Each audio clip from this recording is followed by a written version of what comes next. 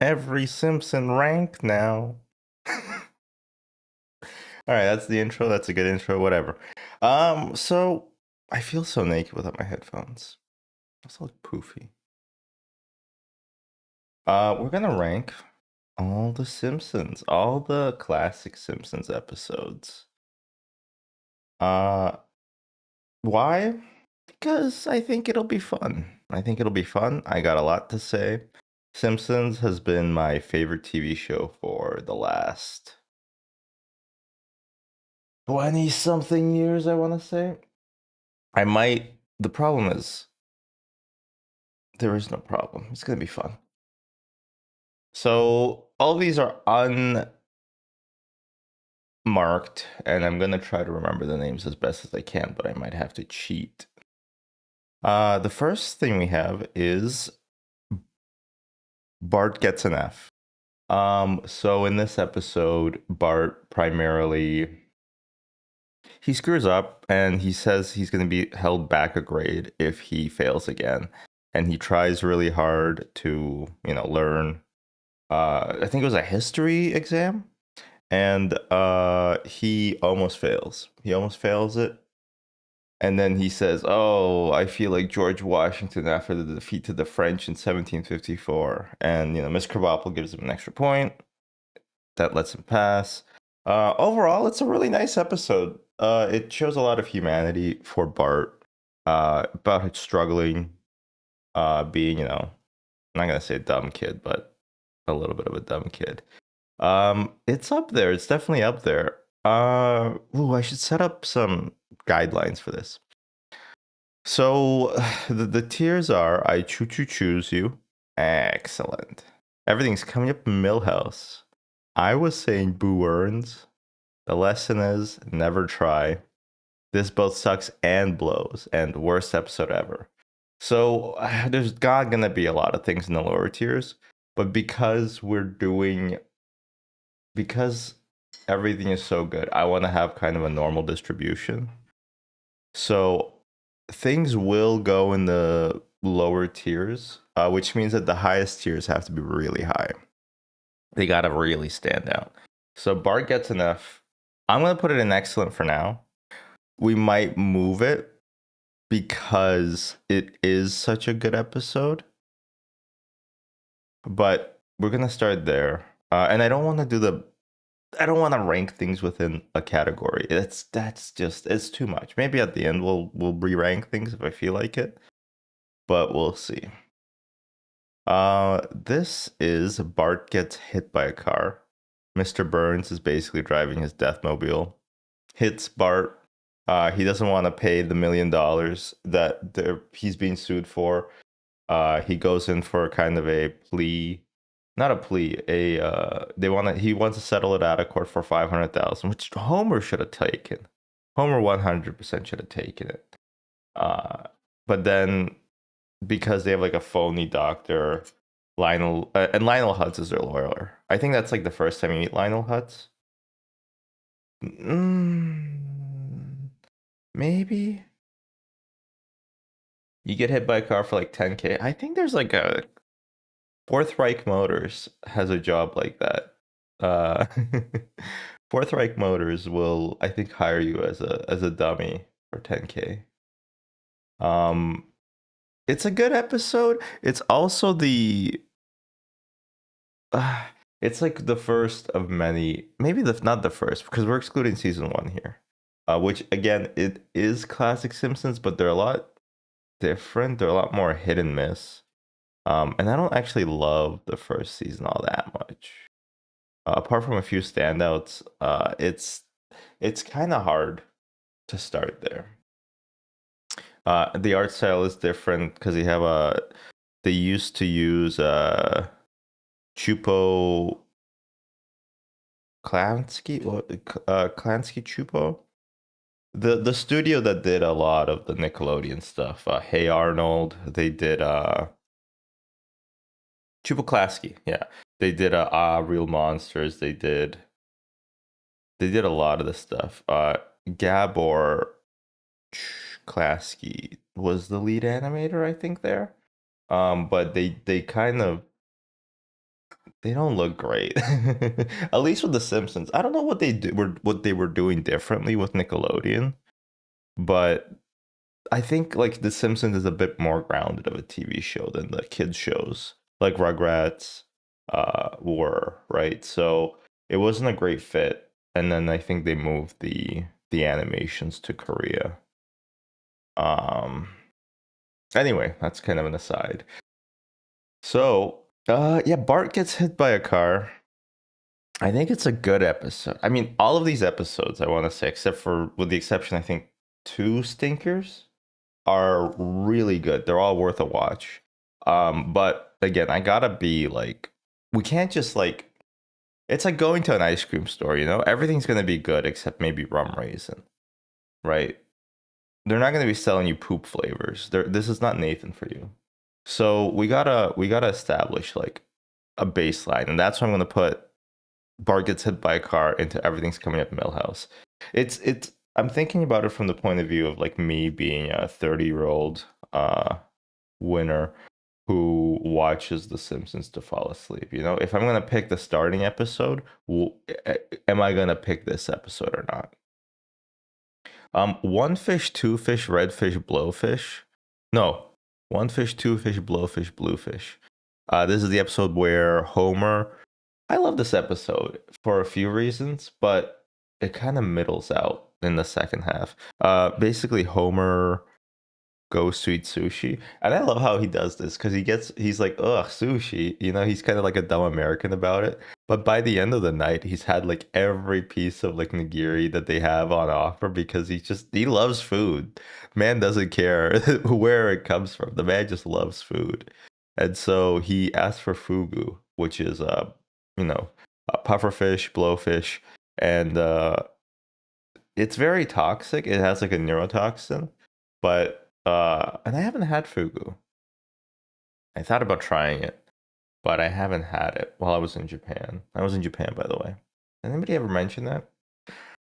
Um, so he thinks he's gonna die. He thinks he's gonna die, and he tries to spend his whole last day on Earth, trying to do all this stuff that he never got to do. He reconnects with like his father. He has a heart to heart with Bart, Lisa. He records like a video for Maggie. It's all very bittersweet, and he doesn't die obviously because the show keeps on going. They actually replace Homer. There's a theory that Homer's been dead since season 2, and he's been replaced by John Lennon. Really good episode. I would put it in the excellent tier, maybe even the I choose you tier, because there's not a lot of heartfelt moments. Well, that's not true. The earlier seasons have more heartfelt moments than the later ones, and I think apparently that's because of Michael Shearer. No, Lorne Michaels. What's up with Michaels? I always heard that fugu doesn't really taste like anything except the theoretical poison. Yeah, I think it's like the thrill of like almost dying. And I think like what people say is that the fish, like the parts you eat, has a little bit of the poison in it, so it kind of like numbs your tongue. It makes you feel funny. I don't know why that's like a great thing. It's like, oh yeah, yeah, it's just a little poison, which makes it really good. It's not even that expensive, and also if you look at fugu, like it just doesn't. It looks like nothing. It's like if you asked like an alien to describe meat. It's not great. Yeah, you know what? It could be fun to pretend that you might die after you eat it. So yeah, I mean, I think it would have been a fun experience to try. But we never really like we didn't really seek out a place that did it. And they always like serve like a full dish. And I like a platter of like sashimi, right? I don't want to just have one specific fish entirely. Okay. This is The Way We Was. Wawa Weewa. Don't. That's not funny. Don't do that. Not on my channel. Um, The Way We Was. It's like a flashback episode to kind of how Homer and Marge got together. It's pretty good. I don't remember. Is there a B story. There haven't really been B stories for a lot of these that I've talked about yet. So a B story, an A story, and a B story. A story is like the main story. The B story is the side story, right? A lot of these episodes do have A B. Sometimes it's A B C. Uh, I don't remember any in The Way We Was though. Um, yeah, no, because they're just gonna tell it, right? It's pretty nice. It's like a nice backstory for Homer and Marge, how they met. Uh, Quite a few good jokes in it, but overall, especially because they retcon it later, it doesn't matter. None of this matters. You're gonna die. Sorry, I don't know why I'm saying that. Just good to know, I guess. No, I think The Way We Was is a Everything's Coming Up Millhouse episode. Um, I wouldn't say it's a skip or anything like that, but it it introduces Artie Ziff, who is a very annoying. Basically, he's like Elon Musk. If I had to make a modern day comparison, except I think Artie actually is smart. He is very touchy feely with Marge. Uh, let's not make this too political. Anyway, I think Everything's Coming Up Millhouse is a good place. I might have to recalibrate at the end. This is Homer versus Lisa and the 18th. No, there's only 10 commandments, right? Because Moses dropped some slabs. And the eighth commandment. It's about the Super Bowl action. No, it's not. It's about a fight between Dredrick Tatum and some other competitor. If you just tuned in, yeah, this is gonna be the whole stream. It's gonna be me just talking about the Simpsons and reminiscing. Uh, so if you want to get a nap in, it's a Sunday. You deserve it. Just put this on in the background and just have a nice nap. And then afterwards, you might wake up and you're like, "Huh, wow, I learned something about the Simpsons, and that will not be useful to me in my everyday life whatsoever." Uh, so Homer basically steals cable television. And he gets this really funny pamphlet. It's like Q&A about stealing television. It's like myth: stealing television is a bad thing. Fact: televisions are faceless companies, and so it's okay to steal from them. And it's like, yeah, you know what? You're not wrong. You're not exactly incorrect about that. They're just faceless corporations that won't even care if you pirate their networks. It's kind of okay. I think this is gonna be my first I was saying Boo Earns episode. It's kind of like a classic Lisa thinks she knows better than everybody, and she kind of does, to be honest. But all he wants to do is steal like the cable television for a fight between Dredd and Tatum, who comes back later, and he has a redesign. Actually, he looks quite different. They bulk up his face a lot, and his hair gets fixed.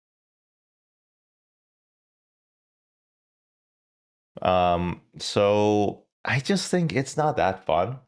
Lisa's just worried about going to hell. This is before she becomes like a Buddhist and all that junk, so she's still a Christian. But I think she would know if she read the 12 golden truths or the 4 golden truths, however many truths there are that are golden. She would know that maybe it's better to not interfere and let her family have a good time watching a boxing fight, which was, by the way, over in like 10 minutes, right? That's messed up. They make you pay full price for pay-per-view, and the fight's just over just like that. Yeah, maybe it's okay to pirate cable television. Um, I'm gonna put it on. I was saying Boo Earns.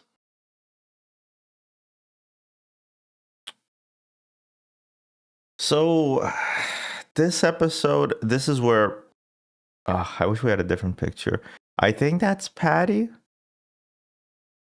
Selma is lonely and she wants a date, but I think it's called Principal Charming. Selma is lonely and wants a date, and so Homer sets her up um, with the principal. And this is actually where the iconic line, it's not even a line, I mean, it's literally a phrase, right? It says possible homosexual when Homer is trying to scout out potential bachelors for Selma.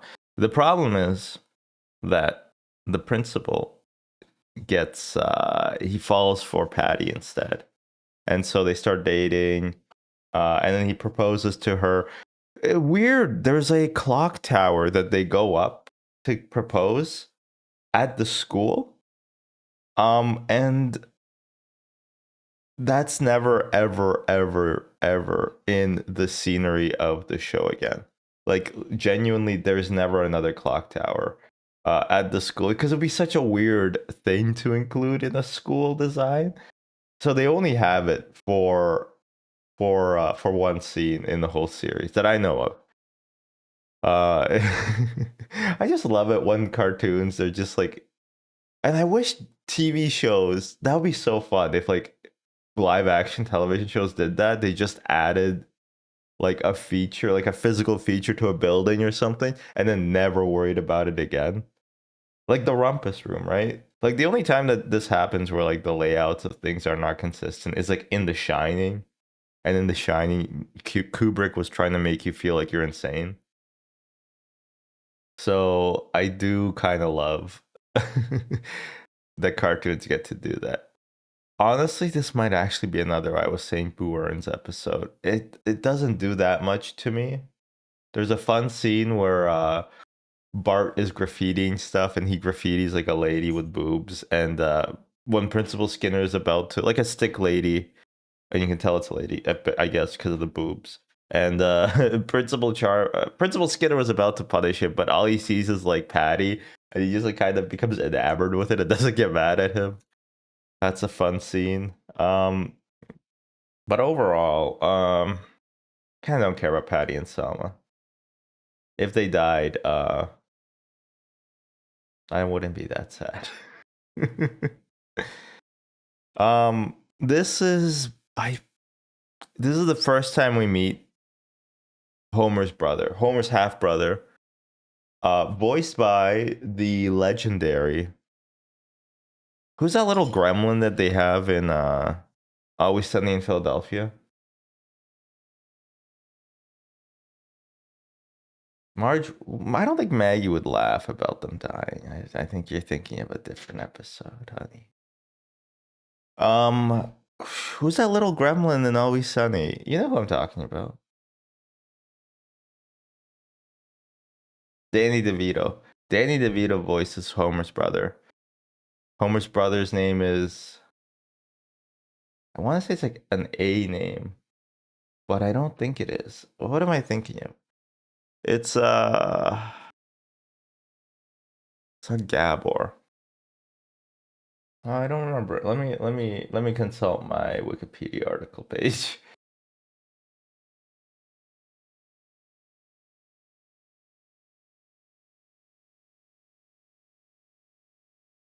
What? Wait. Is this not even season 2? What the heck? Homer's brother episode. Oh, brother, where art thou? That's a great name. What is season 2? Okay. Oh, brother, where art thou? Good name. Very good name, honestly.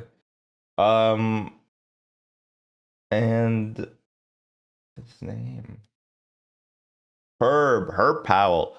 Good episode. Homer designs basically a Tesla car that retails for $83,000, and it bankrupts Herb. Feel bad for him. It's a good episode. It's fun. There's like this gag where Homer, somebody calls. Basically, Herb puts Homer into a position to design a car for some reason. And so he gets like he the engineer, like the chief engineer, calls up Herb, and then he's like, now say everything you said backwards. Say the opposite of everything you just said. And he puts him on speakerphone. Like, kids, come over here. Listen to what the engineers have to say about your dad.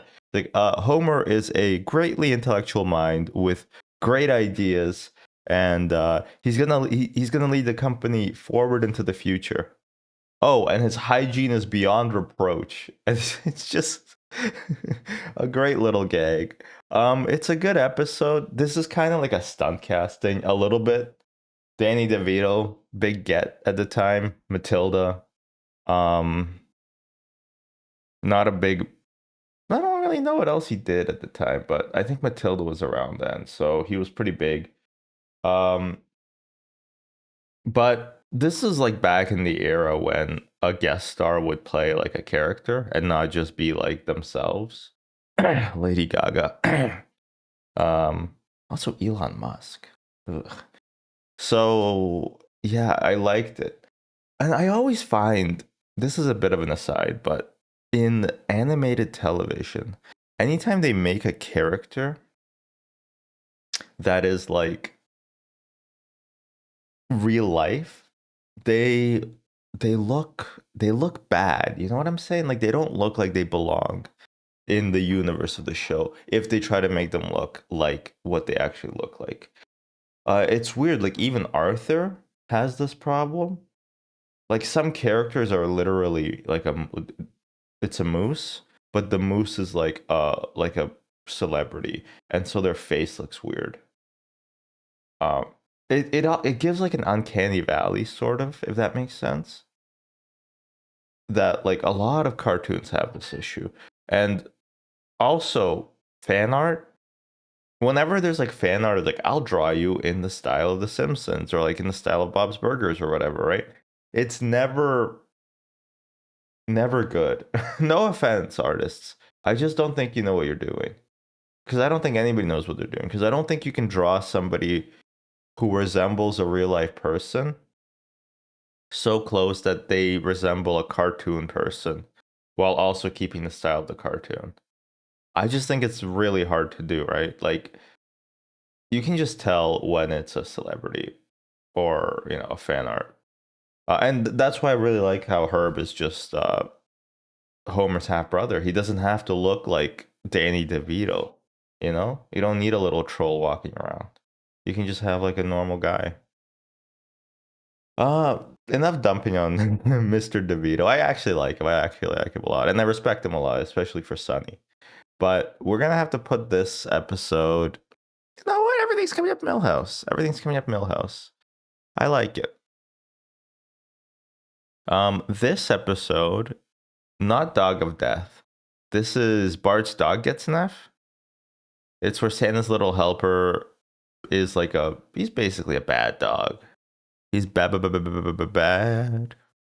the bone. Um, and what he basically does is he tears up Homer's new shoes, which he bought for like $100 or maybe $500, called the Assassins. By the way, those shoes were were a little much at the time, but also I think would be pretty cool. They'd be pretty cool to own. He does murder the assassins. He tears up a generational quilt that Marge has had in the Bouvier family for generations. Um, he also he's just like he's like a mutt in this episode, and so he gets sent to obedience school to try to just try to teach him, learn him a thing or two. And Bart feels bad because like the teacher wants him to like pull on a it's basically negative reinforcement, right? He doesn't want to strangle his dog, which is based, by the way. Don't strangle your dog. Uh, and so eventually, Santa's little helper, it gets through to him. He figures it out. He learns. Okay, so that's really cute. He does learn, and he's loved. He graduates. He's like, "You son of a bitch, well done." And they all they all throw their little things into the air. Um, Sorry, give me one quick moment.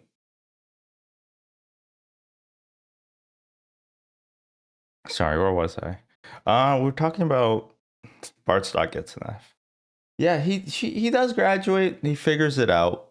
Um, cute episode. I like Bart's relationship with Santa's little helper. There's like a few scenes where he's just like petting his dog, and it doesn't lead to anything. It's usually a setup for something. But it's just nice. Like it's just nice that Bart loves Santa's little helper, even when nobody else does. Lisa also gets the mumps in this episode. And Dr. Hibbert is like so condescending to Marge when she phones him up.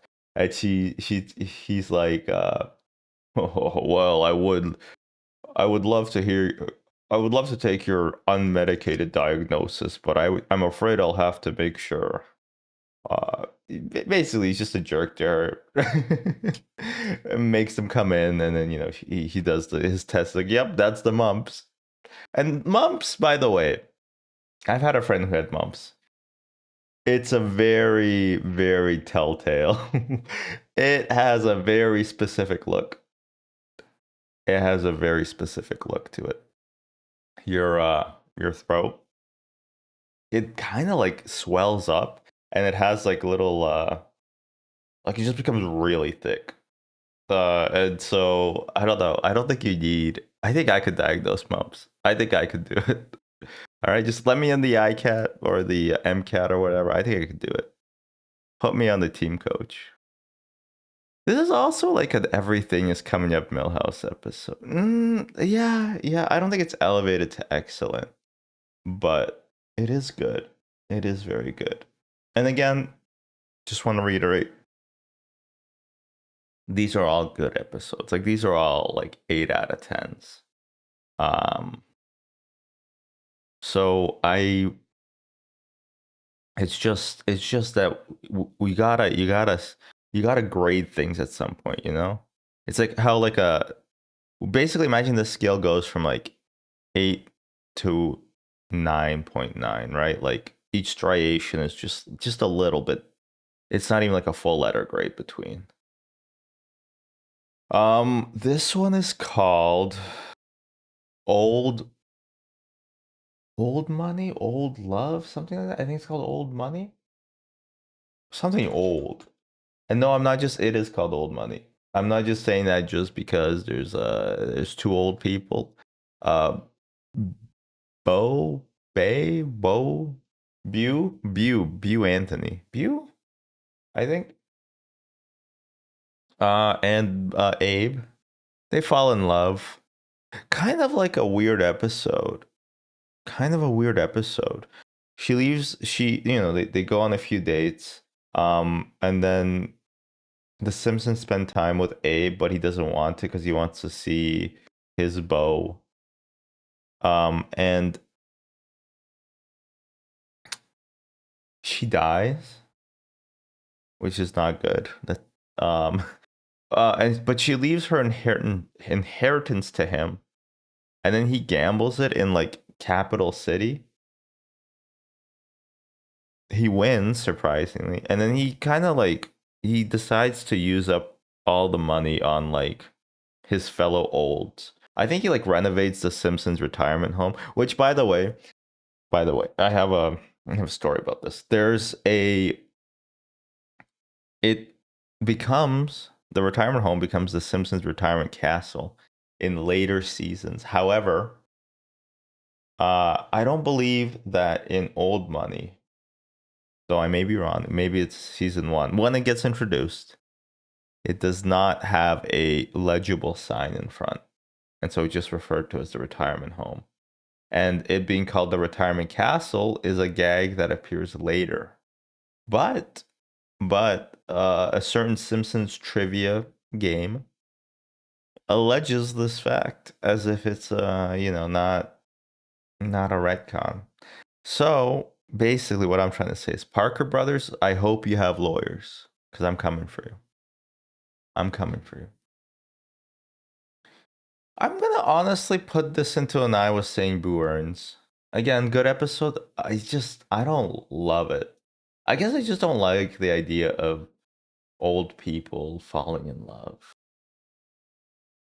We should just be studying them to see what kind of nutrients we can harvest from them to use. Homer, quit reading that Ross Perot pamphlet.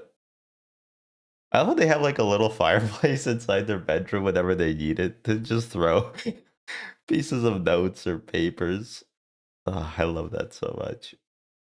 See, that's what I'm saying. Like TV shows, live action television shows should do that more. Be a lot of fun. Brush with Greatness. This is the one with the only surviving Beatle. Of course, Paul McCartney might still be alive, but he's dead to me. Ringo Starr. Ringo Starr is in this episode. I think it's actually him. He actually looks fine too. You remember I was complaining? I guess it's just because like all the Beatles already look like cartoons a little bit. So they kind of fit well in like a cartoon universe. I hung it on me wall. Just, Ringo Starr, Marge, Homer's trying to lose weight. That's the B plot. That's the B side story. And Marge is getting back to painting. And she gets hired basically. She's basically a modern day Twitter commission artist. She gets commissioned, as they call it in the bish, to paint Mr. Burns. And Mr. Burns, of course, kind of a harrowing figure, right? Kind of a, pardon my language, a huge fucking asshole. And he's just like a dick to everybody. And Marge tries to paint his. She sees the beauty of everybody, or so she says. And so eventually she paints, as you can see here, she paints him naked. And she wins first prize at the thing. And he's like, oh, and thank you for not making fun of my. What is his exact phrasing? Thank you for not making fun of my genitalia. I think he actually says genitalia. And then she's like, I thought I did. Good episode. It's nice to see Homer try to lose some weight. Homer's weight fluctuates a lot in the series. We'll get to that a bit later. I think he's trying to get down to like down to 200 something pounds. Which was, it's kind of interesting, like the change in perception for what morbidly obese means, right? Not that interesting though, but I mean, yeah, how much is he trying to, I think he weighs like 240 at the start of the episode. And I think he tries to knock it down to like 200, which, if that's correct, that's a lot. That's very admirable. Anyway, fun episode. I don't love I was gonna say I don't love Marge episodes, but that's not true. I don't know. It's a good one. I think it's a good one. I think it's a good one. I think I'll put it in Everything's Coming Up Millhouse.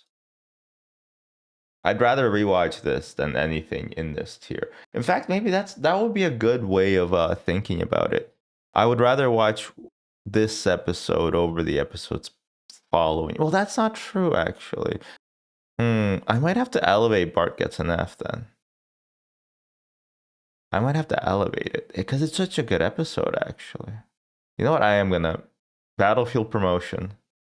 We'll commission you. We'll figure out what to do later after the war. After the war, but right now you're going and I choose you. Lisa's Substitute with Mr. Burnstrom.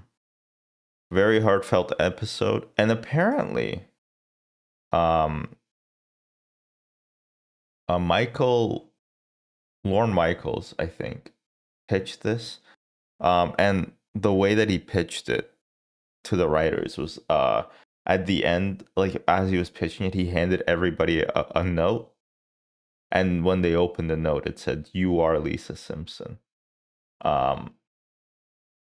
So famous line. Very, very, very nice episode. It shows Homer to be kind of like a jerk. Homer's kind of a jerk in a lot of ways, but he doesn't try to be a jerk all the time. And this is, I think, one of those times when he doesn't really try to be a jerk because he doesn't understand Lisa's relation with Mr. Burnstrom. Lisa kind of has like a crush on him. But also she just admires him. And it's very sweet. I like it. It's a good episode. Um, and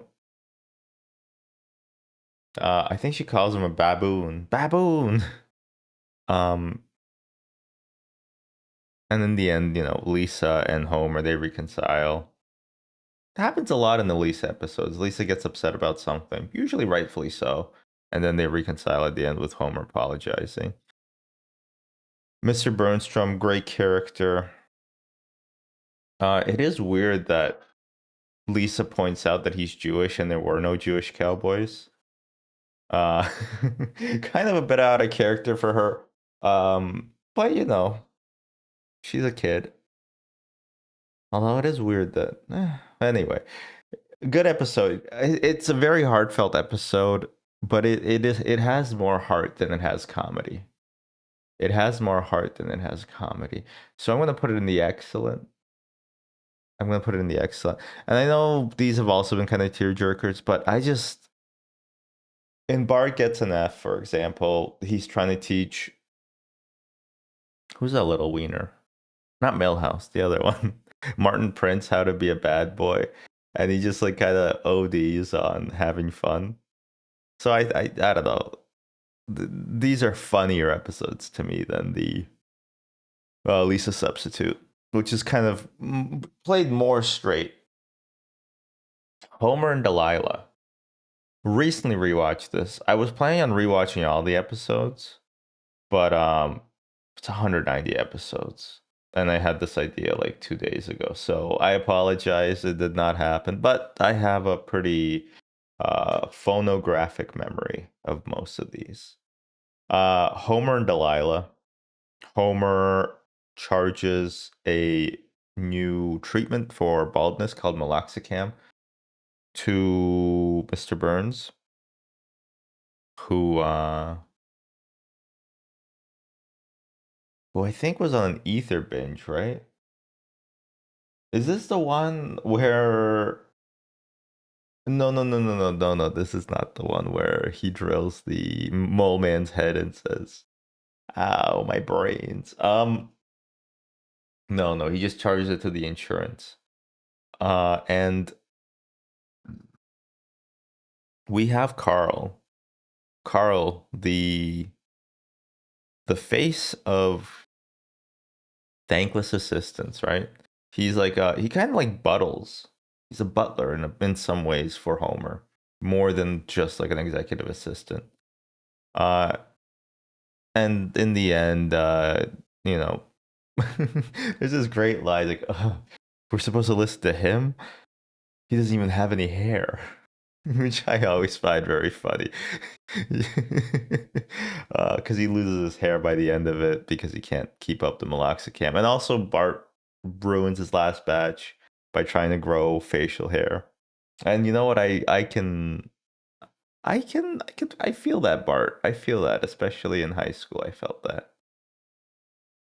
It's honestly, I don't love this episode. I think Carl's a very strong character. I think he's interesting.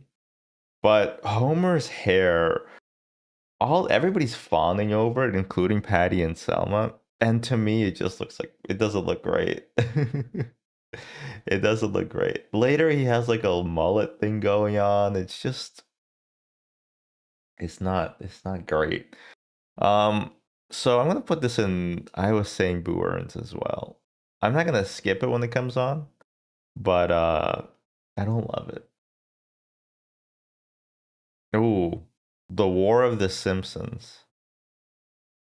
This is the one where Homer gets very drunk. Um. Oh, right. Okay.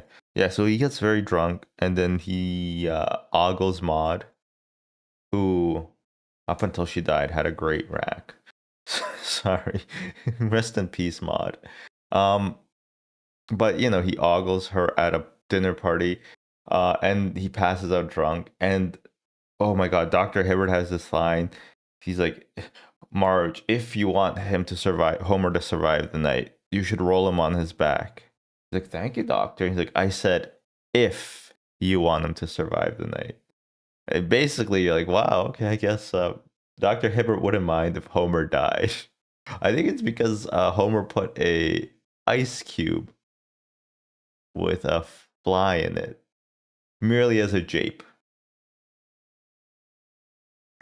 Anyway, so Homer and Marge go on a retreat to go to couples counseling. And there's this great couple there. It's like, oh, she's the queen of the harpies, the queen of the harpies. I think they reconcile eventually. That couple, not Homer and Marge. Homer tries to fish this huge monkfish that lives in the lake, which I don't know if that makes much sense. I don't know. Oh, it's a catfish, not a monkfish. I was about to say, I think monkfish are kind of, they're only at like a deep sea, right? Or at the fishing colony, north of, I guess it's east of Prifddinas. Anyway, it's a little bit of RuneScape lore for y'all. I would say that this episode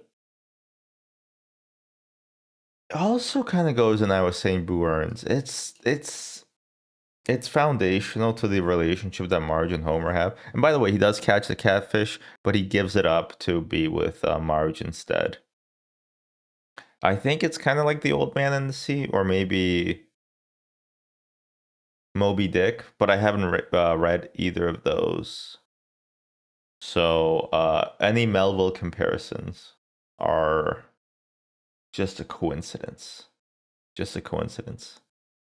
By the way, the day today is February the 8th, Super Bowl Sunday. I don't actually know when the Super Bowl starts. So if it happens soon, please let me know. um, okay. 3 Men and a Comic Book. Great episode. I like it. They have to split a first edition comic book between the three of them. That's Martin, Milhouse, Bart. Bart gets a bit stir crazy in this one. He kind of locks everybody up in the treehouse. By the way, we haven't talked about the treehouse at all yet. I loved the treehouse. I loved it as a kid. I love it as an adult. I want a treehouse like that. There's so many great moments in the treehouse. It looks cozy. It looks fun. They could sleep up. I want a treehouse now. I want right now. I would want a tree. I would live in a treehouse. Well, one time Homer does live in the treehouse. That's because he got kicked out by Marge. It doesn't look great for him, but it's so cool. I've always wanted a treehouse. I've always wanted a treehouse. That's my life goal, is to have a treehouse. I guess my kids could go in it if I had kids, but let's be honest, it's gonna be for me.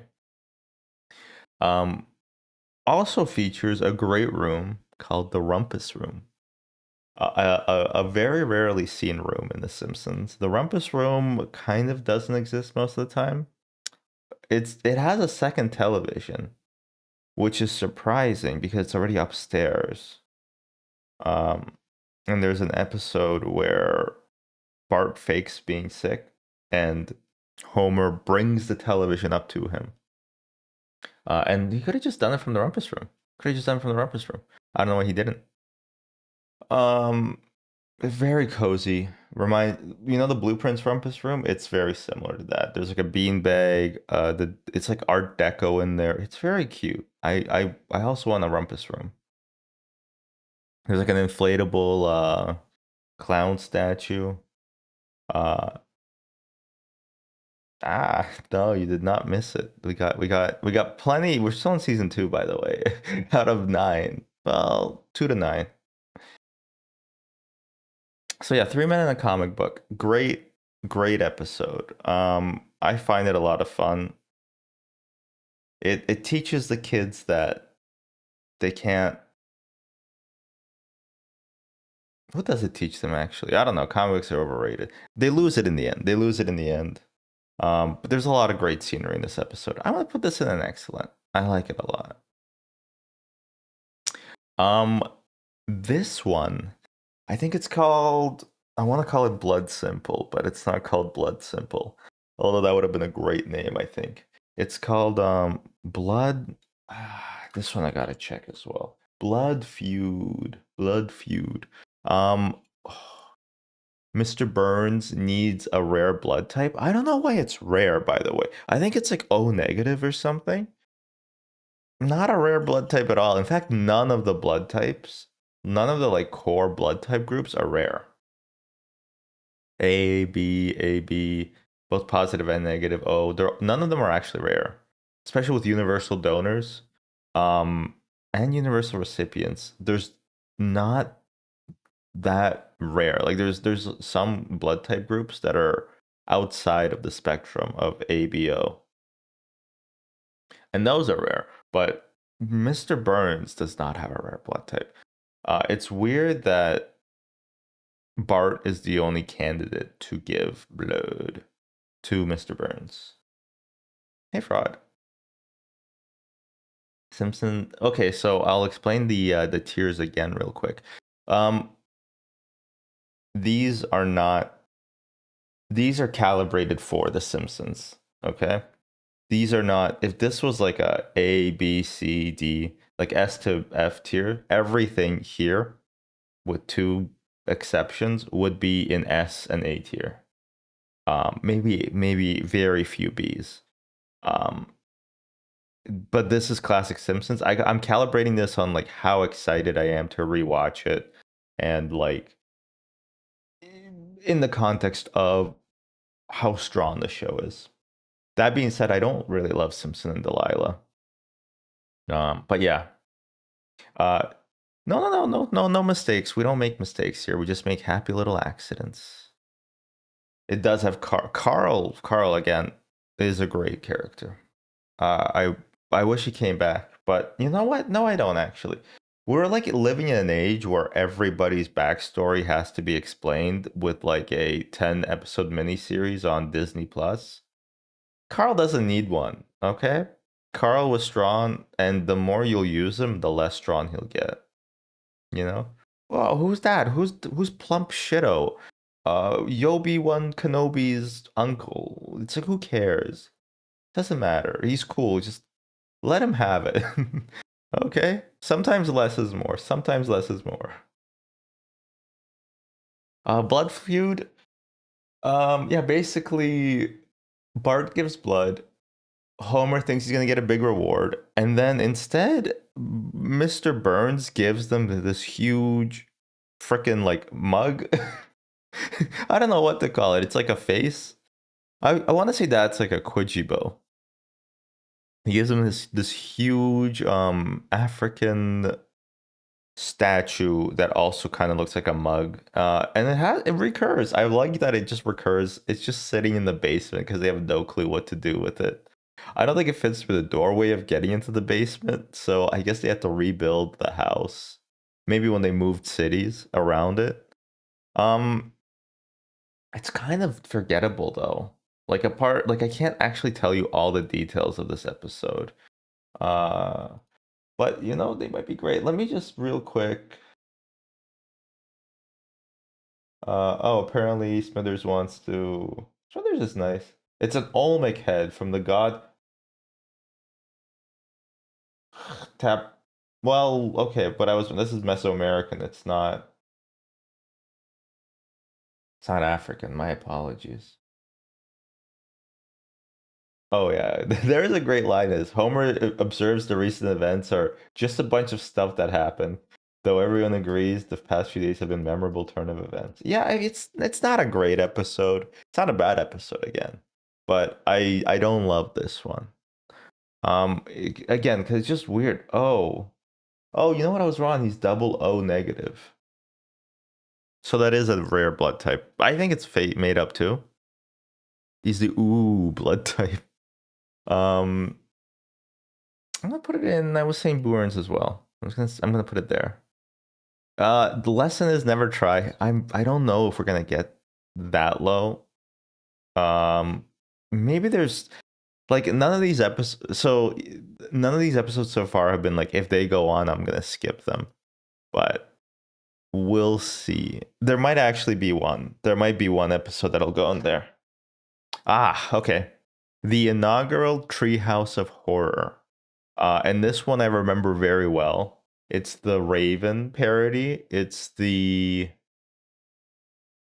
Okay, 1 out of 3. That that's pretty well remembered. I'm gonna have to check these because the Treehouse of Horrors, they kind of meld together in your brain, and there's 3 stories each. Um, Bad Dream House. Oh, that one's really fun. I like Bad Dream House. Uh, he's like, you never mentioned that it was built on an ancient burial ground. No, no, you didn't. Well, that's not my recollection. He says he mentioned it about 6 or 7 times. Great, great, great episode. Hungry Are the Damned. This is like cooking for people, cooking 40 people, cooking for 40 people. That one's kind of weaker, but it does introduce Kang and Kodos, who are kind of like the mascots of The Simpsons, right? If there is a mascot, I would say 6, 7. Kang and Kodos they serve that function, right? Honestly, this has got to go into the I Choo Choo Choose You. I love Treehouse of Horrors in general. I'm like a guy who loves creepy things, not scary things, but creepy things. I love Halloween. Yeah, I live for Halloween Eve. So I've always loved when cartoons are scary, like creepy scary. There's like an episode of It's an episode of Arthur that I like, or there's like a there's an evil umbrella, I think. It's pretty good. It's pretty good. The mist excuse me. The mystery is palpable. Okay. 2 cars in every garage and 3 eyes on every fish. This is the one where Bart catches Blinky. You know what? I take it back. Blinky is the mascot of The Simpsons, not Kenny Kodos. Blinky, the 3-eyed fish. I tried to like blink all my 3 eyes, but my third eye is still closed, unfortunately. Blinky, Bart catches Blinky, then the reporter takes a picture, and so there's the EPA, sorry. Remember the EPA had teeth a little bit? EPA wants to shut down the plant, so Mr. Burns runs for governor instead of that old biddy. Am I allowed to say biddy? On this network, you can. Um, so basically, it culminates with Mr. Burns eating at the Simpsons house to look favorable to the voters. And Marge does this amazing thing. Lisa's like, "Mom, how can you support Dad and Homer, Dad and Mr. Burns trying to get the governorship?" And he's like, "Lisa, I want you to watch very carefully. Um, like your mother still has a few tricks up her sleeve." And for the main course of the dinner, she serves Blinky the 3-eyed fish to Mr. Burns, and everybody's horrified.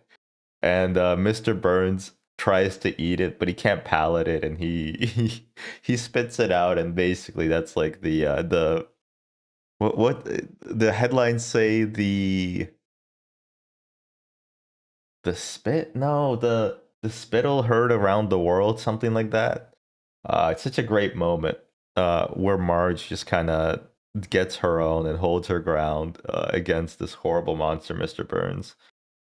And it's like, well, Smithers, this family ruined my political prospects. But if I were to club them to death, then I'd be the one who'd go to jail.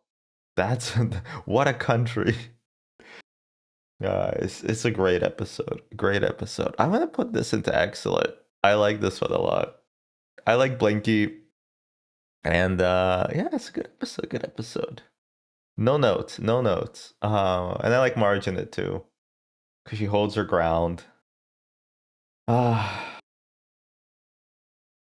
the simpler days when you could just feed a 3-eyed fish to somebody, and they'd lose their presidency or governorship bid.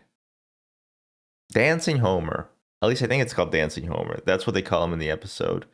Homer dances for the isotopes. I like how the isotopes are established. this early on.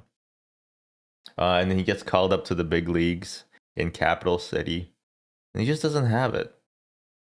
You know what? This is a the lesson is never try episode for me. I just don't really get much out of it. I don't find his antics interesting.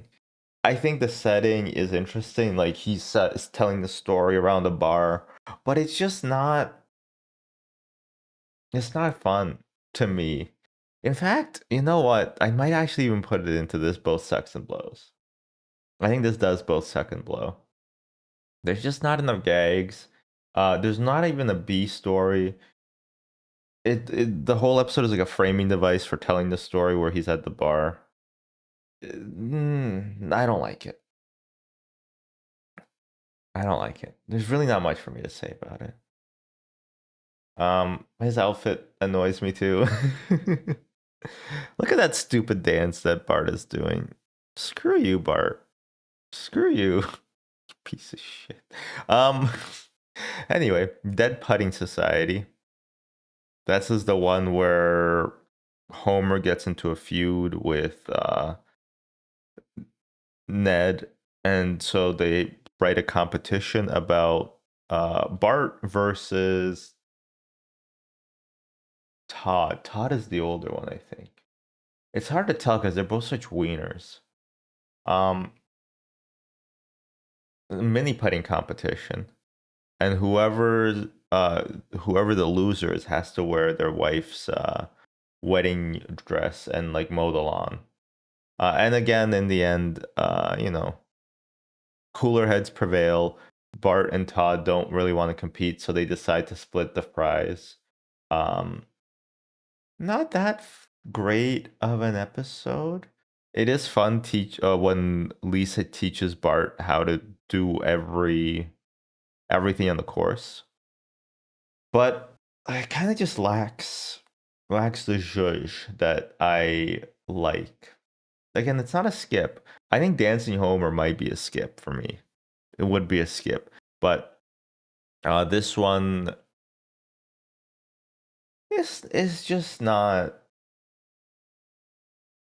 I don't love it. I don't love it. I'm gonna put this in the lesson is never try, and that's kind of why I bumped down Dancing Homer, is because I think this is kind of aptly placed for me. Bart versus Thanksgiving. Bart kind of ruins Lisa's cornucopia. He gets sent up to his room without dinner. He runs away with his dog, by the way. Again, Bart loves his dog. That's like one of his character traits. What little boy doesn't love his dog? Or big boy for that matter. But it's just fun how like for how stupid Santa's little helper is, he has like a very high emotional intelligence with Bart. He really like cares for Bart and he like tries to make him safe. Um and so it's very, very cute. I love that the relationship dynamic. And so in this episode, he kind of runs away. He doesn't feel like coming back because he imagines everybody making him apologize. Apologize to me. You ruined my cornucopia. You ruined Thanksgiving. You're the reason I'm bald. I'm sorry. I'm sorry. I'm sorry. So he's like, screw that. So he runs away. And then he goes to like a homeless shelter. He meets some cool unhoused people who are very nice to him. It's very nice that they didn't, eat his kidneys or whatever. Um, and then in the end, he apologizes to Lisa, and they make up because he's on the evening news as well. Let me just make sure I got all of that right.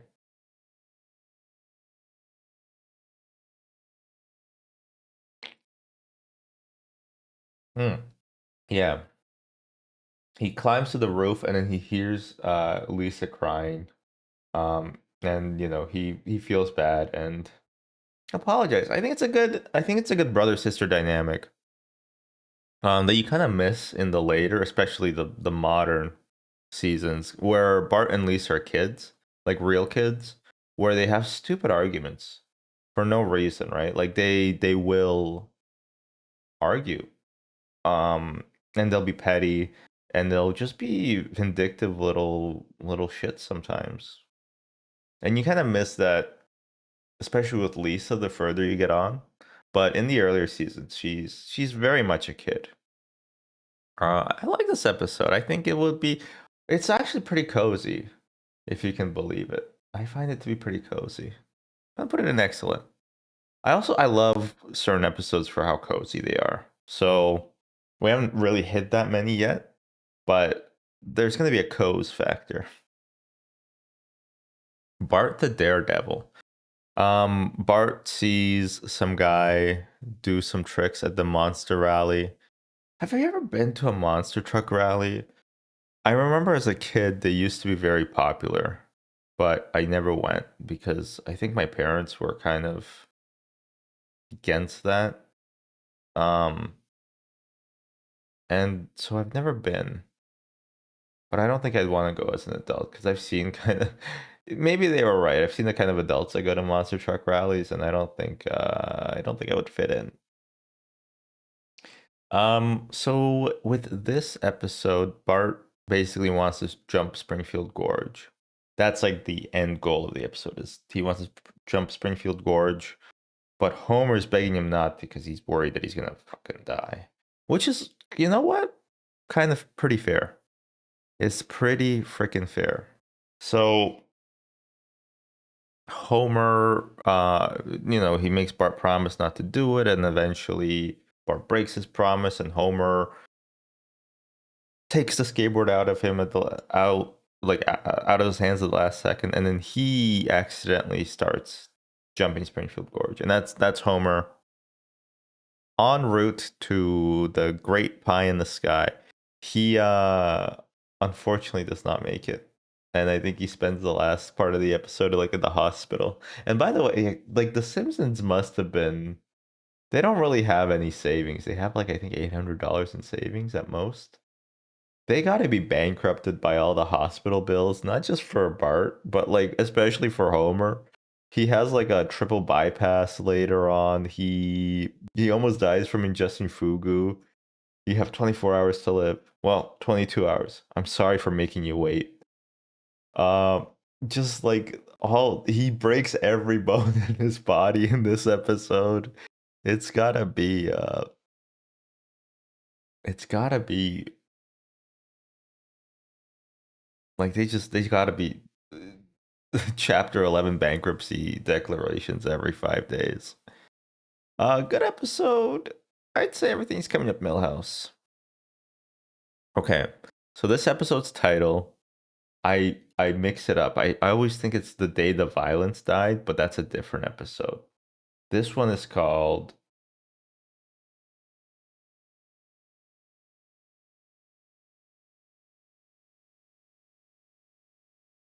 how am I missing this? Oh, are we already on season 3? I think we might be. Oh no, we're not. Itchy and Scratchy and Marge. Whatever. Basically Homer gets attacked by Maggie with a mallet while he's building Marge a spice rack, I want to say. By the way, Homer's spice rack, one of like the funniest pieces. Oh, this is a great 3D print. But Homer Spice Rack is probably one of it's like such insane non-Euclidean geometry. I love it. It's just so funny. It's so funny to me. It's just so awesome. Yeah, I do love when people make their own. It's great. It's great. I love it. It's awesome. This one's really good too. uh yeah. Oh wow, they even got like the wood. That's a very, very strong recreation. But yeah. Um Homer's really proud of it, and then Maggie bops him on the head, and then Marge's like, I wonder where our baby got that idea from.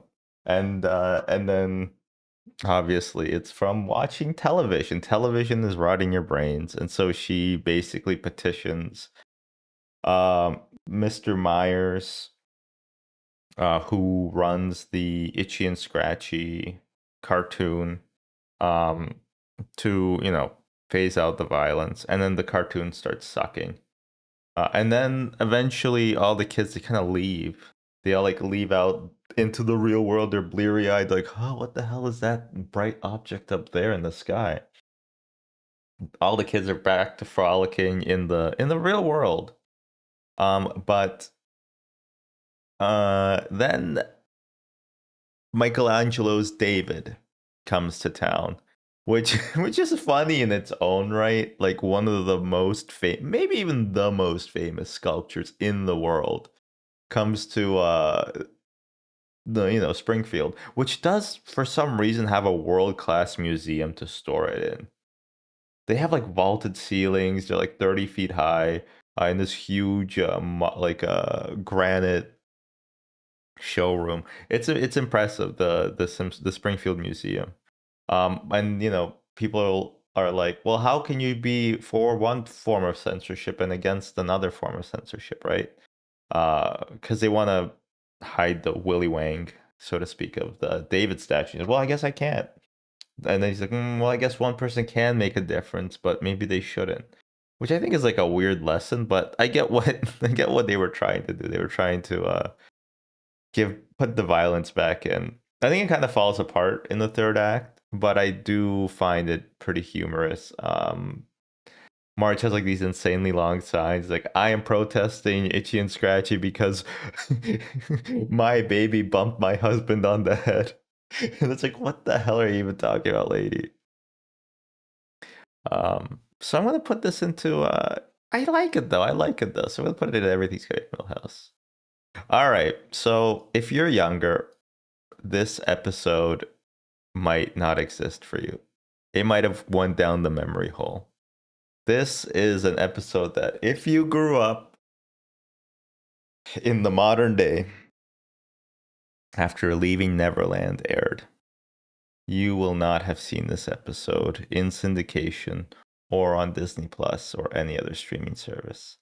And that's because Stark Raving Dad has become persona non grata. It is the episode with Michael Jackson in it. Michael Jackson voices the character, but he does not do the singing. They have a Michael Jackson impersonator to do the singing. I guess like the record studios legally owned his voice for purposes of making records. I don't really know how that works.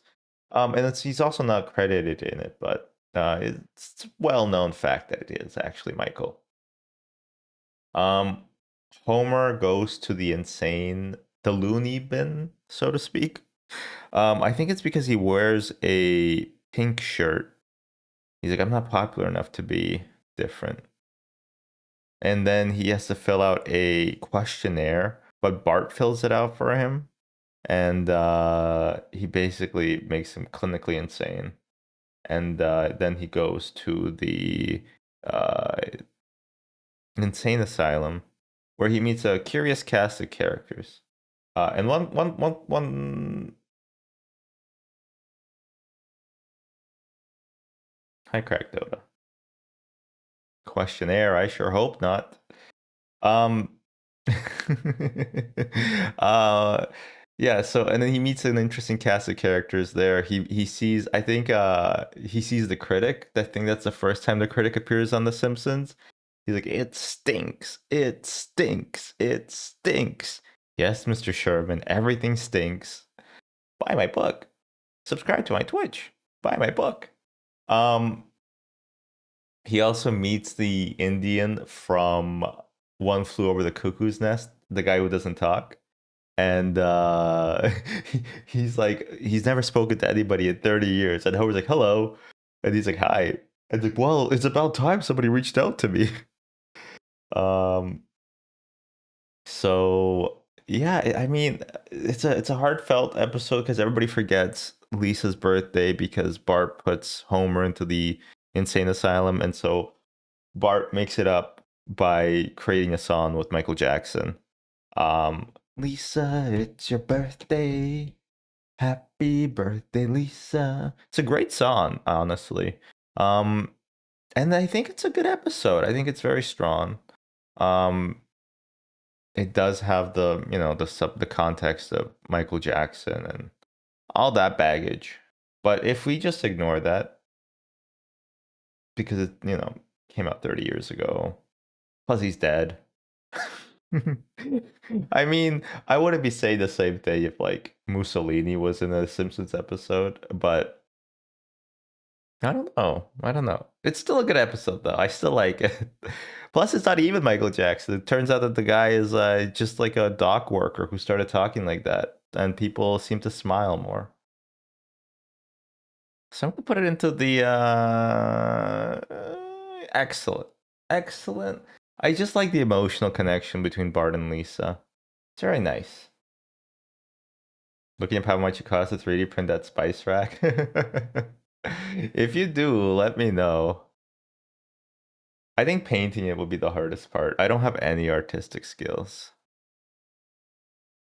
Ah, okay. Flaming Moe's. I think Flaming Moe's is. Did we get to season 3 already? I feel like it is. Flaming Moe's. Yes, okay. So we are officially done with season 2. That's what we're looking at right now. Honestly, a great distribution. And this is calibrated for The Simpsons, not for television. Um, Getting to Flaming Moe's, Homer invents a drink that you set a light and it uses cough syrup as its secret ingredient. He basically invents lean, I imagine. But like for white people, I guess. And it sells like gangbusters. That's a phrase. That's a common phrase. And so Mo, he shares this idea with Mo because they run out of I think beer or something. The keg is tapped, and I think Barney already drank up all the fizz from it. So Homer shares this drink with him. He sells it to a guy, and immediately Mo steals. Immediately, Mo steals the idea. And Homer becomes obsessed with it because it's like $1 million idea. The bar goes crazy. And eventually, Homer has a Phantom of the Opera moment where he reveals the secret ingredient is nothing but children's cough syrup, and it kind of doesn't bankrupt Mo, but it does cause his waitress slash employee with benefits. I guess that's not. I don't think he should be doing that. Anyway, her to leave and like his popularity to wane, and then there's like the original Flaming Moe's, famous Flaming Moe's, all these like pop-up restaurants in every corner. And they reconcile at the end, and then it's like, how about a flaming Homer? That's the ultimate line in the episode. It's a good episode. I like it. Um there's also like a fun gag where he's like, I don't know what it was, but fire made it taste good.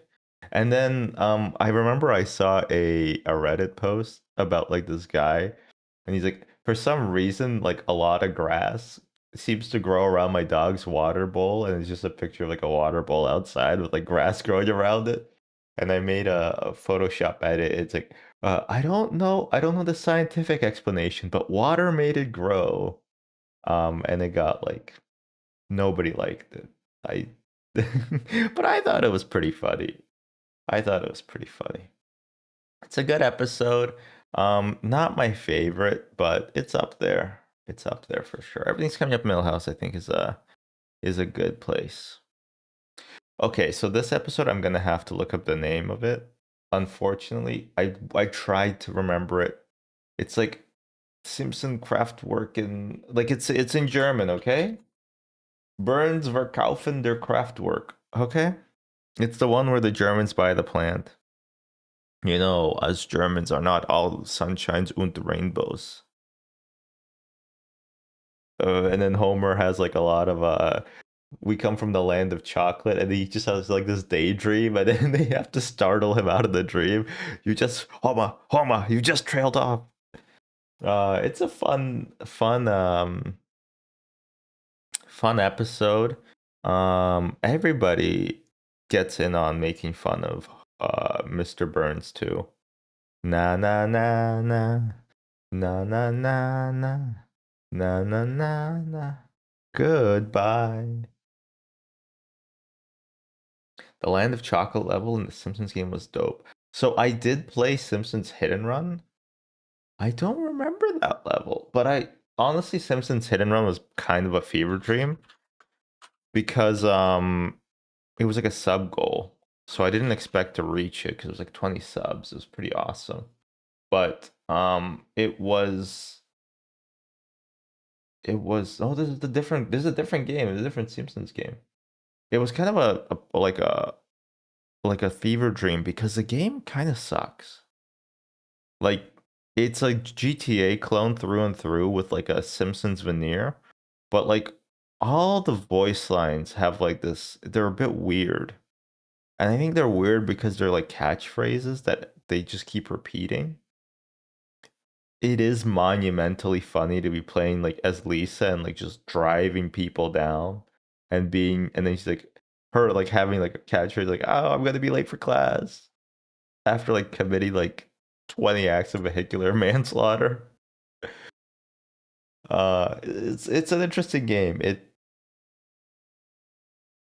I don't love it, but it is interesting. It's in the Simpsons game platform. What that? There's another Simpsons game.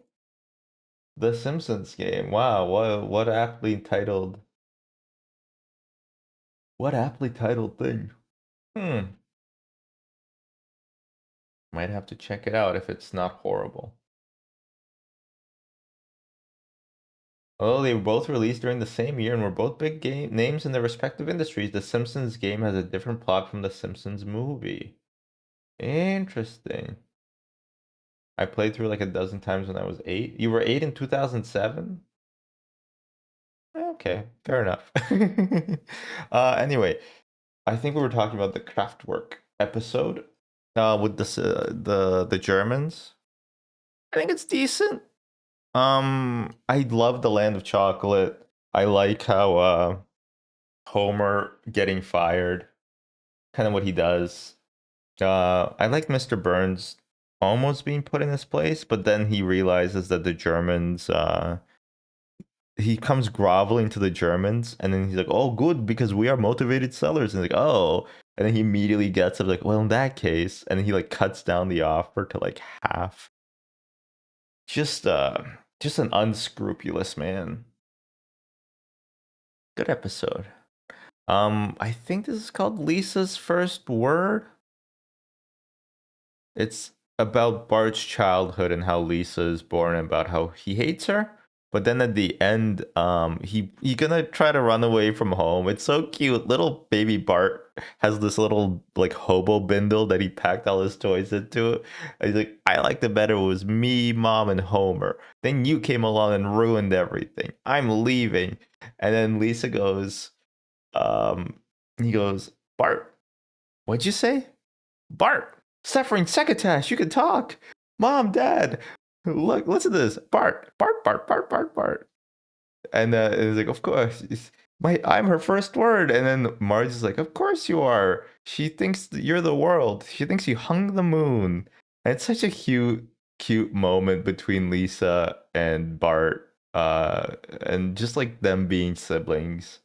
I really like that. And then yeah, at the end, you're 100% right. He's like, Homer puts away Maggie to bed and it's like, the sooner kids talk, the sooner they talk back.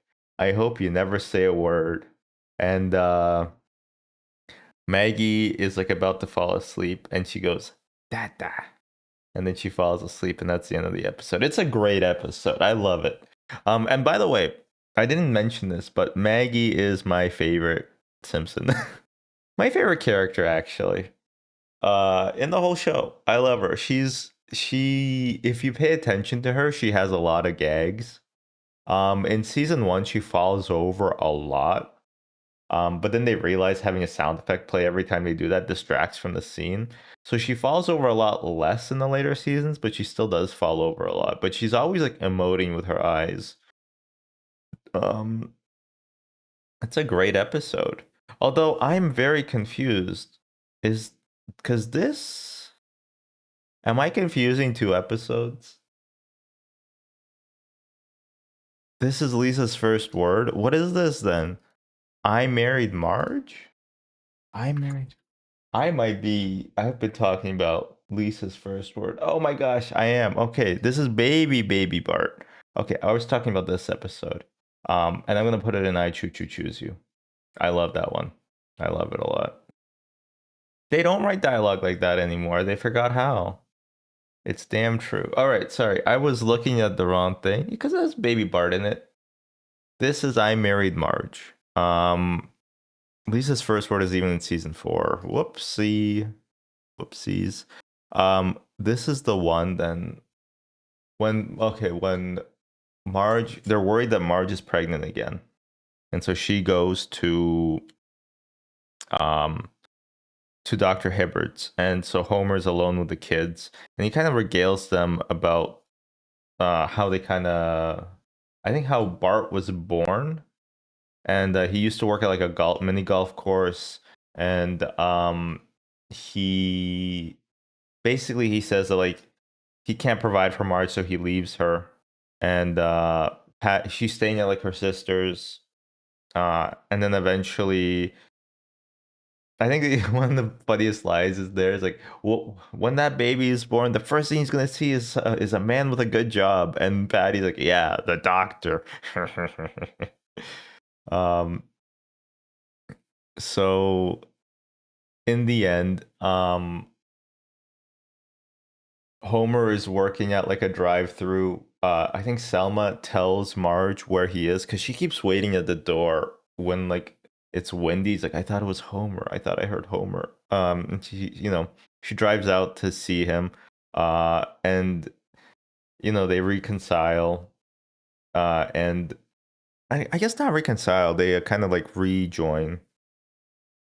And Homer says, "Will you marry me?" And he puts like an onion ring on Marge's finger. And then he's like, Homer, can you please take off the onion ring? The oil is burning my skin. Oh, sorry. And then he eats it. And she goes into labor, and then Bart is born, and then you could see him right there. What a little wiener. It was back when Homer still had some hair. It's a cute episode.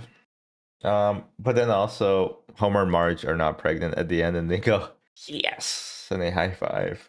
And I kind of like that they didn't add more kids to the Simpson family. But then I think the problem with doing that would have been that they'd have to age up everybody.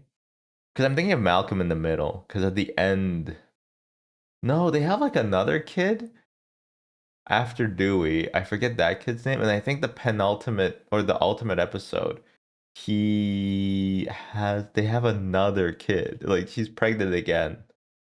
Although to be fair, they do it like 14 times a week. So anyway, this is not a Malcolm in the Middle discussion. This is a Simpsons discussion.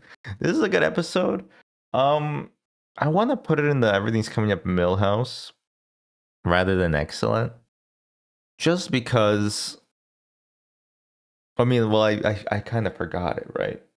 I just kind of forgot it, so I can't, in good conscience, put it in excellent. But it is a good episode, and I'll obviously watch it through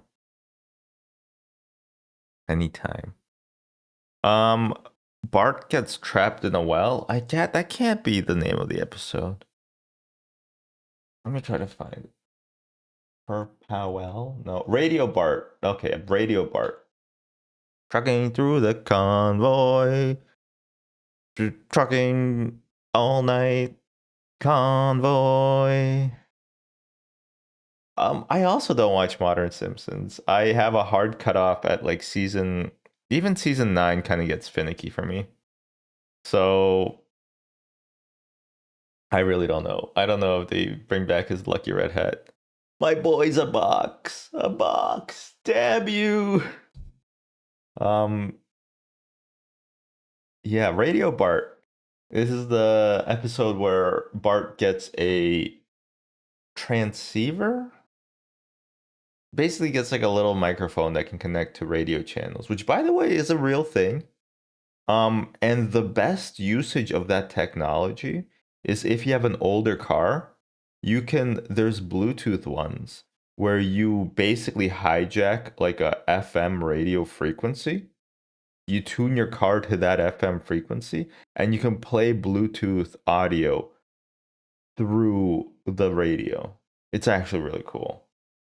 They also have ones that are like cassette tapes that plug into like a jack, like a 3.5 millimeter jack, and they like put the magnets, like they have like a fake cassette, and the cassette tape reader will read it. Like it's so cool.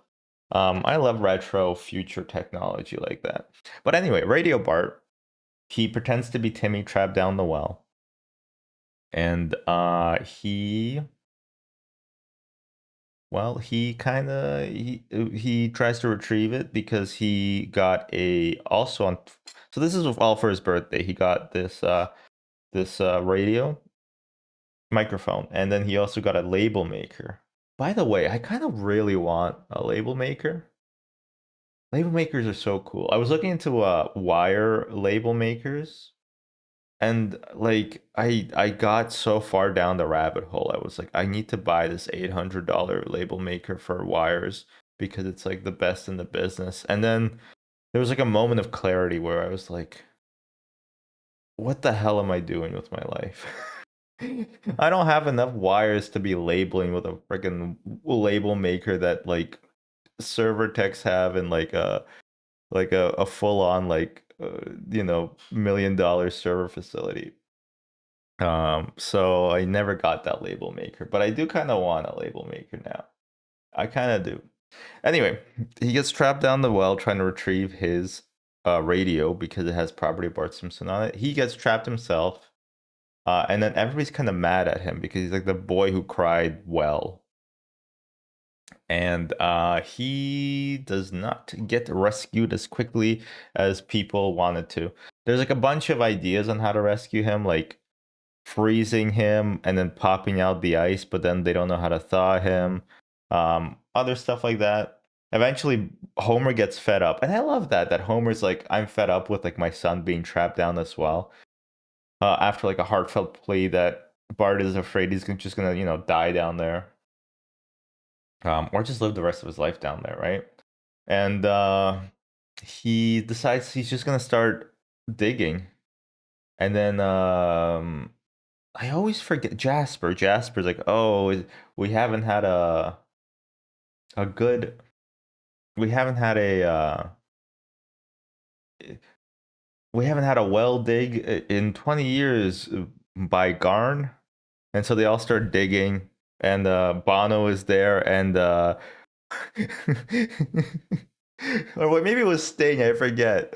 But Homer tells him that Bart is a huge fan of his music, and Marge is like, I don't really think he's ever mentioned to him before. He's like, quiet, Marge, he's a great digger. And he digs really quickly. And he breaks through, and then Bart's like, Bono. No, I think it was Sting. He's like, Sting. And then Homer trashes him out of the way. And then he's like, Mom, Dad. It's so cute. But just the way that Homer just throws, he just ragdolls Sting. It's really, really good. Sorry I got so excited there. If you're asleep, I promise I won't get that excited. Well, maybe I will, but it's just such a great moment. You can buy a Dymo Lyratag. Oh, okay. Dymo Lyratag. I'll keep this information in mind for myself. Oh my God. Okay. I kind of want one now. Okay. I will look into that. Thank you. Thank you. Anyway, a great episode. Excellent. I mean, given how much I just laughed, I think I gotta give it an excellent. I just the imagery for me is so funny. Like there's like literally it's like a sting and then like one smear frame of him flying off with like a hand grabbing him and then being replaced by Homer and Marge. Oh, so good. Okay, this episode, what is it? Lisa the Greek. Okay, just watched this like 3 nights ago. It's the gambling one. It's gambling used to be we used to be a proper country. You used to have to call up your bookie and put down bets on sports teams. And now it's just like there's the odds are updating every second, and like you can bet at any point in the game, and like you can parlay, like it's messed up. And it's the Super Bowl. I realize the irony of this statement. This is horrible. I hate gambling. But in this episode, Homer and Lisa bond over basically her being a really good gambler. um, and she has like a flash forward, where she's like a gambler. It's like, I've been gambling stuff since I was 9 and pawning jewelry since I was 11, sweetie. Hit me. Um, so yeah, I mean, it's a good episode. It's a good episode. It teaches you the morals of how gambling is bad. And right after the Super Bowl, Homer was going to hang out with Barney instead of doing stuff with Lisa, and Lisa gets very upset because she thinks that he only hangs out with her because she is really good at picking the winning team. But she wants Washington to win if she still has any love for him in her heart, and they do. And then I think at the end, instead, they do go on that hike that Lisa wanted to go on, which is fine, which is nice. You know, it's like a sweet moment. It's a pretty good episode. I kind of forget the B plot though, and I know there's a B plot because there's not enough substance for that to be the A, like to just be the whole plot. Lisa the Greek.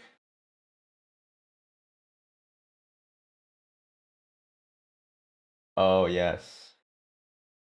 Oh yeah, Bart. Bart has bad fashion choices because Marge makes him. Oh yeah.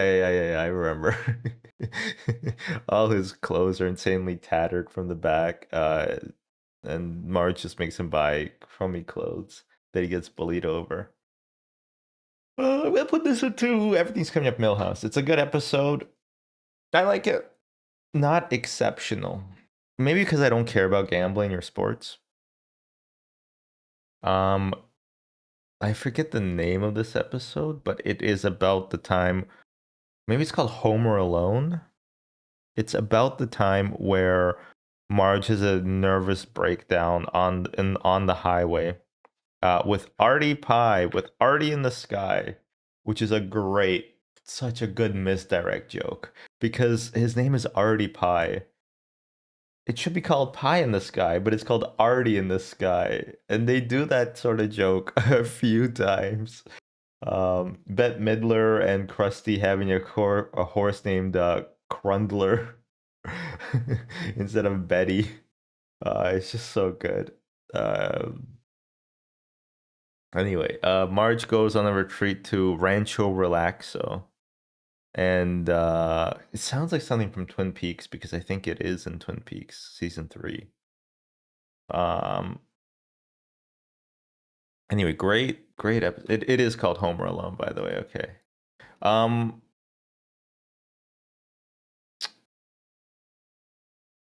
I kind of don't remember what happens at the house, but I think it falls into a state of disarray. If you could imagine that. It's kind of similar to when in Bart After Dark, Homer is just basically not a great parent. Oh no. I'm incorrect. I think in this one, uh, Patty and Selma take care of Bart and Lisa, and I believe that Maggie goes missing because she's looking for Marge, and she's trying to find every object that looks like Marge's blue hair. She's trying to like, oh, it's very sad. Maggie like really wants her mom. And she falls asleep on like a big blue thing. Um, Eventually she gets found and rescued by Chief Wiggum, and he's gonna prosecute Homer for like child negligence. But he oh, you found my baby, thank you, thank you, thank you. He kisses him a few times, like, oh, just don't do it again, you rascal. Nice episode. I think I like Marge having a mental break. Don't take that out of context though. I just mean that, like, I appreciate that she feels very human in this one. Because I mean, the kid, everybody in The Simpsons is insane, right? Um, Bart the lover. Bart the lover. Bart pretends to be Woodrow Wilson. He takes the name Woodrow Wilson and then he puts on the face of, this might be the only hockey player, Gordie Howe. Gordie Howe. I'm so impressed I know that. I don't watch hockey at all. The only other guys I know are Gretzky and Ovechkin. So Gordie Howe is an insane pull for me. He puts the face of Gordie Howe and the name of Woodrow Wilson, and he sends steamy love letters to Miss Edna Krabappel, who, by the way, she shows. She shows. She she does have a. Anyway, um, good episode. And then he kind of reveals to the whole family that he's dating his teacher, and then Mar's like, "Uh-oh." Right? He's obviously not dating her physically, but he is sending her these letters. And uh they're trying to tacitly break up with Edna, so that she doesn't, feel heartbroken. And then Homer just keeps giving horrible suggestions. Welcome to Dumpsville. Population, you. Uh, Three simple words. I am gay. And then later he's like, I'm not gay, but I'm willing to learn. Well, that might have been in a different episode. But they're trying to break her up with Miss Krabappel in a nice way. Uh, and it's like, it ends with, where I am going, I cannot say. When I will go, I do not know. Something, something, but the wind will always whisper, Edna, Edna. And Bart is in detention. That's kind of why he does this thing to get back at Miss Krabappel. Maybe this is the one with the yo-yos. I kind of don't recall. I think it is. I think it starts off with the yo-yos. And then Bart breaks the fish tank. Anyway, good episode. A lot of heart. And at one point, Edna says, "Bart, you're the closest thing I have to a man uh, in my life," and that's so sad that I can almost cry. It really humanizes her. I think she also has. I think this is the episode where she's driving home. She's like, dinner for one, tickets for one, wine for three, something like that. She's driving, it's like raining, her car sputters. She goes to the mechanic, and the guy's like, sugar in the gas tank. Your ex-husband strikes again. So you kind of really feel for Edna. This is an excellent episode. This is an excellent episode. I like it a lot. Okay. Homer at the bat. I just want to show this. Three. Oh, so basically, it's a baseball episode. It's a baseball episode. That's the best way to describe it. It's a baseball episode. But Mr. Burns makes a bet with the Shelbyville nuclear power plant owner, which is so weird that two cities would have like nuclear power plants. Like it's not, doesn't make a lot of sense for two. I mean, Pickering and Darlington have power plants, and they're pretty close. But like, power plants are not usually built that close to each other. Um, just surprising to me. Anyway, he makes $1 million bet, so he stuffs the team with ringers. Um, let me see if I can remember everybody, or at least enough people. because these are also the only baseball players I know, except for the people who played in the World Series recently. Just because I live in Toronto, you gotta know the players there. But I think there's Jose Canseco, Daryl Strawberry. There's shit. Um, yeah. And he's running with the law. They call it Homer. Marty? Artie in the straw? Marty? Okay, Jose Canseco, Daryl Strawberry. Um, I'm sorry, I don't know them. I don't remember all the players. But this is probably one of my favorite episodes. I really like Homer at the bat. I also love how I love old timey Mr. Burns. He tries to scour all of the leagues of of play, and he also mentions he thinks the leagues are still segregated. Um, and then he calls upon like all the best players, and they're like, I don't know how to tell you this, sir, but they're all retired and dead. It's just really great writing.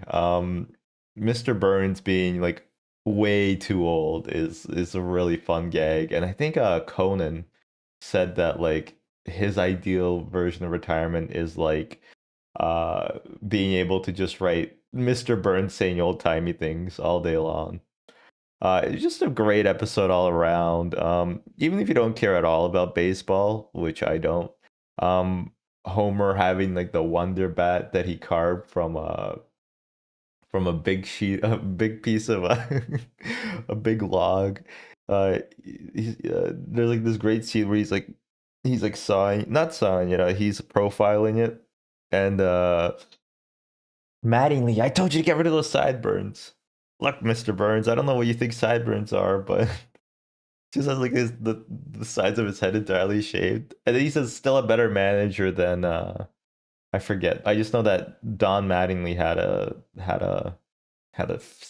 famous spat with the manager of whatever team he's usually on. But anyway, yeah, yeah. Homer like chiseling the log in the garage, and then Marge's like, "Homie, come to bed." And then there's like, it cuts to them in bed, and Homer's still chiseling, and there's wood chips flying at Marge's face, and Marge's like, "Homer, go back to the garage." It's just so good. The story of how he finds the bat. He's like, there was like a thunderstorm, so I took a piece of sheet metal and I ran into the biggest tree that I could find.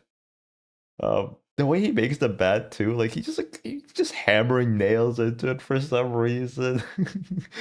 Oh, such a good episode. And then eventually, on the first pitch with all the ringers, he's like trying out, and I think I don't know, remember who the pitcher is, but he throws a pitch and Homer's like, "Don't worry, I got this, right?" And he tries to hit it and then breaks his bat immediately. Immediately breaks his bat. Um, and it's also really funny how everybody wants to have like a secret weapon. He's like, "Don't worry, guys. Um, Oh yeah, yeah. Before everybody signs up, he's like, Homer, last season we won 2-20. Like, it wasn't our favorite. It wasn't our best season. And Lenny's like, actually, it was. And yeah, he says it. Don't worry, guys. I have a secret weapon. And everybody's like imagining like what secret weapons he has. And like one of his coworkers imagines like a death ray that just kills the enemy team. Another one imagines that he has like he has like shoes that just like go up in the air so he can catch the ball. And then yeah, after everybody sees like his Wonder Bat, they want their own special bats. And Lenny has a not a mannequin leg. I think he borrows a prosthetic leg from his sister. It's just great. Like they all have like different bats. None of them I don't think any of those are regulation. I think they corked them. Anyway, honestly, one of my all-time favorites for sure. Homer at the bat. So good. It's so good. What is my hair doing? Just don't perceive me, okay? Don't perceive me, please. Separate vocations. Good episode. This is the one where Bart is he gets like a ride along with the cops. It has this really weird uh plot device that's not really a plot device. They don't ever use it again. He basically in the middle at the start of the second act, they have like a voiceover and like text on the screen that says chapter 2, death drives a stick. And it's he's about to basically get killed by Snake. But he about to get run over basically. Bart's about to get run over by Snake, but because the alley closes in, Snake's car just gets jammed and he like he gets knocked unconscious, and then I think like Chief Wiggum makes like a witty remark, and then Carl, I think it's Carl. He's like, Chief, I think he's unconscious. He's like, well, they can still hear stuff uh when they're in there. Anyway, Lisa on the other hand turns bad. I think she gets a bad grade. I think she starts failing gym. No, that might be a different episode. I forget what exactly she's doing, but she kind of turns bad. She becomes disillusioned, and she steals all the teachers' copies of the textbooks. Um, and Bart becomes a hall monitor, and so that's where the separate vocations come in. So they're on opposite sides of the law, and eventually Lisa is discovered by Bart, and Bart takes the fall for her. And the streets are never clean again because Bart is no longer the iron-fisted hall monitor that kind of patrolled. Good episode. Good brother sister dynamic. And I think it does have a B plot. I want to say that the B plot is with the auto dialer, but no, not separate but equal. Separate vocations. There we go. Oh, they do the career aptitude um normalization test, or they can't. And Lisa gets a homemaker, and I love the questions. They're like, if I were an animal, I would be a carpenter ant, B, a nurse shark, C, a lawyer bird, or D, like a mechanic dog. It makes me think of Meyer-Briggs tests. They're just like so bullshit. They're like, if I was at a party, I would be A, social, B, antisocial. And then it's like, oh, I guess I'm introverted or extroverted. It's like, I like to think with A, my intelligence, or B, with my emotional intelligence. It's uh, just you get whatever answer you want to get, right? Anyway, great, great episode. Um, so you know what? I'll put it in. No, I'm gonna put it in excellent. Okay, this is the Stanley Kubrick Clockwork Orange. They really like Clockwork Orange over there, huh? This is not the first reference, or maybe it is. But in this season, or maybe the next season's Treehouse of Horror, wish we was trick or treating. Oh my god, wish we was trick or treating. Homer is, I mean, Bart is dressed as one of the droogs. Uh, so I don't remember exactly what happens in this episode. I know that you can see Santa's little helper being manipulated by Mr. Burns to be one of his greyhounds. I think he gets kidnapped, right? Dog of Death? Yes. Yes, okay. Oh, he falls not mentally ill, just very ill. Oh yeah, that sucks. Yeah, he has a twisted stomach. There's this great scene where the surgeon is working on a hamster and like and then the hamster dies. Like, this is the part of the job that I hate. And then he throws the hamster to the garbage bin, and the garbage bin has like a little mini basketball hoop over it. Um, so yeah, they untwist his stomach, but it cut. Everybody basically has to make huge sacrifices for him. And so everybody's kind of resentful of it, and he feels unloved, and he runs away. And I feel so sad for Santa's little helper. I don't think Maggie did anything wrong in that episode, though. I'm a Maggie defender. Um, and so, yeah, he runs away, and then he gets basically he replaces a different guard dog for Mr. Burns because one of the dogs is getting really old. That's a cute dog. They're all tracing somebody, and the other one's just like hobbling along. Reminds me of my dog. Cute.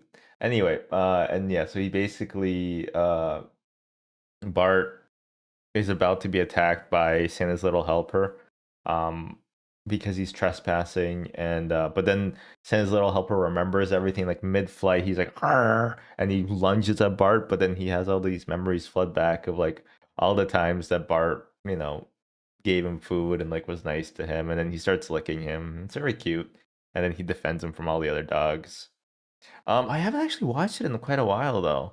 I don't know why. I guess I just kind of skipped over it. It's a good episode. I should rewatch it. I'll put it on my list. I think it's in Everything's Coming Up Millhouse. This is called, and you might think I'm getting this wrong, but I'm not. It's called Mr. Lisa Goes to Washington. And it's the episode where Lisa writes an essay about how great America is. Bunch of propaganda, by the way.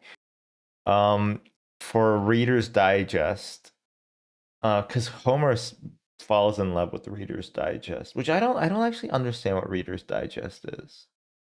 They used to be really big when I was younger, but like I don't get magazines, and as an adult who doesn't have like nephews or nieces, I don't have people asking me to buy magazines, and I'm not asking people to buy magazines. So I don't actually entirely understand what like all those digest magazines were. Like, do you read them on the toilet after you like while you're digesting, or does it have a different meaning than that?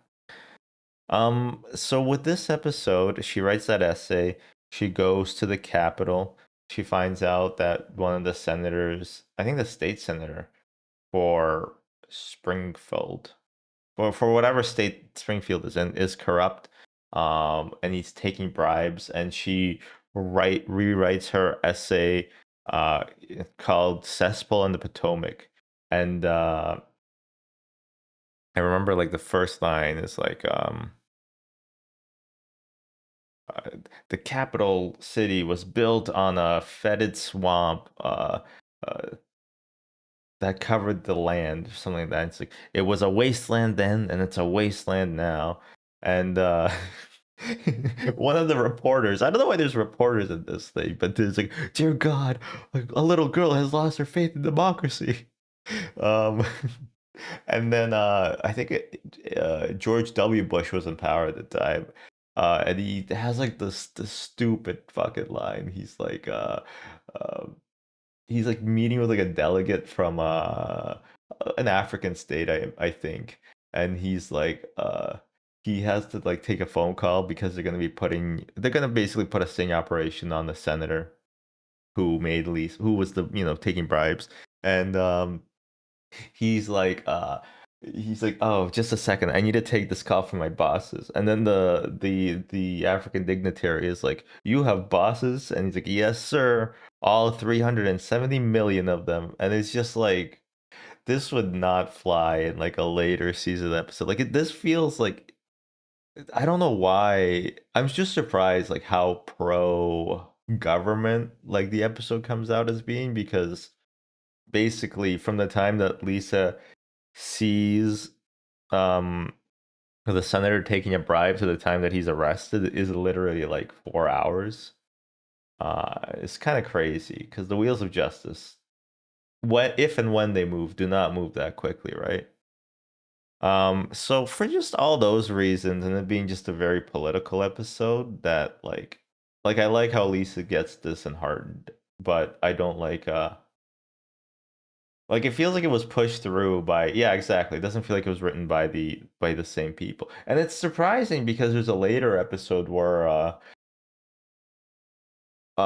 they have like a little cartoon about how laws are made. And but if we amend the Constitution, then we can make whatever crazy laws we want. Get in here, boys. In fact, is it the same episode? Let me. Uh, what if we amend the Constitution? The amendment song. No, it isn't a different episode. Okay, that makes sense. That makes sense. Yeah, I don't. That just, yeah. It feels like there was studio pressure. All right, Colonel Homer. I'm just gonna say it. I don't like this episode. I don't like the idea. This is a skip for me. I don't like the idea that even if Homer managing Lorleen and her like falling in love with it, um, with him, I just don't like it. Like it strikes me the wrong way. Homer is not a cheater. Fundamentally, he gets tempted sometimes, but he's not a cheater. And I don't like how like I don't care for Lorleen. I just don't. Um Even Marge, I think, is closer to cheating than Homer in my mind. Because like I think Homer deep down understands that like Marge is literally the best thing that has ever happened to him. And that he should like hold on for dear life. Like he should never stoop to, adultery. So I just don't like this episode. This both sucks and blows. I'm sorry. It's a skip. It really is a skip for me. I don't like it. The tier list for the itchy and scratchy replacements. Worker and Parasite. What the hell was that? There's not that many, but yeah, they or when he has to be broadcasting from the middle of the Badlands as the special bulletin or whatever, and he's like Eisenhower. It's like, let's get busy. Yeah, that could be pretty fun, but I don't think there's that many replacements. I think this episode, I don't know what it's called. I think it's called Black Widower. It is. Okay. This is the one where Sideshow Bob Roberts, actually that's a different episode. Sideshow Bob marries Selma. Um, but he's basically trying to kill her. Now that I've described that plot, and I know that's correct. I don't actually remember the justification for killing her. I think it's a big life insurance policy, but it could just be that she's annoying. um, I love when Bart figures out what he's doing, and then he has to I try to explain to Dad 4 times, and he has like a diagram. He has like a whiteboard. He has like little finger puppets that he's trying to emote the scene to Homer about. And then he's like, then I explained it to Mom, and we were on our way. And it's just it's great. Homer being an idiot is never not funny. Um, it's a good episode. I don't think I love it though. I think it's good. It's good. I'm not gonna skip it or nothing. Just I feel for Selma. I think it's Selma. I think Patty is Selma's literally an incel, and Patty is just a cell, right? There's like it's Patty who chose a life of celibacy. Selma had celibacy thrust upon her, right? Um, yeah, it's just good. It's good, but not my favorite, not my least favorite. The middle of the road. Good. Perfectly serviceable. The Auto Show. I will be honest, I don't love this episode because Otto is not that compelling of a character to me. He's basically like a high school dropout who drives the bus. And I think he kind of should have been kept that way. I think what happens here is he gets into a vehicular accident of some sort, and his license gets investigated, and he has to he basically lives with the Simpsons because he falls on hard times, and then eventually gets it back because he has enough dirt on Homer for Patty or Selma to pass him. It's like it's not a great episode. It's not that interesting to me. Don't love it. It's fine. It's not a skip. See, these are not skips, but it's not like a pack one, pick one. You know, if I'm going to be picking an episode that I'm going to fall asleep to, I'm not going to be picking the auto show. Oof. Okay, I think we're not even halfway done. Okay, I'm I'm sorry. I have so much to say. um, I was gonna say it's gonna get faster, but it's not. I have even more to say about the later episodes. Seasons 5, 6, 7, I think are like the sweet, sweet, sweet spot. Bart's friend gets a girlfriend. Tut tut tut. Nepana boys. This is the episode where Milhouse falls in love with that wiener, that girl. Nepana boys. And then Bart gets jealous because he's spending all his time kind of mooching her face. And what's the B plot? What's the B plot? Bart's friend. I feel like my brain has degraded. Samantha Stanky, what a name. Oh yes, the subliminal lost tape. The subliminal lost tape is a really good B plot. Where subliminal lost tape, what is that? It's like this vertical line, vertical line, vertical line, horizontal line, vertical line. You know what I'm talking about. You know loss. Anyway, the that plot is really funny because Homer's weight loss tape is instead replaced by a vocabulary builder. And he has like an insane vocabulary. But after he stops using the tape, he forgets everything. And he's like, "Where's that metal thingy to dig food with? A spoon? Uh-huh, uh-huh." And then, but before they like those mountebanks, those charlatans and mountebanks that cast a pox upon thee. Like, tut tut, gentle Marge. Here in the boudoir is where the gourmand metamorphosizes into the voluptuary. What the hell are you talking about? And he like bites off her silk hair. I don't know what it's called, like a crozet, not a crozet, cozy. And he's like, oh. Anyway, it's a decent episode, but it's gonna go. Everything's coming up Millhouse because it is, except for when you know, Bart rats on her father. It's like, Samantha, honey, please. I know my imagination can get away from me. So just tell me, what were you doing? Well, me and Millhouse. That's enough. I can't hear any more of this. You're gonna go to you're gonna be taught by nuns. Um okay, this is Brother Can You Spare Two Dimes? Yes. This is the second reappearance of Herb, aka Danny DeVito, the Goblin. Um where he invents the talking baby boy. Not a toy, the baby translator, which would be insane. I just don't think that babies can actually talk. I don't know if that's a controversial statement. But like until the age of like 16, they don't really have any thoughts. Um, there's some great lines in this, and it's a Maggie centric episode, which I like. And Maggie's like, Gurga. And he's like, I want what the dog's eating. And he's like, I'll get you something nice. And then he's like, "Wah." And he's like, I've soiled myself. How embarrassing. It's a good episode. It's a bit redemptive for Homer because he gets $500 that he invests in Herb instead of buying the stupid chair.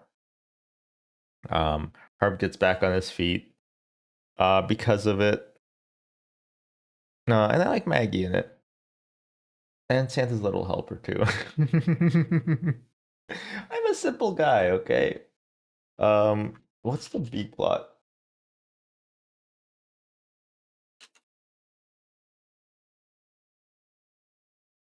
Danny DeVito. John Schwartzwelder, by the way, is probably the only funny conservative. Um, he's also like a libertarian. He's kind of like a crazy guy who has written probably the best episodes of The Simpsons ever. If there's like a weird gag, or basically most political things, he's the one behind it. Um, Famously kind of a recluse. He's like he's insanely good at writing episodes.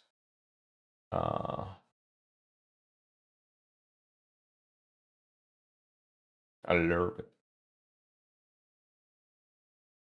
I love it. Yeah, good episode. Millhouse. Oh, when Flanders failed, is when he opens up the leftorium and Homer wishes that he fails. And then he mostly does, except at the end when Homer has a change of heart because he basically, you know, they have to live in their car and move because they can't afford owning their house. It's a good episode. It's Homer's like a jerk ass, and then he kind of is like, I'll be less of a jerk ass. And they sing, "Gray skies are gonna clear up. Put on a happy smile." Good episode. Um, Not much to talk about for me though. I would just say it's good. Just good. Oh, I think it's called Bart the Murderer. It's the one where he is late to school and then late because it's a field trip day and he forgets his clean underwear and also I think no, the clean underwear is a different episode. Uh, he forgets his permission slip at home and he has to lick envelopes, which is so unhygienic if you think about it. I'm happy we don't lick envelopes no more. Um, so yeah, he licks envelopes and then he leaves school a minute early and then he skateboards home, and he falls into a ditch, and then he's like, "Oh crap!" And then he's like, "Oh," because like all the gangsters have their guns pointed at his head. And then he starts bartending for the mob, uh, and it's kind of like a very reminiscent of like the start of Goodfellas, you know. He gets like a suit from them, uh, and he sings, "It's witchcraft." It's a great episode. But because he got suspended because he tried to pay off Principal Skinner while he's vandalizing something, Principal Skinner suspends him. There's a meeting between Fat Tony and a different mob boss, and he gets the kiss of death. He's like, "That's just all I needed." Like, where the hell were you? And he's like, the stupid Principal Skinner held me up, right? Skinner, eh? And so the mob goes to basically beat the living daylights out of Principal Skinner, or so it would appear. In reality, they don't actually; they just leave because he has a green beret, could probably handle himself, but he goes missing, and Bart is fingered for it, and he's basically the whole mob decides to say that he was the one who did all of it. Uh, hello, Simply Stein. So yeah, basically the trial goes on, and eventually Bart gets blamed for everything that the mob does. But eventually Skinner, you know, appears. He was actually trapped underneath a stack of old newspapers in his garage. And so he made a game of it. He would dribble the basketball, then see if he could break that record. And eventually Bart is exonerated. And he's like, crime doesn't pay. And he's like, yeah, you're right. And then like a whole cadre of Cadillacs picks up each mobster. It's a good episode. I like it. I'm gonna put it. Is it excellent? I do like the mob stuff. I'm gonna say it is excellent. I like when Bart is he's working for tips and he's serving everybody, but he's also replaced basically every card in the deck with an ace. So they're all playing poker and all their hands are like five aces. And then the discard pile is all aces. It's great. Shooby dooba, shooby dooba, shooby dooba. Whoa. Know what I'm talking about? It's great. It's a lot of fun. Homer defined. Homer defined. I think this is where he saves the power plant. But he was actually a phony, and Magic Johnson tells him that sooner or later the phonies eventually get found out. And then he does it again, and he saves it again by luck. And he stops being praised as a hero, and everything just kind of goes back to normal. Let me pull up the plot real quick because I think I'm blanking on the key details, right? Yeah, he prevents a meltdown.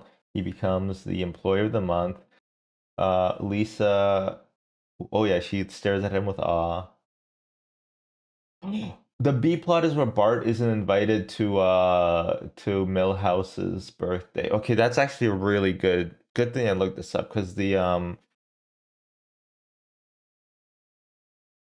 I really like that B plot because it's like um basically Luann doesn't think that Bart is a good influence on Milhouse, which he probably isn't.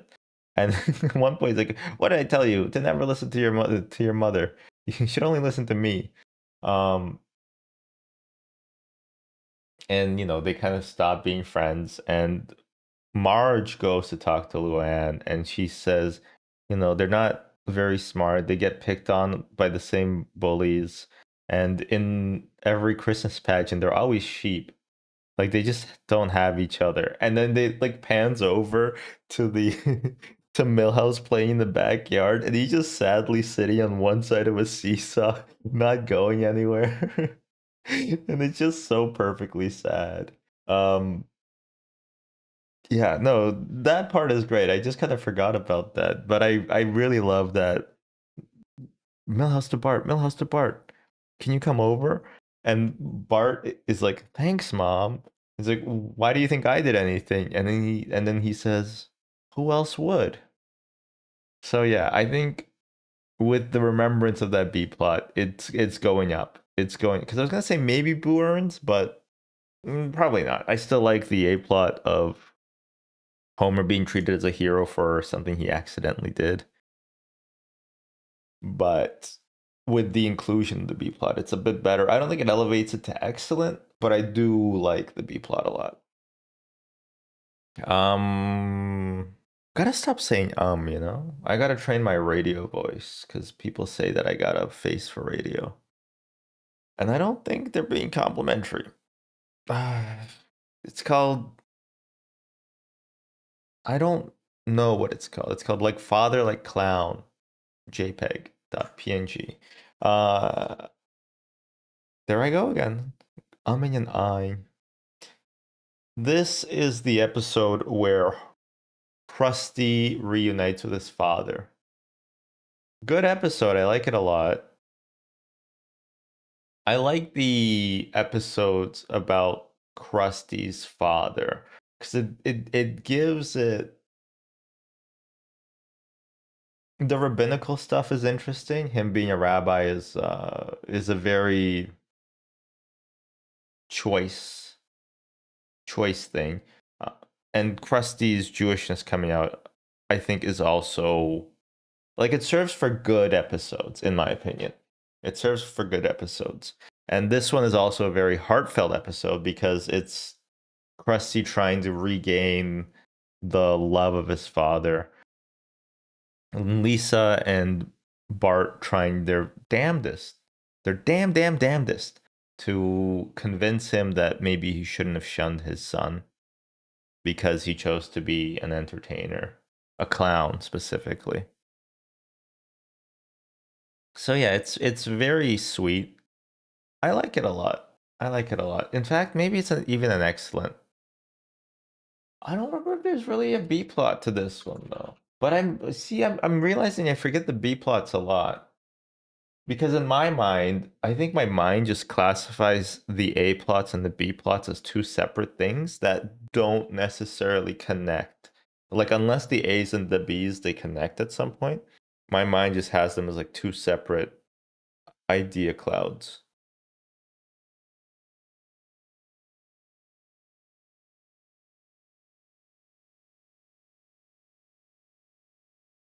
Treehouse of Horror 2. Treehouse of Horror 2. This is also why I have to look up the Treehouses of Horror. Everybody eats too much candy and they have nightmares. Lisa's has the cursed paw. Didn't care too much for that segment. It was okay. I thought it was funny when Homer's like, "Hey, where did you buy that? Where did you buy that? That monkey paw?" And he's like, "It was over there." And then the camera pans, and there's just like a wind, a little dust devil forming, and there's no stall. And he's like, "Oh no, right over there." And then there's just a normal stall for wares. Uh, Bart's nightmare is where he has the omnipotent powers. That was good. That was a very strong Twilight Zone parody. And as a Twilight Zone enjoyer, I like that. The final one was the where Robo Homer, right? Where Mr. Burns replaces Homer's brain. Well, no, he doesn't replace Homer's brain. He uses Homer's brain to build a robot, which is kind of weak. And the ending of the episode is where Mr. Burns' head is surgically grafted onto Homer, which I think is like just a trope in television and movies. But the only other example I have of that is when Fry is grafted onto Amy's body, and he really loves putting on the bra. Overall, I think this Treehouse of Horror is. I'm never gonna put them low, I think, but it's a bit lackluster. It's not as good as the other one. The first one is iconic. The first one is very iconic. This one, not as much. Lisa's Pony. Great episode. Again, I really like the episodes that have a lot of heart to them, I think. Because once all the jokes kind of melt away, you still have the heart at the core of it, right? Lisa's Pony is really great because it shows the kind of total dedication that Homer has for making Lisa happy because he does fudge up, right? Like he's worried that Lisa doesn't love him because and I forget what the inciting incident was. He I want to say it has to do with the saxophone. I think he doesn't get her the proper read and she embarrasses herself. And so, she's very upset. She says that she doesn't say she doesn't love him, but she doesn't mean it when she says it. And so he buys her a pony. And the way that it's revealed is so good. It's like a parody of The Godfather, where the guy, like the music is so like, it's like so unnerving. And Lisa opens the bed and there's just like a horse's head, exactly like in The Godfather, and she screams, but it's a very happy scream. It's just such a funny just such a funny scene. Can you imagine just hiding like a pet, a little that's the thing. It's not like a puppy being hidden in your bed. It's literally a full-on horse or a pony, which apparently are different than horses somehow. I don't really understand it. I always thought a pony was just like a baby horse, but no, no, I guess. What's up, 4G? Yelly Natty. That's my nick. Thank you for that. Thank you for that. Yeah, it's a great episode. It shows like this total dedication because Homer needs to work two jobs to pay for the pony, Oh, onion! I and need to I collect just the love it. tools. I love it. Aw, thank you for the resub. Look, Marge Crump. Why isn't she crumping? She's supposed to crump. Um, it's a great episode. I love it. It's easily an excellent. But she's supposed to keep on crumping. I'll crump with you, sweetie. Homie. Homie. This is Saturdays of Thunder. Saturdays of Thunder, I believe. Let's double check. Yes. I feel like the Plex Shuffle loves playing this episode because I think I've seen it like 5 or 6 times. Picard and Marge are peas in a pod. This episode is very milk toast, I guess. It's fine. It's a Bart Homer episode where they bond over. Well, basically, Homer is a bad dad. He does the bad dad quiz, and he realizes that he's a bad father, and he he tries to connect with Bart using reverse psychology. There's also like a pretty there's a pretty dated line about how funny and great of a father Bill Cosby is. That doesn't play too well nowadays. But overall, it's kind of like it's fine. I like the honor roller that Martin flies. I love how mad Homer gets at Martin. It's okay. Like it's fine. There's good gags and stuff like that, but I don't love it. I don't love it. It's okay. It's actually not called milk toast. It's milk toast. Milk toast. Milk probably means something. Oh, it's named after a guy, Dr. Milk Toast. So that's how you know. Bait taken. I guess that's okay. That's okay. I'll edit this out for the YouTube. I'll also normalize my voice so I don't yell. Okay, I think now we're squarely. Is this season 4 territory? Yes. Camp Krusty. One of my favorites. One of my all-time greats. Camp Krusty. Oh, it's so good.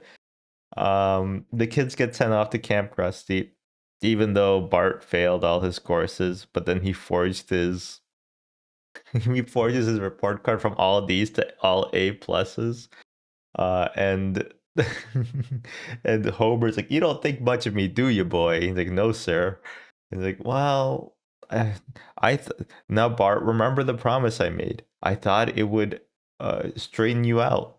Because the promise is that he can only go if he has like a C plus average. And it's like, I thought it would straighten you out. And it didn't. But why should you pay for my mistakes? You mean I can go to Camp Krusty? Yeah, I didn't want you hanging around all summer anyway. Thanks, Dad. You're the best. And again, then when they get there, it turns out to be a Dickensian workhouse, basically. At least their arts and crafts are. Has a really ear-catchy, earworm of a song. Hail to thee, Camp Krusty, by the shores of Rattlesnake Lake. Though your swings are rusty, we know they'll never break. I won't sing the whole thing. I'm worried about getting copy ID'd. And then there was also like the fat camp or Krusty's image enhancement camp, and they get fed. No, actually, they don't even get fed at the image enhancement camp. At the normal camp, Lisa's like, "You're serving us gruel, almost." Oh, no, he says, "Not quite. This is Krusty brand imitation gruel. 9 out of 10 orphans can't tell the difference." A lot of Oliver Twist references in this episode. But yeah, eventually they revolt against Mr. Black and the bullies that for some reason were hired as the intimidators of the camp. And they run the camp. Uh, and Ken Brockman reports on it. It's like, as somebody who's been to Korea, Vietnam, and Afghanistan, I say without hyperbole that this is 100 times worse than all of them combined. Great episode. Krusty eventually comes back. He tries to make it up to all the kids, and he says, I'll take you to the happiest place on earth, Tijuana." And then they just have like a slideshow, and the song "South of the Border" plays. It's just great. It's great. This is a choo choo choose you episode for sure. I love this episode. Homer's triple bypass. Okay, I just want to real quick show you this. Look at this. Look at what this is not even like in the earlier seasons they had crazy smear frames. A smear frame is like an in-between frame where um multiple copies of like a character are used to show fast motion. This is not a smear frame. This is just an insane art drawing. Like he just looks, it doesn't look like the Simpsons, right? It looks like I don't know. MC Escher-esque. Maybe not. No, maybe Dolly. Maybe a Salvador Dali. Anyway, just look at his face. Crazy. Homer's triple bypass. He needs to have heart surgery. This is the episode where Barney is like, at first I was against the operation, but then I said, if Homer wants to be a woman, so be it. Barney, I'm not having a sex change, you idiot. I'm getting heart surgery. And he's like, well, what am I gonna do with this plus size bikini? Which I like. Oh, Barney, he's an ally. And also, for some reason, he thought that the best thing to do would be to get Homer a plus size bikini right away. Uh, what else happens in that episode though? Triple bypass, quadruple bypass. Oh no, we're in season 4. Sorry. Homer's triple bypass. He has multiple heart attacks. Dr. Nick Riviera performs the surgery. Lisa helps him out. Um, yeah, like it's okay. I don't think it's as good. It's as strong of an episode as like One Fish, Two Fish, Blowfish, Bluefish. Because even like in both episodes, Homer could die, but I feel like there's like a lot less levity in One Fish, Two Fish than there is here. Because just the way that it's like kind of paced out, I suppose. I wouldn't say it's a bad episode, but it goes into the everything's coming up Millhouse. Marge versus the monorail. This is the episode that everybody knows about because Conan, the hack fraud, wrote it. That ginger giant motherfucker. I really like this episode. Obviously, monorail. It has everything. It has everything. Mono means one and rail means rail. And that concludes our intensive 3-week course. I call the big one Bitey. It's just, if you haven't seen it, I think this would be like a good episode to show people who don't know The Simpsons. There's also a really great shot. I think it's in this episode. No, I think it's not. I think that's in Springfield, where the S is a dollar sign. We used to do that. If you were like really hip on the internet and you were writing Microsoft, you would make the S like a dollar sign because they're like Microsoft only cares about the money. And it was like, whoa, holy crap. Anyway, Marge versus the Monorail. What's to say that hasn't been said? It's just great. It's just really good. Um, is it Batman? It's no, it's a scientist. Batman's a scientist. It's not Batman. When they're racing to the monorail, the professor, the scientist is like, "Oh, we're almost too late. I'm sorry I stopped for that haircut." And he has like this fresh haircut. That always makes me laugh. Leonard Nimoy being on the monorail, he's like, a solar eclipse. The cosmic ballet continues. And then the pimply haired teen is like, does anybody want to switch seats? It's great. It's I choo choo choose you tier for sure. For sure.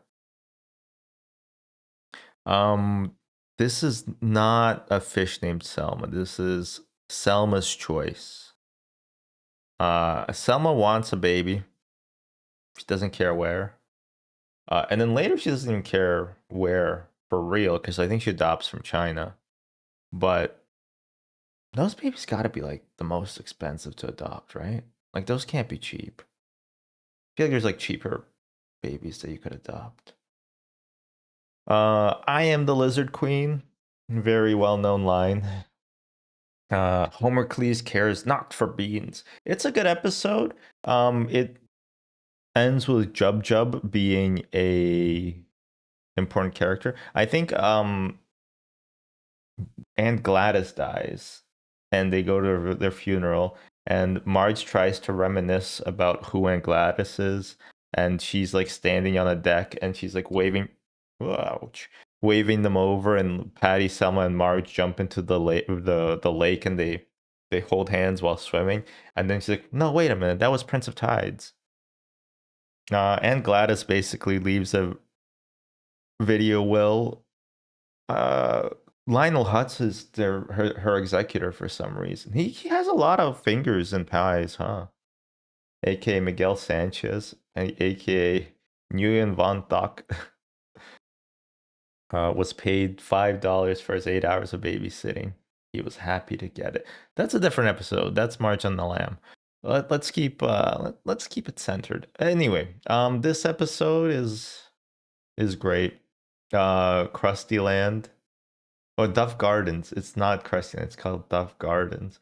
Homer has Homer gets food poisoning because he keeps eating this like yard long sub that's way past its prime. It's like growing. I love how they depict it. It's like purple. It's like growing fungus on it.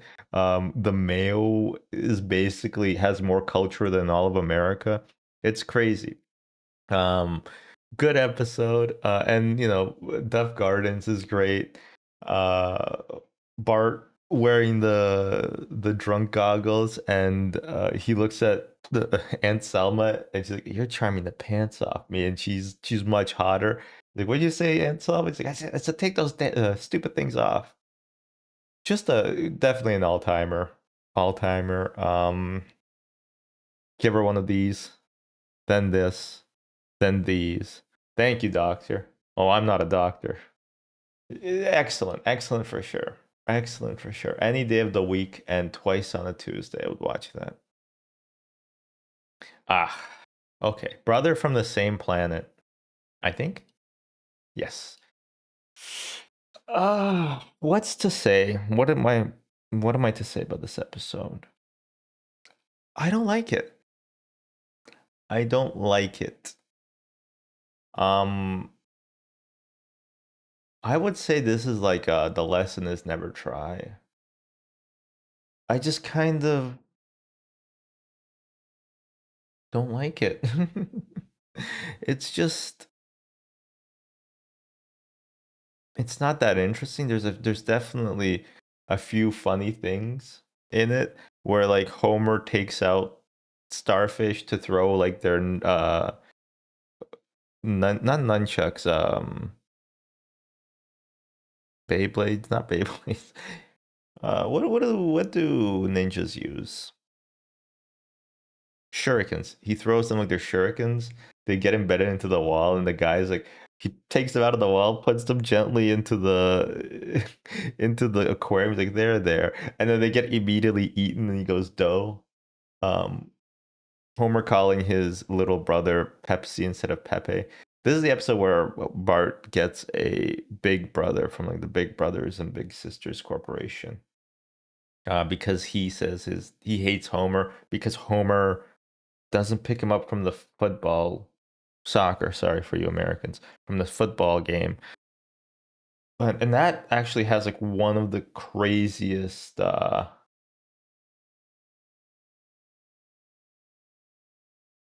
yeah, that's okay. I've been farting up a smelly storm lately too, actually, Hatuli. I've been having something's going on. Something's going around, I think. Um, I love the CRT by the way. But they don't have burn-in, right? That shouldn't be a worry. Uh yeah, it has like the scene where Homer also like because he picks up Bart late. There's a bunch of funny stuff in there. There's like a nun being blown away. There's a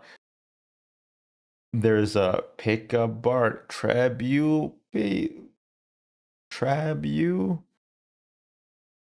Pick up Bart backwards. Shining thing for Millhouse. It's like Millhouse. I told you to stop writing on the wall. Um, Homer saying I'm on my way, but he's actually guessing the Jeopardy or no Wheel of Fortune phrase. And then yeah, when he finally picks up Bart, Bart is insanely mad at him. He just imagines his face melting. He imagines his face melting. It's pretty awesome. But honestly, I was gonna say it's a skip. Maybe I'm redeeming it a little bit. I want to put it into I Was Saying Boo Earns. It's just not. I don't love it. I don't love it because I don't really care for the other guy or Pepe.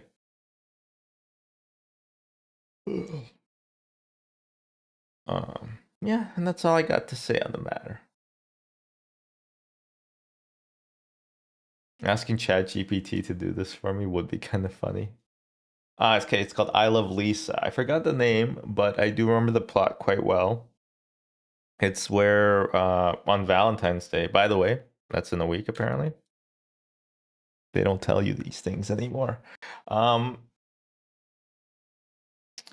in this one, Lisa gives Ralph a Valentine's Day card because she wants to basically she feels bad for him. It's like a pity card. She makes it herself and it says I choose you and it's a picture of a train. And he basically falls in love with her. She gives him like the smidgenest morsel of attention. And he just falls head over heels for her. He invites her to a crusty show. He gets her a Malibu Stacy car, and it has a little note, and it says, "Look in the trunk." He must mean trunk. And then it has 2 tickets to the show.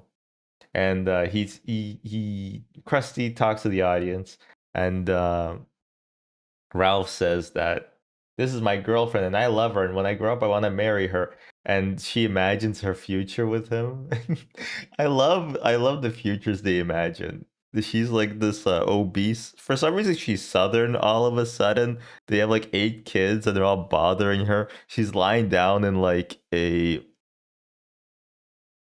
hammock indoors, watching a television set on its side, and all her kids are poking her with a broom for some reason. To quit it, quit it, quit it. I said quit it. And then Ralph comes home. He's wearing like a little propeller hat. It's like, "Hi, Lisa. It's me, Ralph, your husband." "Hi, honey. Hey, can you take me down to the library? I want to rent us up some movies." So she dumps him. This is also the where you can pinpoint the moment his heart breaks into. It's a great episode. Um, and then eventually he portrays George Washington, not George Washington Carver, but just George Washington. uh, the original, and just a fun episode. They become friends in the end. Excellent, excellent is what I'm gonna say. We did already do the Michael Jackson episode, and I also put that in excellent. And actually, maybe I'm overglazing it a little bit. We'll leave it there. I do like the Lisa Bart stuff. I do like the Lisa Bart stuff. I don't think Ralph is a chud, okay? I don't think just because his dad's a cop that Ralph is Ralph is a special little guy, okay? Don't call Ralph a chud, please. Uh okay, Duffless. Duffless. Um Homer loves beer. Homer no get to drinky beer. And that's kind of it. Primarily, I think I might be forgetting what else happens in Duffless.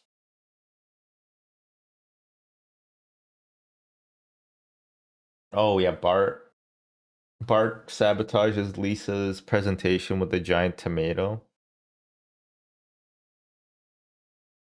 Oh yeah, and then she does the hamster stuff, and then but Bart steals the hamster, and his science fair project becomes, can hamsters fly planes? And everybody just says it's cute. Um, right, they go to the Duff Brewery.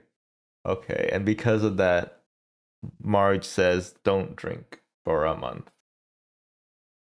It's a decent episode for sure, for sure, for sure. I like it. I like it. It's a good one. It's a good one. I'm gonna put it in Millhouse. My back hurts really bad. Oh no, what happened? Did you sleep funny? The older you get, the more likely you are for just random pains from doing things you've done a million times before, like going to sleep, which is like the easiest thing to do because you don't even have to do anything. Like once you hit that flow state of being asleep, like it does not matter what you're doing. Oh, is this Last Exit to Springfield? It is. Okay, this is also an all-timer. This is also an all-timer. Dental plan. Lisa needs braces. What else can I really say about it? Like it's just a really tight episode. It's really good. I love classical gas. Do do do do do do do do do. Do do do do do do do do do do do. I mean, I even use like that GIF in my stream. It's a really, really strong episode. Um, Smithers, I'm beginning to think that Homer Simpson was not the masterful tactician we thought he was. It's great. Really good. It was the best of times. It was the blurst of times. Stupid monkeys.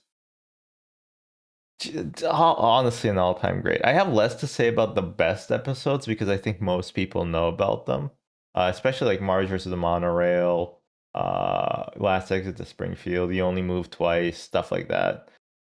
But I do have a sleeper favorite episode that I don't think everybody knows. Oh, okay. But you're back. Damn, it's crazy like how much your feet matter, you know? People in wheelchairs must have it so easy. Just because they don't have to worry about their backs hurting from, well, maybe sitting isn't good for it too. If it's a trade-off, it's a trade-off. I actually always loved Lisa's little chair that she has because it's very strange. It's like a very like 90s new age philosophy to sitting. Um it's like it's very weird. It's like this. So you basically you lean forward on it, so the butt is tilted, and then you brace against it with like your knees. It's very interesting. It's way too flat. Don't say that about Lisa. What the hell? It's a very interesting chair. Yeah, apparently they're real. Apparently they're real. All right. This episode is going to be in the worst episodes ever. I don't even know what it's called. So it's come to this, another Simpsons clip show. The problem with this episode is not only is it a clip show, but every time it comes on, I'm like, wait, what episode is this? Because there's like a April Fool's bit, and all clip shows do this, where they bait you in with like you thinking it's gonna be a new episode of television, but they only recorded like 5 minutes of footage. And I'm gonna go against what I'm saying a little bit and defend clip shows for half a second. I think clip shows are not bad when you only had cable syndicated television. Like if you just wanted to show, it's like a best hits on a YouTube, you know? But like authorized and not stealing money from the very important MCAA. No. Yes. Uh Anyway, like I don't think clip shows are that bad when you just catch a random thing. But then you kind of, if you watch something a lot, you kind of wasted an episode watching a clip show instead of a full episode of something else. And they always bait you. I hate the baiting because this episode starts with Bart shaking up Homer's beer so hard that it explodes. And every time I see it or I remember that scene, it's kind of iconic to me. I'm like, wait, what episode is that from? Like, what happens? How do they resolve it? The way they resolve it is they just have a lot of remembering clips, and then Homer is fine in the hospital. Like, it sucks. It genuinely, this is the worst. This is the worst thing that you can do. The front. Bart and Lisa write episodes for Itchy and Scratchy, pretending that Abraham is writing them. A lot of funny scenes where Abe stops by Homer's house and he's like, "Ah, oh, hello, Homer. I'm just coming back from my job where they pay me $800 a week to tell a mouse and cat what to say." And then Homer's just imagining going, yeah, yeah. And then he's just imagining Abe being in a wheelchair and he's wheeling him to the insane asylum. He's going, doo, doo, doo, doo, doo, doo, doo, doo. Good episode. What's the B plot for the front? I'm also starting to hear like a beep. I heard it twice today, and I'm hoping I'm not developing tinnitus, because that would be bad. Oh, it's a high school reunion. Okay. Tinnitus is constant. Well, I hope I'm not developing it, because it probably starts off like this. There's a high school reunion that they go to, and Homer never graduated from high school because he failed remedial chemistry. And the principal is teaching chemistry, like the old principal. He's like, "Oh, yeah, I guess I just picked up teaching because I've been pretty lonely ever since my wife died." And Homer's like, "Is this gonna be on the test?" And the guy's like, "No." And then Homer scratches out dead wife on his nose. It's one of the, oh, I love that gag so much. Uh, you know what?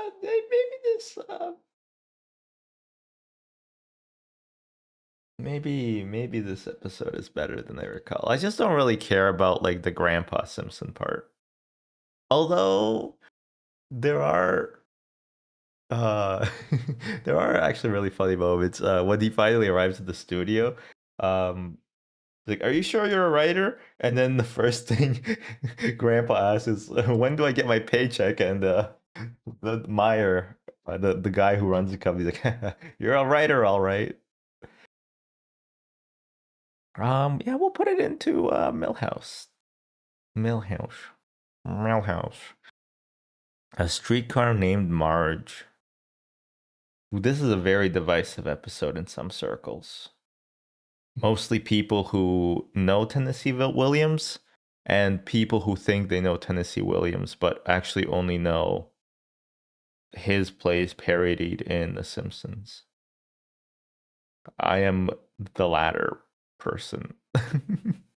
You can always depend on the kindness of strangers.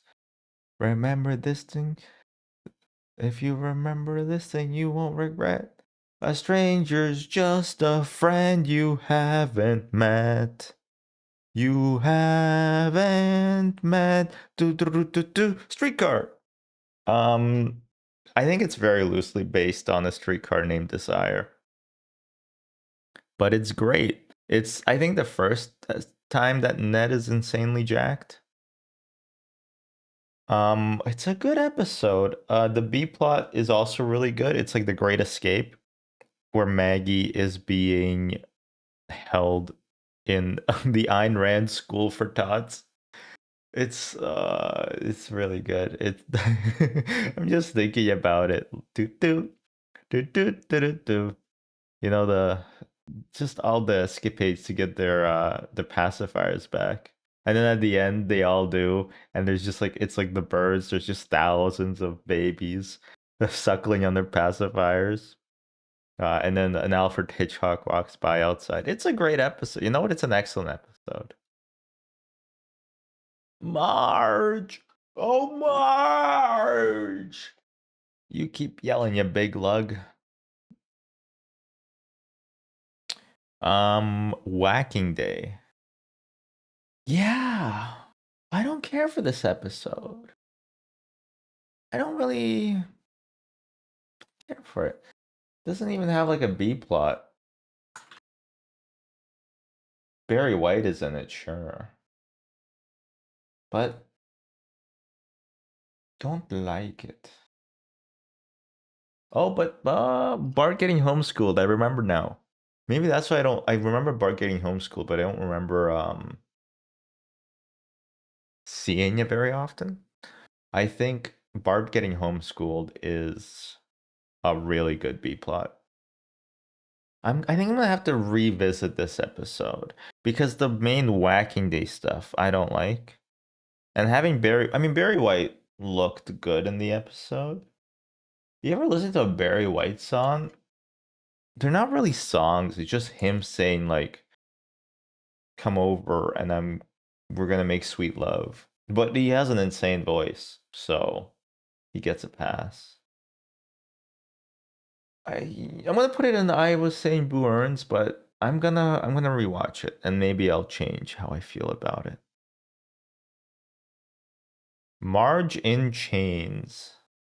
Her family stresses her out, so she goes on a killing spree and eventually is caught and apprehended by Chief Wiggum.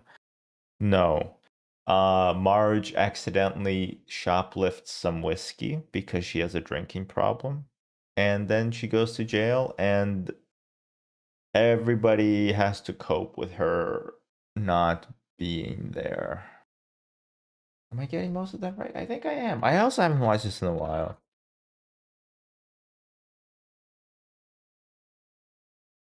Oh yeah, and then Mayor Quimby makes no,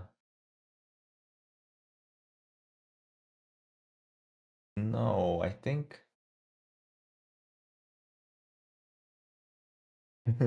there is that joke about Jimmy Carter. He's history's greatest monster. And Quimby tries to becomes Marge Day.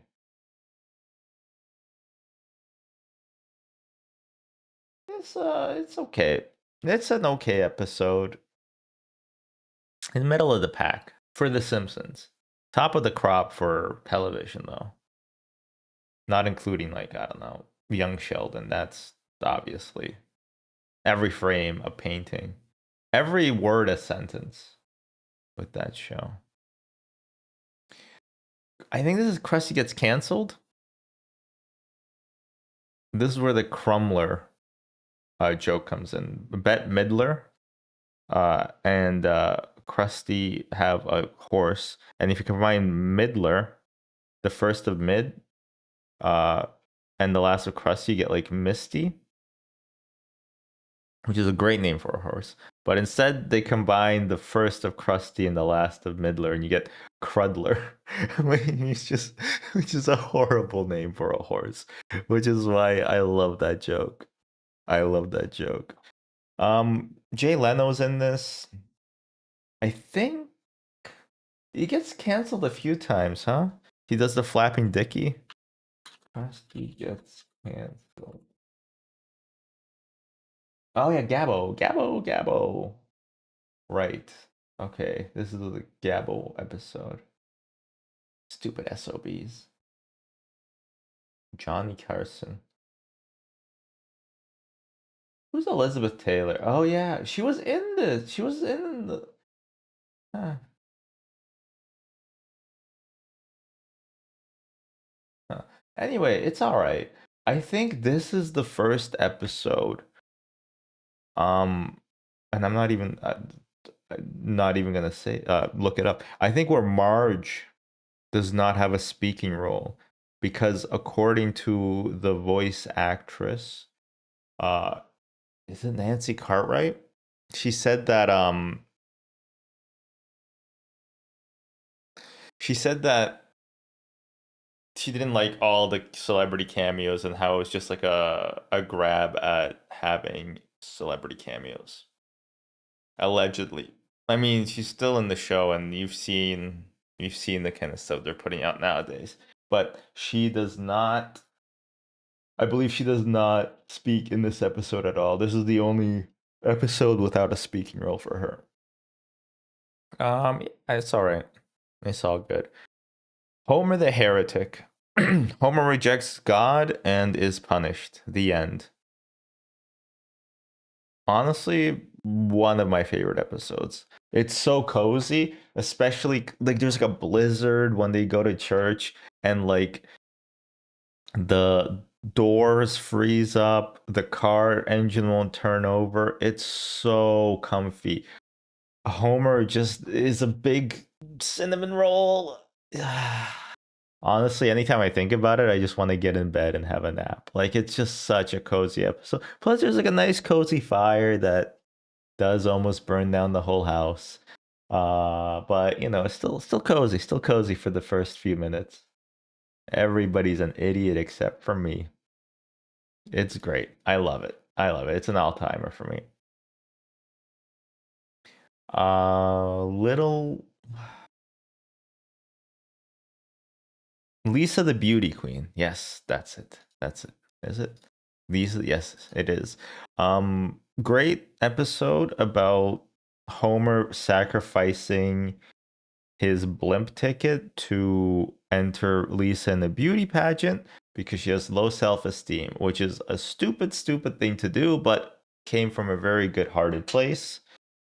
Bart being really good in heels is a really funny gag. Uh, Lisa like, do you think I could win? And then Bart's just strutting in heels, like, I'm starting to think I could win. Lisa, as your brother, it pains me to say this. You're not ugly. Oh, Bart. The runner-up, but unfortunately, Lisa's the runner-up to Amber Dempsey, and Krusty performs a song, and the song is so funny because it's lighting every time he sings a word of Little Miss Springfield lights up. So clearly, it's supposed to be like an acrostic poem, right? L is for the losers in her wake. I the income she will make. T is for her tooth-filled smile. T is for her tooth-filled smile. And it's just such a great joke because you realize there's going to be a verse for literally every single letter. And Springfield is quite a long word. But eventually, God smites Amber, probably because of her eyelash implants from Paraguay. Maybe it was Uruguay. And Lisa takes over, and she doesn't want to be a spokesperson of Laramie Cigarettes. By the way, yeah, that's the whole backing. The pageant is entirely backed by Laramie's, which is a cigarette company in the universe of the show.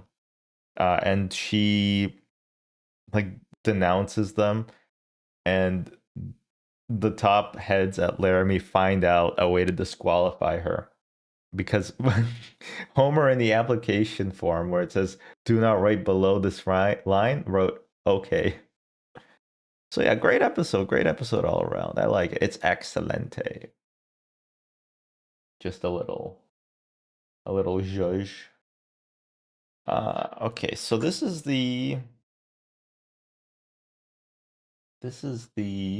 Treehouse of Horror 3. This is better than the soup bowl. Honestly, I would love a soup bowl right now. Or like a bread bowl with soup in it.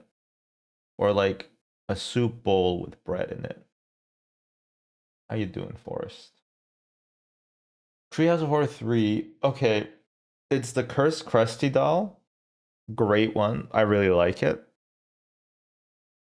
The Frogurt also contains potassium benzoate. That's bad. Can I go now? King Homer, not to be confused with king size Homer. Oh, thank you, Wikipedia. Thank you for. I appreciate that. That's the one with the apes. What do you think, Smithers? I think woman and semen don't mix. We know what you think. It's all right. It is funny how it's a good parody of King Kong. I never found King Kong to be very interesting. But I do love Homer trying to climb the Springfield State Building, and he's like only on the second floor, and he's winded, and he falls back. And Marge's like, "This is because all you do is eat humans. Uh-huh. You gotta eat a vegetable once in a while. He just die. But yeah, they get married. See, that's the thing. Homer and Marge, they always end up together. It's like density, destiny. Dial Z for zombies. That one's good too. That one's good too. Dad, you killed Zombie Flanders. He was a zombie? This is a good one. This is a good one. I like all those. All the episodes. They're gonna go into excellent tier. Ooh. All right. We got I think we're halfway done. 2, 3, 4, 5, 6, 9. And we're on season 4, I think. No, we're not halfway done.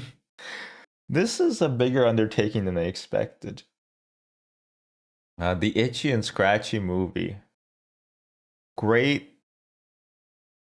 No, great. I like Bart having just senseless violence throughout the whole first act. Him being punished by Homer. Homer actually sticking to the punishment. There's a lot of great jokes. Nobody who's hey, you guys must be getting tired of this movie by now. Nobody who's seen that the Itchy and Scratchy movie would say that. Let's get him. And I like how it's Millhouse is teaming up with their bully Nelson to beat up Bart. And then eventually, because the punishment is because Miss Krabappel says, uh, if you instill like a good a good work ethic in him, he could climb as high as being a Supreme Court justice. And Homer has a idiot savant knowledge of Supreme Court justices. He's like, what venerable men he would join. I know fewer Supreme Court justices than Homer for sure. It's great. And then eventually he does become a Supreme Court justice, which I guess has lost some pedigree in recent years. But still a good goal. Uh, and then they finally watch the movie. One senior citizen and one Supreme Court justice, please. That'll be $900. Oh, which one's the mouse? Itchy. Itchy's a jerk. Yeah.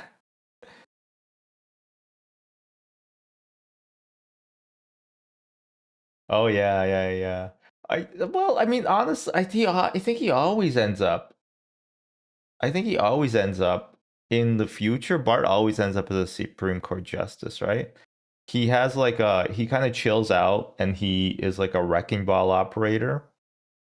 He's getting all his anger out before he goes to law school. And then I assume he goes to law school and then he gets into the Supreme Court justice. He's not impaled on Lisa's Pulitzer. He's actually, because she says ironic, impaled on my Nobel Peace Prize.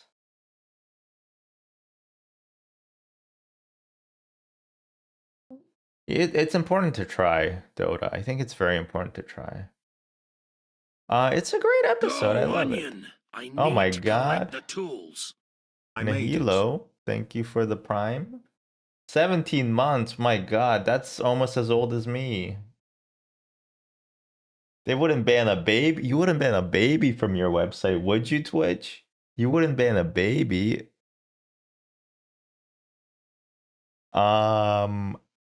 I don't remember what this episode is called. Marge Gets a Job, maybe?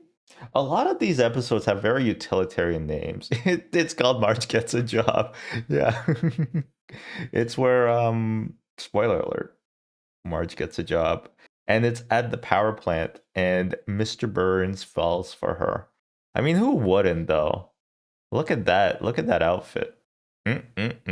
You're looking fine, girl. The episode is pretty good.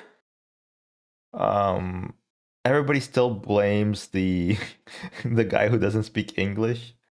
But it's not that memorable in my brain. Maybe because I haven't watched it recently though. I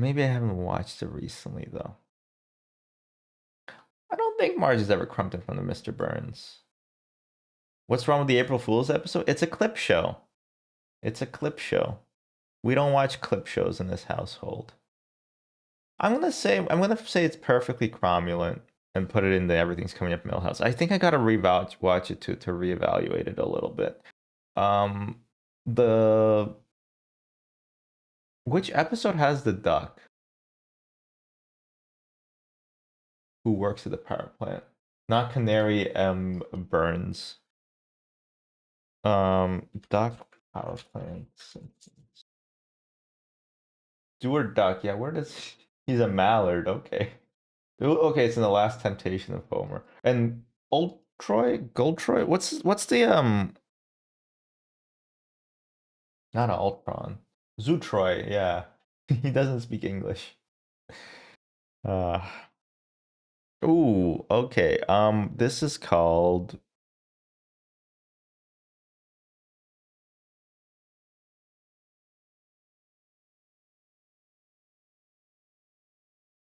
Bart's Neighbor?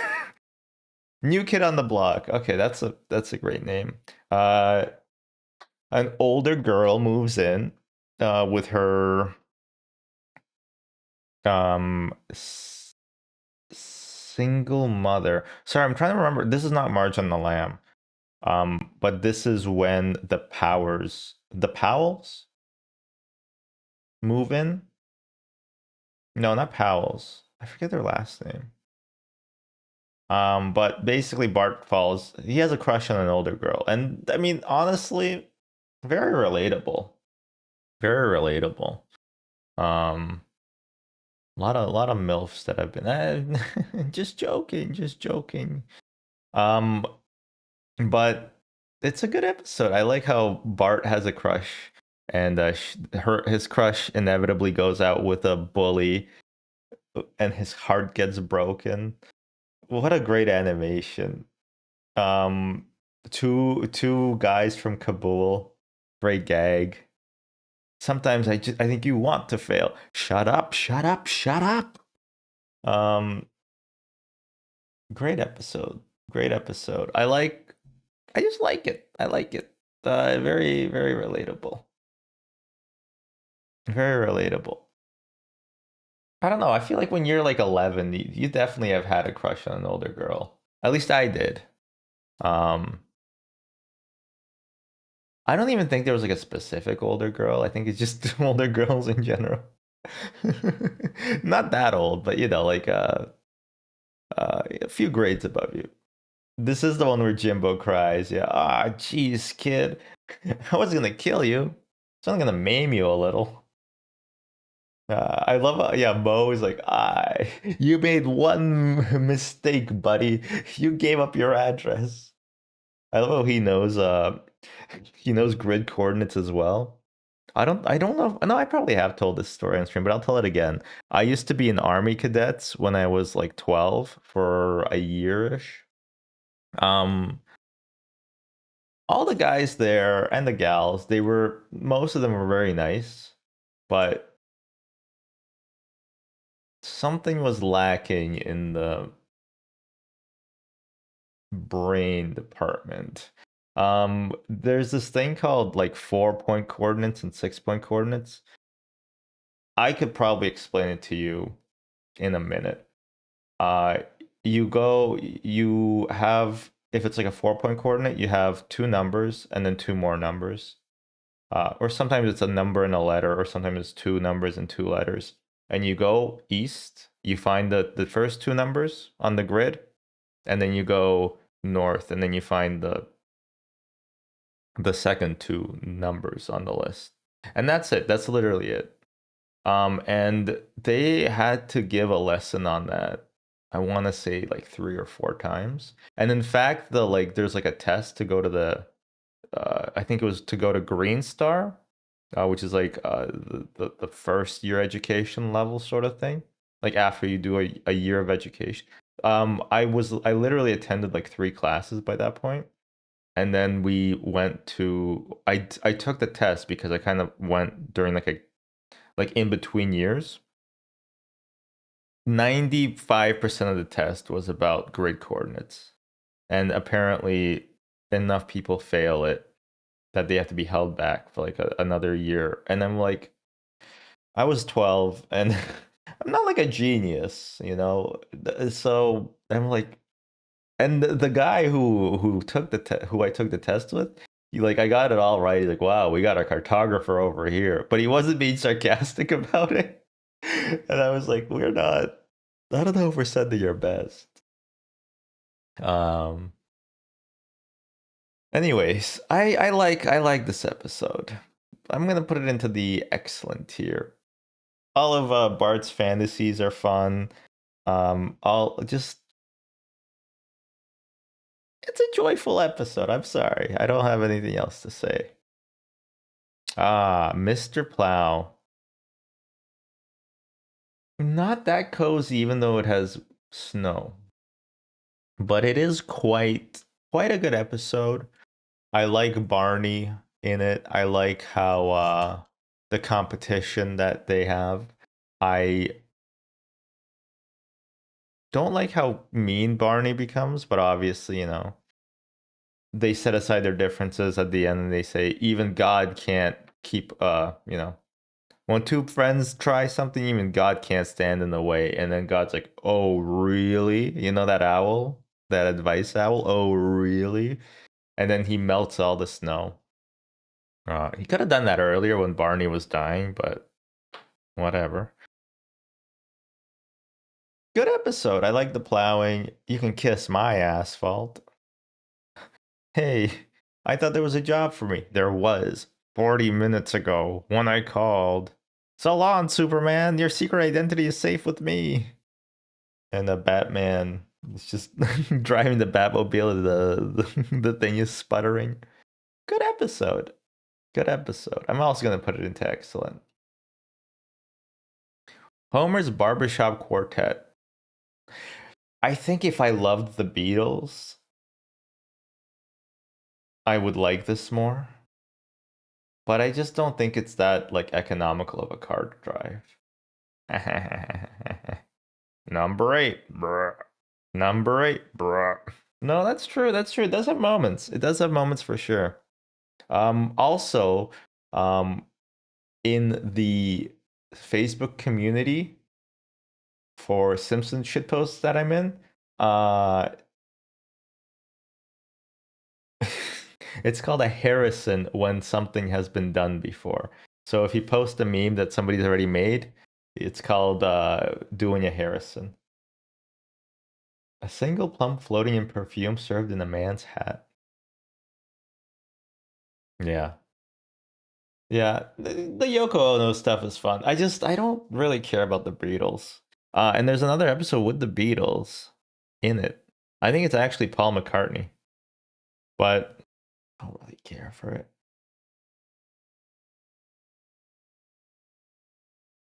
It's a decent episode. You were in a quartet, in a barbershop quartet.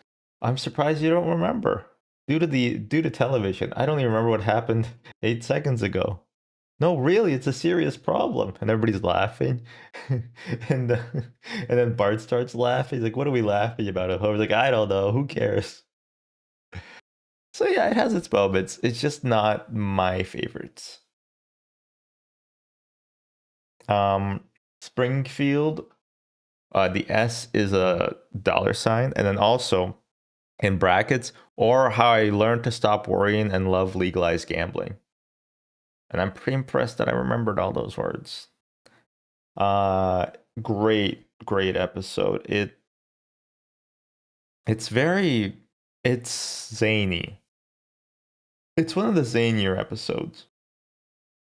Monty Burns builds a casino in Springfield.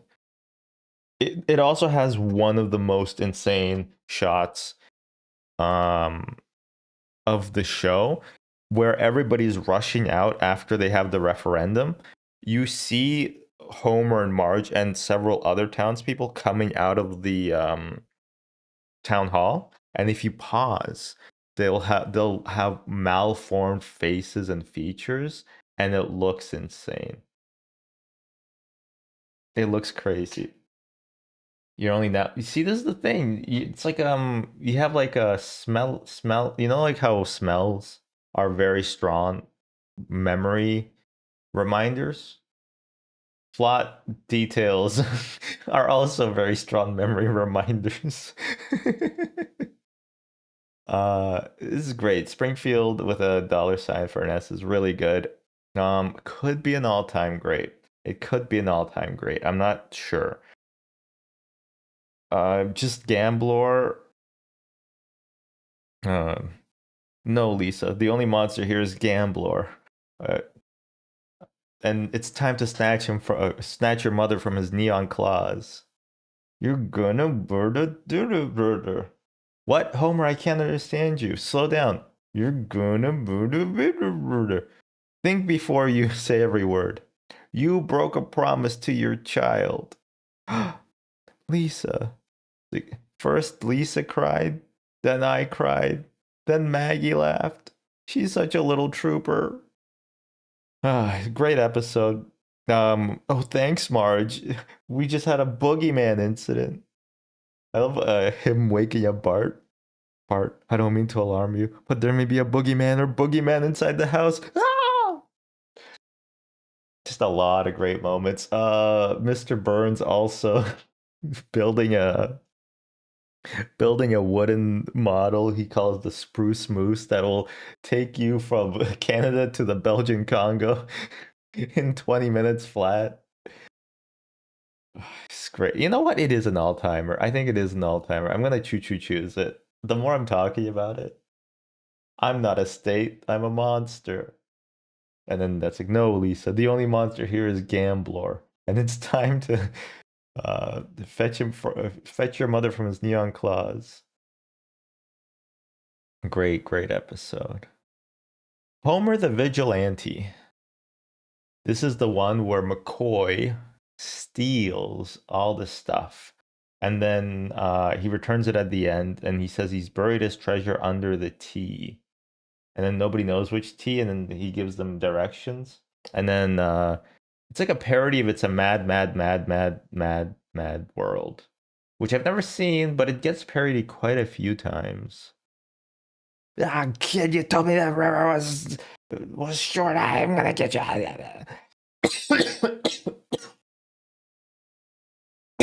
I can't do that voice without coffee. I like all their garb. Just a fun episode. Uh Thank you. I did commit to that bit at the behest of my voice. Uh Maybe behest is not the right word. It's a great episode. Now I don't believe in nothing, man. I'm gonna go to law school. You think you can swing a sack of doorknobs? Yeah. Here's the sack. You're gonna have to provide the doorknobs. Do do do do do do do do do do. That's from Dragnet, by the way. And there's also a few episodes of The Simpsons that involve Dragnet. It's a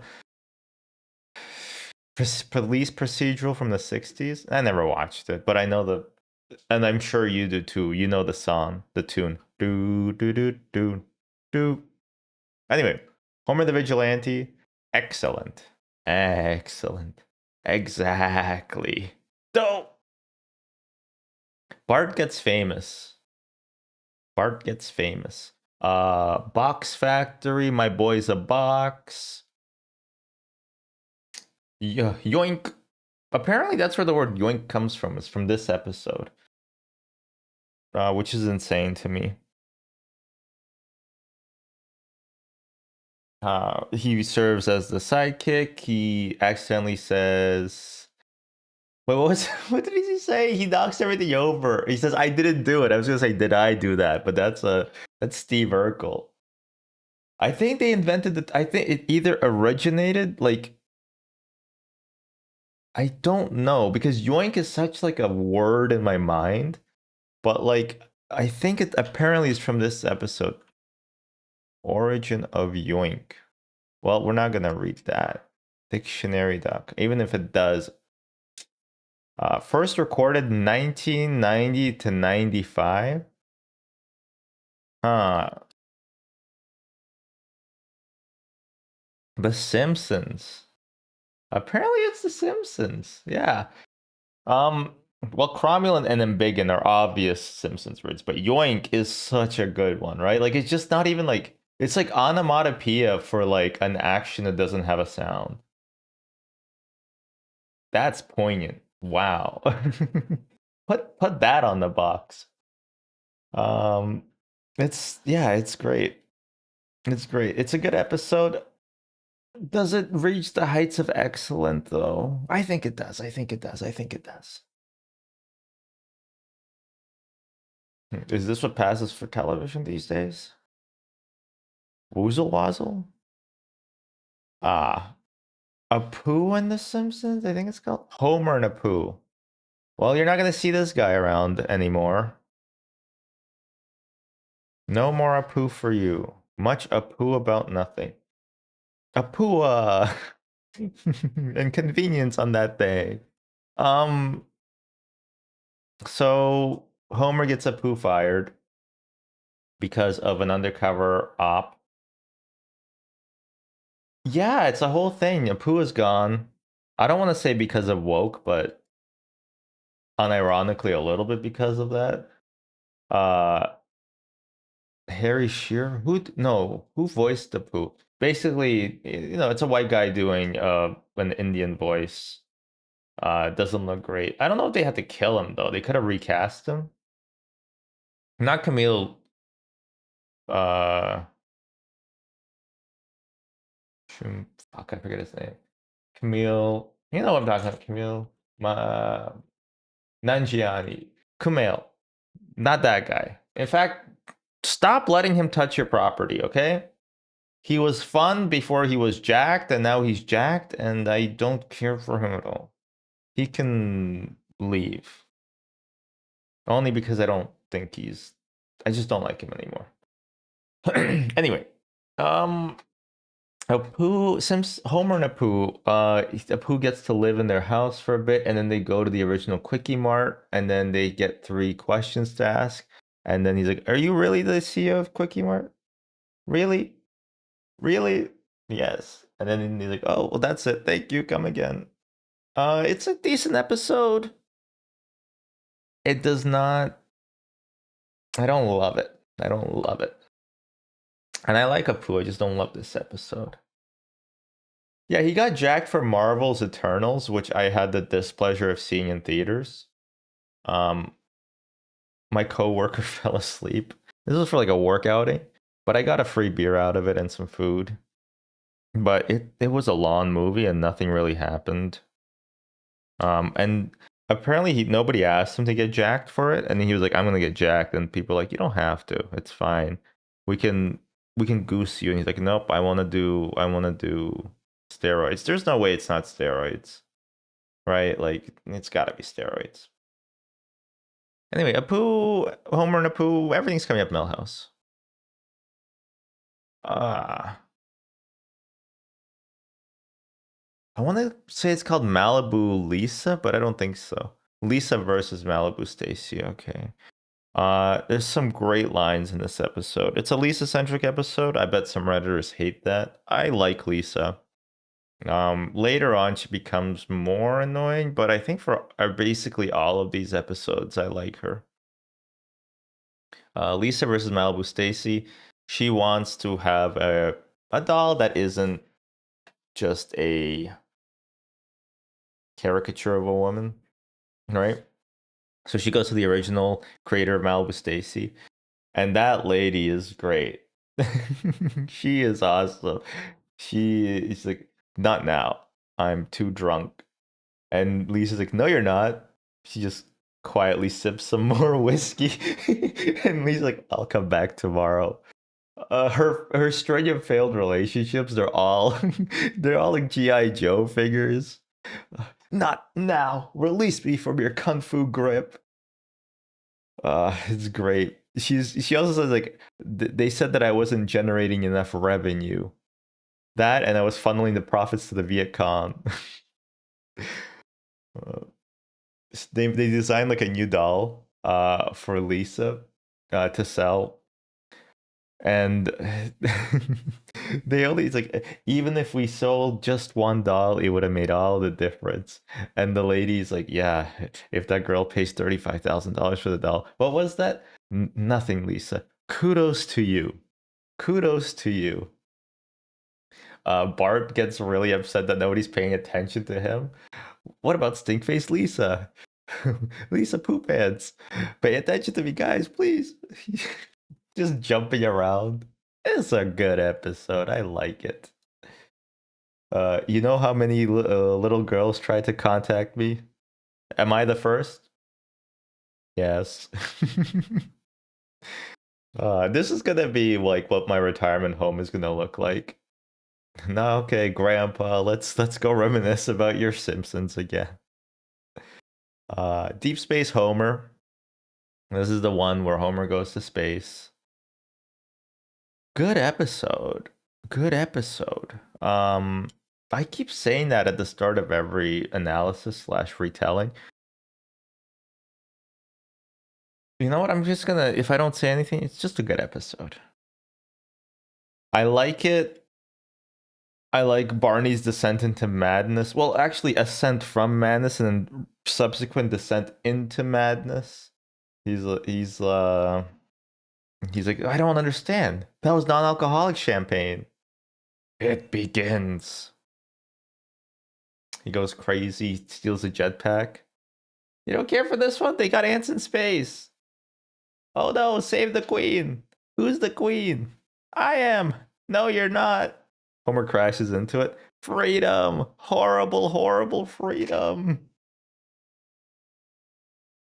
I like how this all started because Homer felt inadequate because an inanimate carbon rod was the employee of the month at the power plant. By the way, that would be a great that would be like a great gift slash like souvenir, like an inanimate carbon rod. I don't know why it's green. They're not supposed to be green. Uh, yeah. And I, for one, welcome our insect overlords. And I would like to remind them that you would need a spokesperson to speak on your behalf. Da da da da da da da da da. When Homer's eating all the chips, careful, they're ruffled. I mean, there's a lot of iconic lines at the end. Wow, you really got to see the rod up close? In Rod we trust. I think you should reevaluate if you don't like this one. Um, they also want to drop the payload off early, and they're like negative. it's a good one. I like it. I like it. And then I also love how Homer's really scared and he calls Marge and she's like, "Remember you were really you when you didn't learn how to use a touch tone? Well, maybe this is like one of those things where you're gonna regret it later in life." And then Homer just like starts like dialing, and Marge is just like, "Homer, you already made the phone call." It's like, "Oh, right."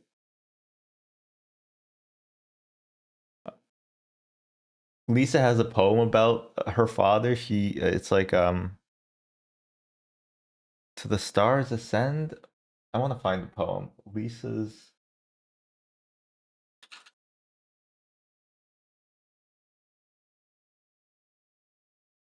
how doth the hero strong and brave a celestial path in the heavens pave. And it was like, hmm? And he's like, go, dad, go. It's great. It's great. It's a good episode. It's an excellent episode, even.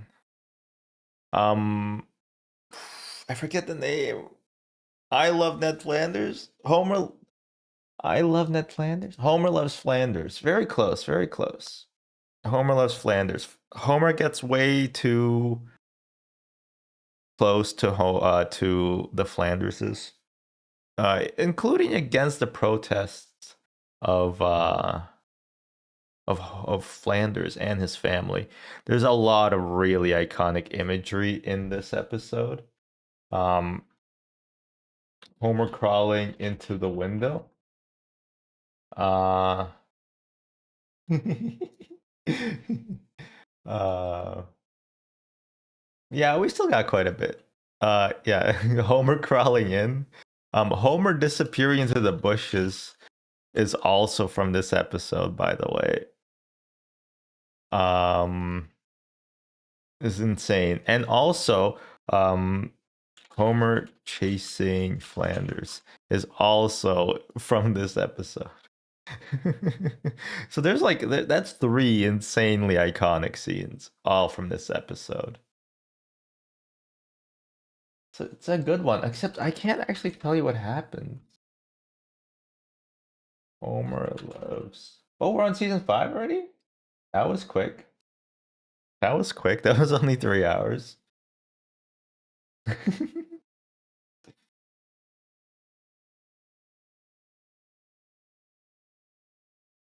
Oh yeah, yeah, yeah. And then I remember, yeah, basically Ned gets maligned, but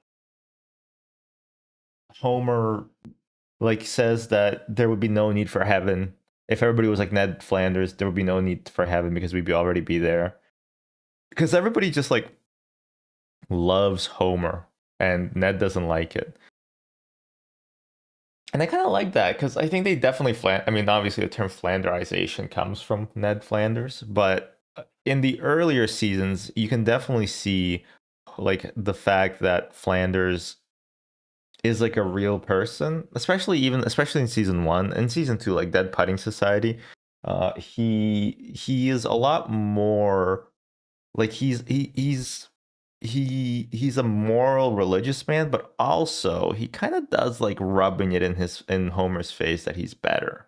Like he does view himself as Homer's better. And you kind of see shades of this here because he gets so upset that Homer gets like treated, not treated,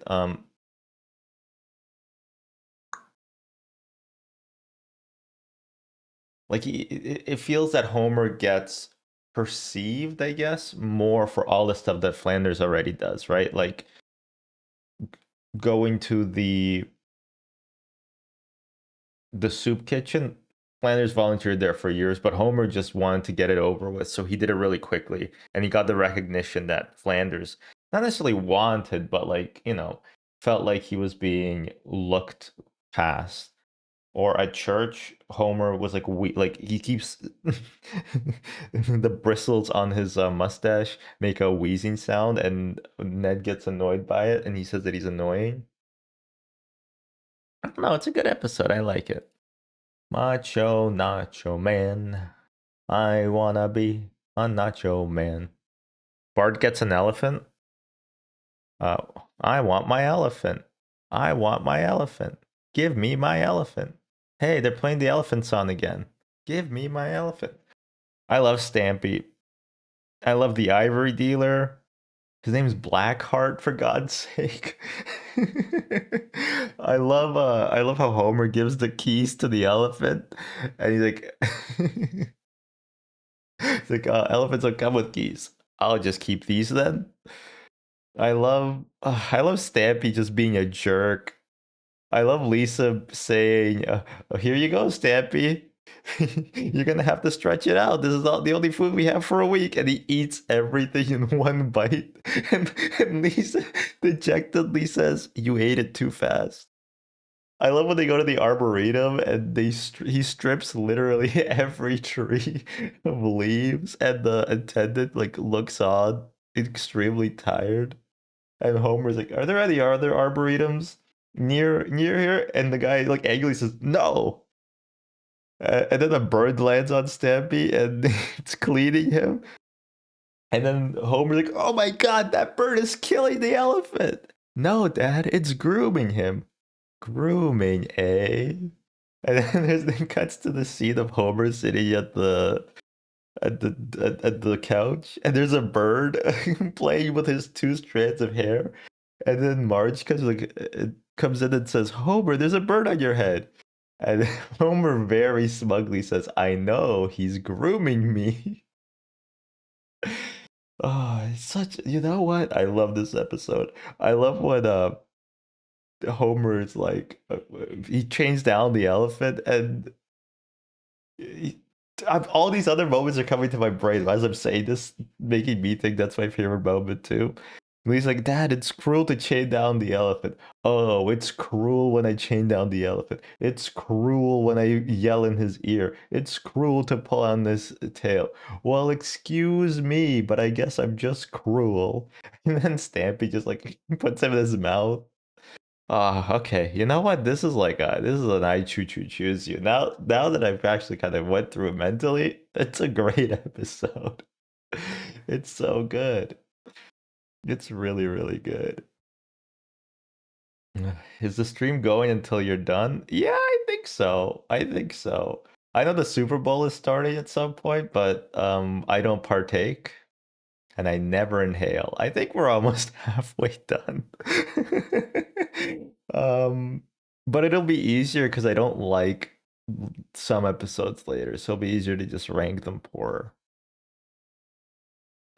This one, I don't remember the name of it, but it's when I think it's called Burns Air. I don't really care about Burns Air. I think there's some pretty funny gags in it, but on the whole, I don't love it. Like, I don't like Bart being estranged and separated from his family. I think it's really funny that they knew that there were actors portraying them because like they keep shadowing them at work and stuff. And I also think at one point, I think at the end, there's like a gag where the Eastern European fellow who's pretending to be Lisa is still pretending to be Lisa so that he could stay in the country. But on the whole, I think the episode, it just doesn't have enough zhuzh. Like, it's not bad, but it's just not my favorite. It's not a skip either, though. Maybe I'll have to reevaluate it, but for now, I'm putting it in Everything's Coming Up Millhouse. Oh, okay. If there's any kids at home, please cover their ears. Also, in this picture, Seymour looks so short, right? Like, it looks like they forgot to add knees. He looks like this just looks like the top half of his like legs, and then they're like, "Oh," it's like a guy standing on his knees and putting like his shoes there. Just a weirdly drawn frame. Anyway, this episode is called Seymour Skinner's Badass Song. It's when he gets suspended from school and Ned gets put in charge as principal. And so Bart becomes like they become friends basically. And I like it a lot. I like when they go when they go to Salvatore's. "Hey, Salvatore, get a bowl of the red crap for the ugly kid." Mr. Kukalaza and a little boy. Uh, just a lot of good moments, and I just like the friendship that they kind of form. I think also in this episode he rejoins the army and he realizes that he's like everybody's like drunk and crazy, and he's like, "This is not how I remember the army."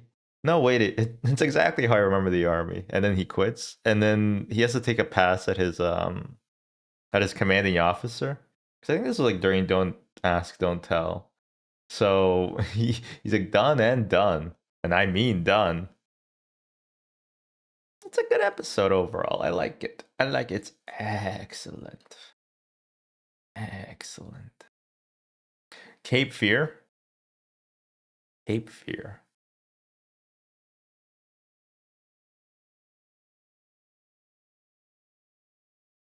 Yell that's Do You Hate Me? I don't know. I don't know. Connor O'Malley. Connor O'Malley's in chat. I I am pretty sure that's not Connor O'Malley. I think it's that guy from Planes, Trains, and Automobiles. But no, I don't hate you. I don't hate you, damn writer. But what you know what I love? I think I love Cape Fear. I think Cape Fear is a great, great, great Simpsons episode. It has some of the most classic lines where when they're trying to change Homer's name to Mr. Thompson.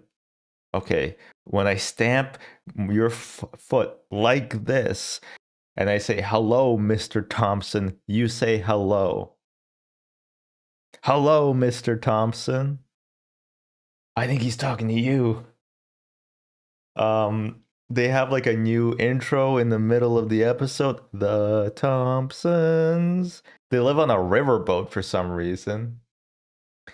The best thing about a riverboat is that you get to pick your neighbors and everybody just skedaddles right away. They have like that 30-second gag of Sideshow Bob stepping on rakes, which is just so good. It was there to pad out the time, but it does like this really funny thing where it's funny and then it gets too much, and then it gets so much that it becomes funny again. I love the gag where Bart is trying to escape the boat, so he runs to one end and there's electric eels. Then he runs to the other one. Then there's like alligators, so he runs to the first end, and then there's electric eels again. And he's like, "Oh right." It's such a good gag. um, Seeing all of HMS Pinafore, that's fun. It's a bit decadent, but it's fun. It's a good episode. It's a really good episode. I'm going to kill you. I think that's the one where Bart gets the threats in blood and Sideshow Bob passes out because he writes all his notes, not just the ones to Bart in blood. That's like a great assertion of your expectations. Overall, excellent episode. Excellent episode. I would put it in I Choo Choo Choose You, except I gotta rewatch it and see if I love it on the same level as the other episodes. The Boy Who Knew Too Much. I just keep looking at Abe in this picture. It looks so funny. It's distracting me. It looks like a Bort. Like it looks like an edit, right? Just looks really funny. I think it's because of the straightness of his mouth, maybe. Anyway, um, The Boy Who Knew Too Much. Great episode. It's when Bart chooses to skip school, and then he witnesses the Clouseau type waiter get basically not beat up because he thinks he was beat. Everybody thinks Mayor Quimby's nephew beat him up, but actually he was just very clumsy, and he's afraid to speak up because he'll get detention for skipping school. And I think this is also the episode where he fakes the note and he says, "Please excuse my handwriting. I've busted whichever hand I used to write with." It's just such a great line to write as a kid, and then it's Edna giving it to Principal Skinner, and the Principal Skinner's like, "You did a good job telling me this does look like a forgery." And then him and groundskeeper Willie, I think, try to interrogate Lisa, but they forget who's the good cop and who's the bad cop. And Lisa's just like snickering about it. She's like, hee, you forgot which one's which. You switched 3 minutes ago. Uh, Mayor Quimby's nephew is saying, I'll kill you all, especially those in the jury. Just unprompted is great. Well, actually, it's because he couldn't pronounce chowder. Chowder, chowder, say it right, Frenchie. It's a good episode. Good episode. They just reopened the case for no reason because there's new evidence that Bart wants to present. Reopening the case at this late into the trial is highly unconstitutional and perhaps illegal, but I just can't say no to children. I knew you'd slip up sooner or later. Slip up? What do you mean? He just admitted it.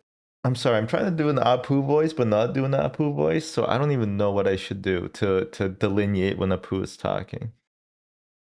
Maybe I should ask former Prime Minister Justin Trudeau what would be a good way to to display that I'm doing an Apu voice. Anyway, The Boy Who Knew Too Much is an excellent for me.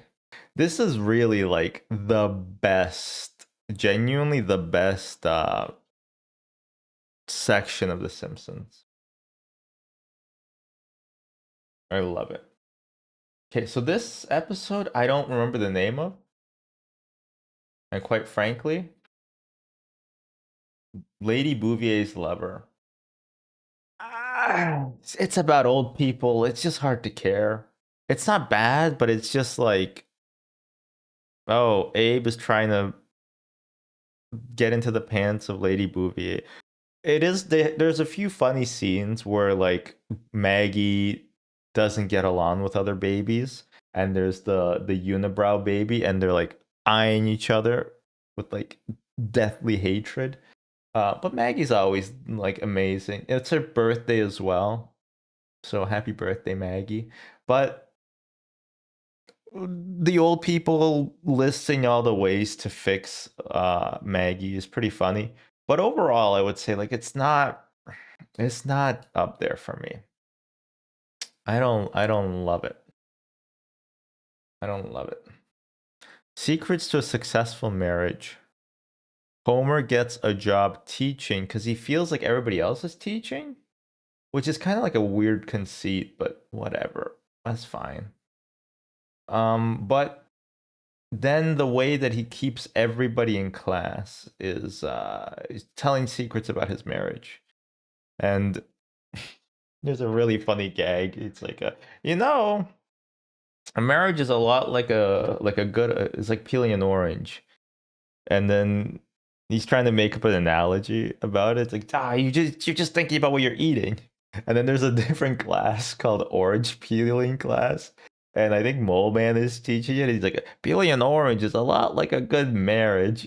And somebody in the back row yells, just peel the damn orange. That's a good gag. Mo trying to sneak in and get in with Marge, even though she does not like him at all. Um, as is revealed in Bart on Ice. Or no, Lisa on Ice? One of them is on ice. They're both on ice. Just the episode is just one of them on ice. It's pretty good. It's a pretty good episode. Homer living in the treehouse, and he has a topiary bush that he cut he cut around and put on a little Marge face. And he's like, and he sees Lisa like, say hi to your new mother for me. It's just deranged. It's a good episode. It's a good episode. But I'm gonna put it in the Everything's Coming Up Millhouse just because it doesn't It only fondles greatness. It does not stroke it.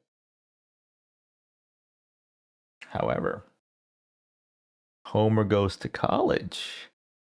That is a episode that grasps greatness greatly.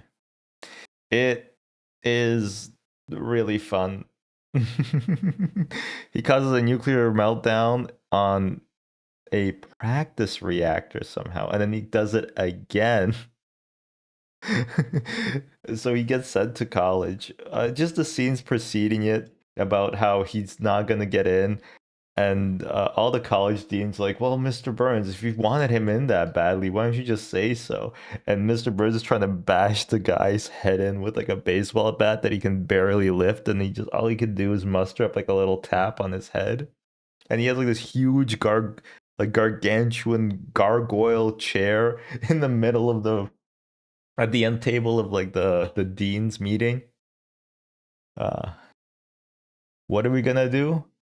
Party down. Yes. And it's a freeze frame. Homer, I've never had to expel anybody, but that pig had some pretty powerful friends. You'll pay for this. Good episode. Good episode.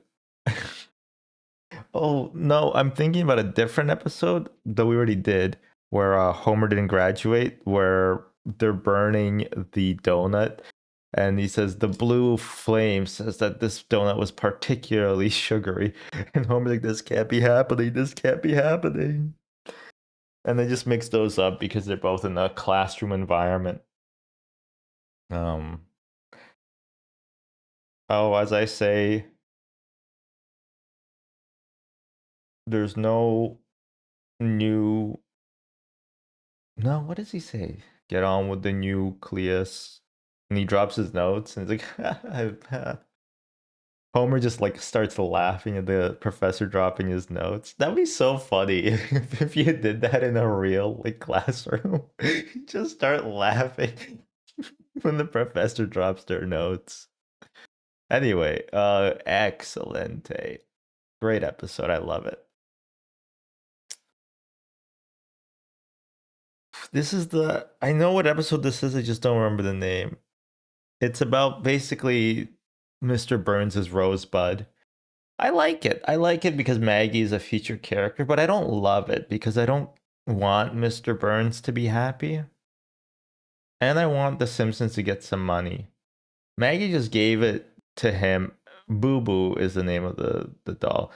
Maggie gives Boo Boo to Mr. Burns because he looks sad just just for no reason. I mean, because she's the best. Maggie's the best.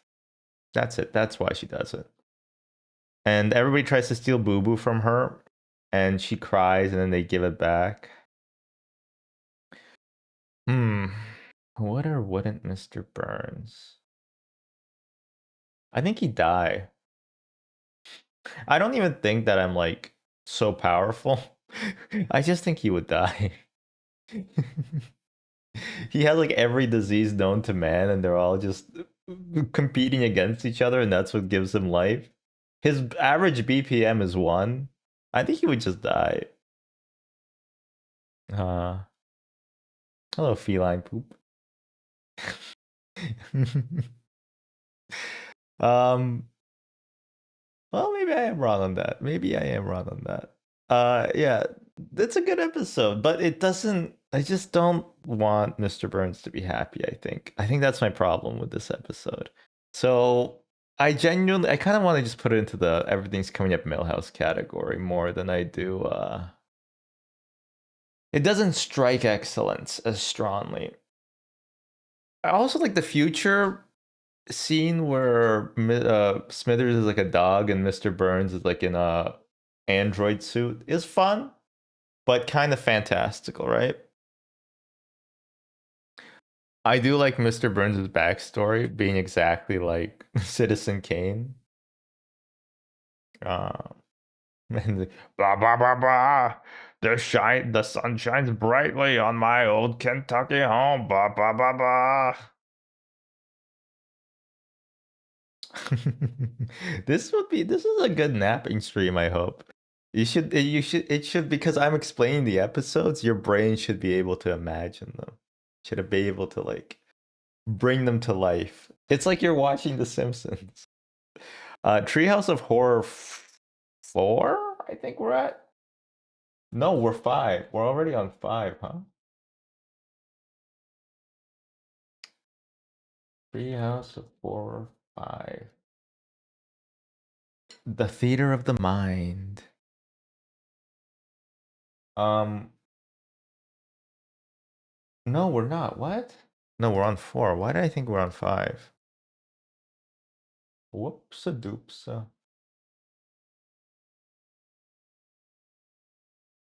Treehouse of Horror 4. The Devil and Homer Simpson. Ned Flanders is a devil, which I think is actually like a great characterization that that he is the devil. I think it's like a fun. It's not like even a subversion of tropes. By the way,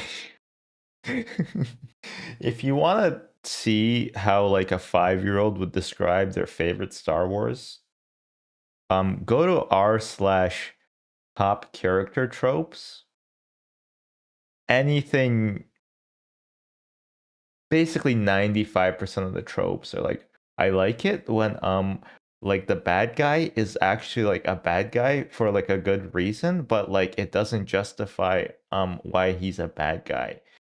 And then they give an example, and it's like 2 examples from anime. It's always anime. There's some good posts there, but 95% of them are like a little kid describing what they like about like the media they consume. It's kind of cute, but it's like you also realize that these are like 25-year-olds writing it. I like when they made Ned Flanders into the devil because like it's so funny because he's a pious Christian. Pious is maybe a bit too big of a word for a little kid. A good Christian. Anyway, this is the one where he wishes for a donut, and if he eats the donut, he'll go to hell because he sold his soul, but actually Mara Jones's soul, which is cute. Terror at 5.5 feet.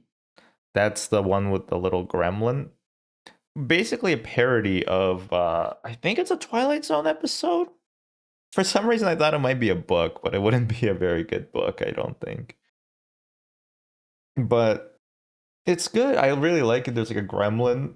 Auto man, there's a gremlin on the side. Oh, don't worry, Bart dude. It's Mole Man driving in a gremlin and he just bumps him off the road. Mole Man goes off, veers off, hits a tree and explodes. Things just exploding for no reason. Great gag. Always works. It's always funny. And then Bart Simpson's Dracula. We have to kill the head vampire. But I thought we did kill the head vampire. Dad, you're the head vampire? No, it's me. I'm the head vampire. Ah! It's a good episode. Um, do I dare live out every employee's wish? And then he strikes a stake through Mr. Burns. And then Lisa's like, Dad, that's not his heart. And he's like, oh, whoops. And he takes it out of his penis, puts it in the heart. He dies. He turns into like worms and goo. And then Homer's like, woohoo. And then he's like, you're fired. And he turns back into worms and goo. Great episode. Great episode. I like it. It's excellent. A lot of them are. A lot of the Treehouse of Horrors are very good. But that's just my bias. Although I guess you could say these are all my bias. There's nothing really objective about any of this. And why would you want an objective analysis of comedy? What are you, stupid? Marge on the Lamb. This is where Marge becomes friends. I think it is Ruth Powers, her neighbor on the left. By the way, nobody asked, but everybody thinks that 742 Evergreen Terrace is the address of the Simpsons, but it's not always. There's a few episodes that it's different. Uh, like 742 Evergreen Terrace shows up in like a cops parody, and that's where Snake is operating out of.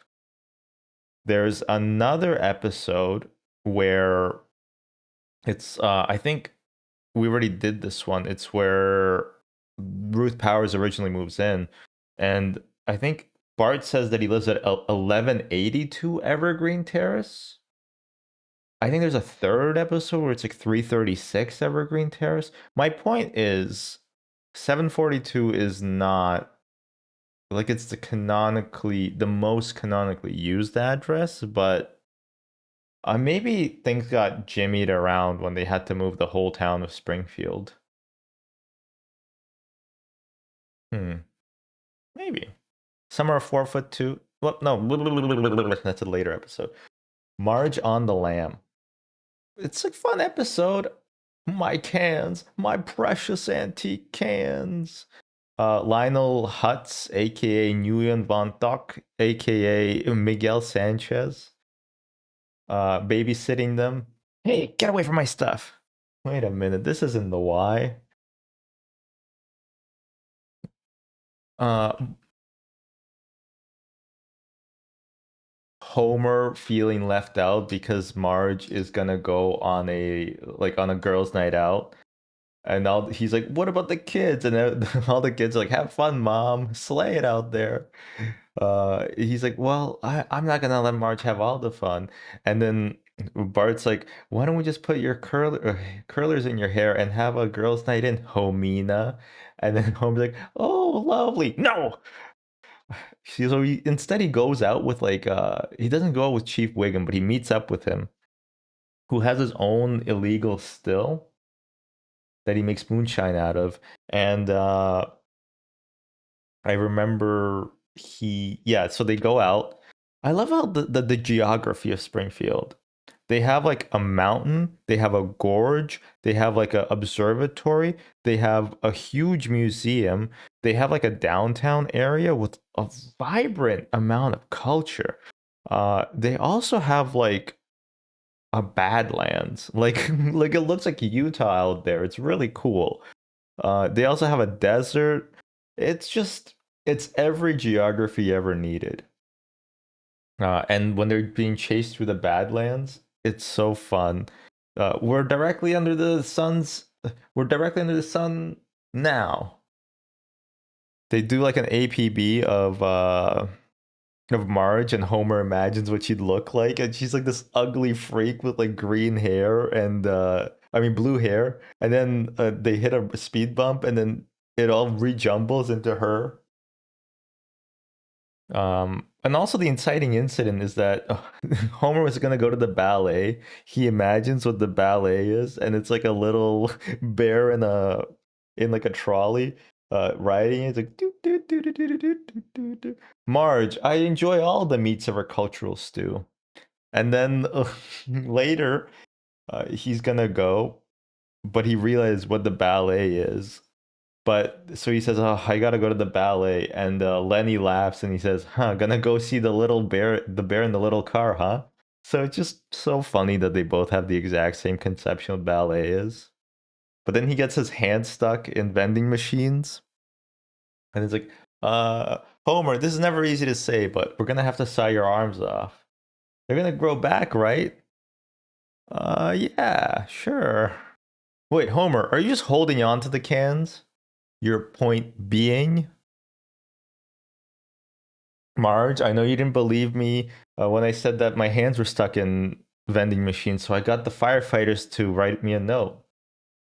Dear Mrs. Simpson, while we were saving your husband, a lumber mill burnt down. Aw, lumber has a million uses. The more I'm reminiscing, the more I'm enjoying the episode. I was going to actually put it into the Everything's Coming Up Millhouse, but I'm actually going to put it into Excellent. I'm enjoying it. I'm enjoying the episode I'm replaying in my head. Hmm. Bart's inner child. They should have called it Rudiger's inner child. By the way, adjusting your self-estat, which is the starting screen on the stream, is from this episode. There's like basically a self-help scam artist who comes to town, and he basically says that Bart has a fully grown ego or something like that. And everybody says does whatever they feel like. There's a few good jokes in there though. It's like our first annual do what you feel like day will be this Thursday. And we'll be replacing the tradition of do what we say, which was established by German settlers in 1946. And it's just like a picture of like an SS troop blowing a balloon. Uh, so there are good moments in it, but I don't love this episode. I'm gonna just put it into everything's coming up Millhouse. I think I just don't like the scam artist who's just preying on people. I know it's not real. Don't tell me it's not real. I just don't like it's iffy, you know? It's iffy. But you're just I guess I'm just enabling my own life script. All right. Boy Scouts in the Hood, after a bender of drinking just the serum part of a squishy, Bart joins the Boy Scouts, and he kind of doesn't care for it, but he wants to stay in it because then you get an army knife. And I kind of get that. As a kid, I always thought like the Swiss Army knives were so freaking cool. They were awesome, right? I always wanted one as a kid. And then when I got one, it was the happiest day of my life. Dad, what's the point of this story? I like stories. They are cool. I barely ever got to use it because like you don't really need a knife in your everyday life that is that small and portable, you know? Like it's just not that useful. I like when the bullies are always they're playing keep away with his campers pampers, and Bart's like, I don't care. It's like, hey, you better start pretending to care. We're gonna beat you up. And they're going, keep away, keep away. He's like, oh no, woe is me. Give it back. I got one at about age 10 to use for whittling and almost immediately sliced my index finger down to the palm. Yeah, 10-year-olds are kind of really stupid with knives, right? Especially whittling. I feel like whittling is like an activity that is just prone to slicing your hands. I remember a guy in my middle school had like he had to have like his whole like palm bandaged because he accidentally cut it while he was whittling a soap. And I'm like, what? He was too like he wouldn't tell anybody what happened, except eventually he broke it down and like explained that he was like trying to carve soap and he cut into his hand. And yeah, we made fun of him for a little bit. Sorry about that, Aiden. Boy Scouts in the Hood is pretty good. I do like how they all gets. Oh, well, this is the origin of sugar posting. Sugar, sugar, do do do do do do. Oh, honey, honey. If you're in the right Facebook groups, you should be getting. I mean, I think sugar posts are out of style right now, but give it a few months. I think they might have a bit of a resurgence. Might have a little bit of a resurgence. Yeah. Good, but not excellent for me. Last Temptation of Homer Simpson.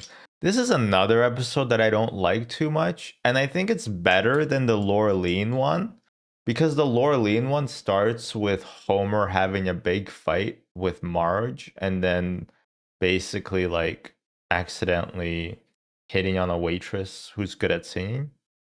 Um, Last Temptation of Homer is more innocuous, but I still don't like it. What's the B plot of that though? Michelle Pfeiffer. Wow. Think on sexy thoughts. Think on sexy thoughts. Oh yeah, okay, I remember now because I skipped this episode a lot. I forgot that Bart goes to the podiatrist and the eye doctor and all that. Like, thank you, doctor, medicine lady. And then he has like super thick glasses and he sees his reflection in Millhouse's and like, oh my god, I'm a nerd. And Millhouse sees his reflection. He goes, oh my god, so am I. But Homer is never, he is tempted and then he chooses to have Marge, which is a nice ending. There are quite a few funny jokes. It's a bit too laden with like double innuendo at times, and the double innuendo not being that funny. But him getting off at off the elevator in the cooling tower, by the way. Cooling towers don't have elevators, just as an FYI. And then just sliding all the way down is pretty funny. I wouldn't say I dislike it, but I'm gonna put it in the everything's coming up Millhouse. I like it more than the Laurelene episode, though, just because I don't like Laurelene. This is the Rear Window parody, but I don't remember what it's called. Oh, Bard of Darkness. Bard of Darkness. It was a great episode. It starts with a pool. Tis a fine barn, but tis no pool, English. Doeth. Um, what else? They got a lot of good stuff in there. They got the pool, mill pool, Martin singing Summer Wind by Frank Sinatra at the end is my favorite rendition of the song. When, his pool collapses and everybody leaves and he's just trouserless. The summer wind came blowing in from across the sea. It's a great episode all around. Bart convinced that Ned murdered his wife. Lisa helping him out. Bart's insane, insane writing. It's like, okay, well, just listen to this. Uh, you'll just listen to my stories. Kippers for breakfast. Uh, said Aunt Helga. Is it Saint Swithin's Day already? Tis, said Aunt Helga. All right, I'll go. Just a great episode. Honestly, maybe even an excellent episode. I could reminisce even harder about it. I just really like it. It's also a bit cozy. I don't know how to describe why it's cozy. I think it's just nice. Like it's like a bottle episode for Bart. You don't even need a bottle episode in animation. You could just change the scenery. But it's just kind of fun. Like I always like the idea of being like the ground control, I guess. Like the guy in the tower. Uh when you're playing Lethal Company, being the guy in the hot seat and like watching everybody and like walkie-talkieing to them, telling them where to find loot and when there's monsters. Like I find that cozy. I don't know why, but I do like it. Abe Simpson versus not infidelity. What's it called? Grandpa versus sexual inadequacy.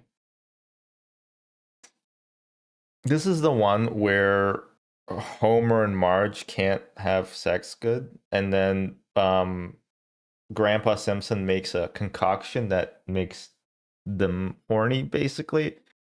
That is kind of the premise of it, isn't it? Huh? Although I do love the kids are trying to figure out why their parents are so preoccupied at home, and they have a conspiracy theory about how it's like the reverse vampires with the government, with the secret government cabal have been like kidnapping their parents or something like that. I also love the little scene where Millhouse's parents, Kirk, what a stupid name, Kirk Van Houten. He gets Millhouse a pup tent, and Millhouse goes, "Oh boy, I can sleep out of the yard," and he goes, "Yeah, every night." And Luann and Kirk are getting it on. They close the windows, and and little Millhouse is just bobbing its head, really excited. It's very cute. And then also, Abe admits that Homer was a mistake, which is not very nice, obviously. Homer gets upset at him, but then eventually they come back. There's a scene too where he says that they had to foreclose, like the bank foreclosed in the house because something the cow's milk went sour. Something must have spooked them mighty hard. And like just that line by itself, outside of the context of it being in The Simpsons, is really scary to me. Like it genuinely gives me goosebumps to think about that. Like it's just I don't know why. It's a scary thought, right? Like something scaring the cows so much that like it soured their milk. By the way, as an aside, I had an idea. If chat, and anybody watching, obviously, remember those scary stories to tell in the dark? It was like a trilogy of books. It had like the most horrific, ghastly like art style. It was probably the scariest thing I've ever read as a kid, and it gave me nightmares. But now I'm a full-grown adult. I was wondering if it would be fun to have like a story time reading of those. Just an idea. Could save it for Halloween. Could do it sooner too. I just need to get a copy of all of them. But just a cool idea I had. Uh, anyway, at the end of this episode, they reconcile and because they're both idiots, basically. They both burn down the house that they used to go. And it's cute because Homer's like, what a father. He wasn't even there at the time I met Santa Claus. They're like, wait a minute. That was dad. He just now realizes that Santa Claus was actually his father. It's a good episode. It's a good episode. I'll put it into everything's coming up Millhouse. You know what? I'm gonna bump down Last Temptation too. I was saying Boo Earns. I'm gonna bump it down. I'm sorry. I think I got to get my bumps on. Fear of Flying, a Marge centric episode. We don't have too many of those, um, but I like them. In fact, there's some TV shows like Bob's Burgers where I don't want a specific character centric episode. I will say with The Simpsons, I don't feel that way at all. I like all the characters equally.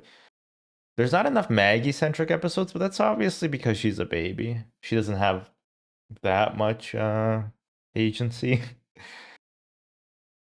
We have Bart centric, Lisa centric, Homer, Marge. They're all good. They're all good.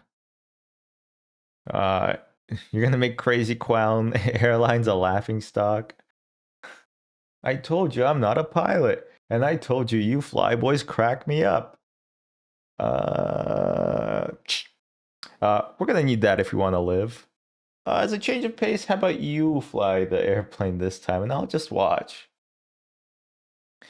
Uh, honey, this is what a cornfield looks like. And then they go, ah! Just a good episode. Lowenstein. Lowenstein. My name is Zweig. Lowenstein. That's just a carp swimming around your legs. Fear of Flying. Yeah, no, it's really good. Wow, you could say my father was an American hero. Let's not go nuts. I love the character of the therapist, and I love also Marge's all her like problems with like airplanes and flying. Yes, yes, it's a rich tapestry. Good episode. Also a good Star Trek episode. Fear of Flying, it's excellent. Excellent. I love how also Marge gets she's watching that the movie Alive. And she's like, thanks, no thanks to the airplane, we're all alive. See, Dad, she's really starting to crack. No, she's fine. And then it looks like she was sitting on the couch, but then you see a different point of view, and she's just like sitting in the middle of the room, like just super tense in a sitting position in the air. It's a great reveal. Homer the Great. Homer the Great. Who controls the British crown? Who keeps the matrix system down? We do. Do, do, do, do. We do. Do, do, do, do, do.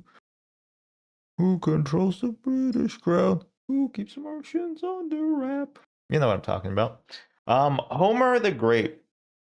Great episode. I love the little pledge that he has to do to join. He's like, where I must like what is the pledge? He has to be plucked but three hairs, and he has to like get fat, and then I think Mo was like, should he have to do a different pledge? Everybody gets the same pledge. But he's already a little chubby. Just him complaining in the background is always funny to me. It's it has one of my favorite jokes in the show where because of Homer's mismanagement and not wanting everybody to just get drunk, because that's basically what it is. It's basically a frat, right? He basically Marge is trying to console him that he's part of the Simpsons clan, and only two members have very special rings. And Lisa and Bart very excitedly pull out like these little rings, and they go, "Yeah!" And they go, "Mhm." It makes like just like the most fun sound. It's such a little kid thing to do. Just how excited they are. And then Mario's like, no, no, our wedding rings. And then he just ooh. uh very, very good. Very good. We do. Excellent. It could be an all-timer, except I'm going to stock Lenny and Carl. Oh, maybe it is an all-timer. Hmm. You don't have your stonecutter cronies at home, and then Bart's like wheeling wheeling Lisa away. The Ides of Beware the Ides of Marge. The Ides of March. Freudian slip. What? Power is fleeting. No. Dad. I'm kind of convincing myself it could be an all-timer. Hmm. Maybe I don't want to though, because and Maggie makes three is coming up. Um, it starts with them looking at the photo album because they're not allowed to watch the television. It's so funny actually. Even the intro is so good. Homer's trying to run down the egg timer of family time. Homer, and he's still holding the egg timer, and he goes, "It was Bart."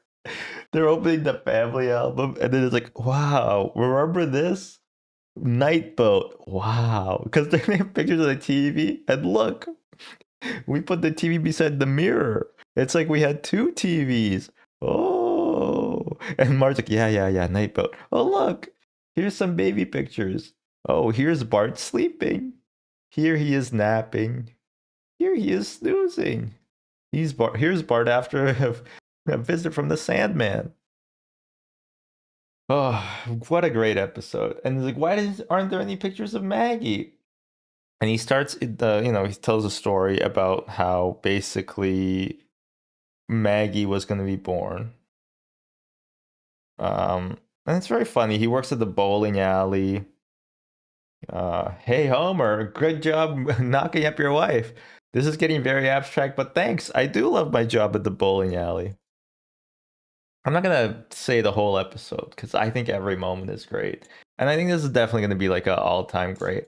Plus, like the at the end where he metamorphizes the do it you're here forever. Don't forget you're here forever, and to do it for her. It's just very cute.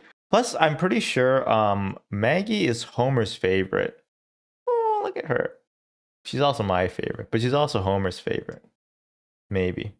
I think so. I think she probably is. Aw. He never strangles Maggie, so so that puts Bart a little bit behind. Um, but yeah, I think Homer loves Maggie, although he does kind of forget that she exists himself. Margaret, who the hell is Margaret? Your daughter Maggie? Oh, I got nothing against Maggie. Bart's comet. Bart's Comet introduces like 7 different side characters who get a name, who I kind of hate. There's Database. There's they're so forgettable because they're all just such freaking nerds, or as they call themselves, super friends. That I don't even remember their names. I'm sure one of them is called like Calculus or something. Bunch of freaking nerds. It's a great episode because Homer predicts that the comet will burn up to nothing, to something no bigger than the size of a chihuahua's head. And look at that. It's exactly what happens. They just have a chihuahua there just to just to show that. Look at their heads, by the way. Carl, Maud, and Apu, they look so weird. You ever see front-facing Simpsons heads? They all look insanely weird. They're just they're just not meant to be looked at straight on. You're not supposed to. It's like an eldritch horror. You're not supposed to perceive it entirely. Oh my god. Pentagon, thank you for the gift. Thank you for the gift. Are you really from Kazakhstan? I am really from Kazakhstan. Yeah, thank you. Holy. Um, it's a good episode. It's a good episode. Is it an all-time great? When they're on the roof and Homer is describing what goes on, it's like, well, they're up there twiddling their thumbs. Dad, we'll be over here. I love how they have a missile defense system and then they accidentally bomb the only bridge out of town, which, like, why is the geography of The Simpsons? They just make shit up. It shouldn't be like that, right? Like, the geography should have just changed to be entirely different. Now there's only one bridge out of Springfield. It's crazy. It's crazy, right? Um, and then it's a fun episode. The shelter is being the only thing that collapses. Everybody guessing the name of the animal. Kicking out Ned from his own shelter. It's a strong episode. Is it an all timer? It's a contender, but I'm just gonna put it in excellent for now because it is really good. The more I described it, the more I remembered I liked it a lot. Um, Good episode. Homie the clown. Homie, homie, homie, homie the clown. Homer wants to be the clown. By the way, never mind. Never mind. I'll keep it to myself. Homer the clown. I love how he just gets influenced by a billboard to become a clown. He really gets influenced by it. And he does a pretty good job. There's a great gag when he drives to Millhouse's and he crashes the car and there's like a 3-second delay and then he flies out out of the car and it's just so funny. And he's just like he's trying to be crusty, but he's not being crusty at all. And here's a little tidbit of information for y'all. Krusty and Homer originally were supposed to be the same character. Like Krusty was supposed to be Homer's alter ego, and it was supposed to be like the dichotomy of how much Homer, like Bart hates Homer. Well, doesn't hate, but you know what I mean. Doesn't respect him at all, and how much he loves Krusty. But then it just kind of made no sense to keep with it, so they don't do it. Homie the Clown, though, really strong, but no, I think it's also excellent. I'm actually Benedict Arnold, the same Benedict Arnold who surrendered the fortress to the hated French. No, I'm Barney Gumble, the same Barney Gumble who took pictures of my sister. Yeah.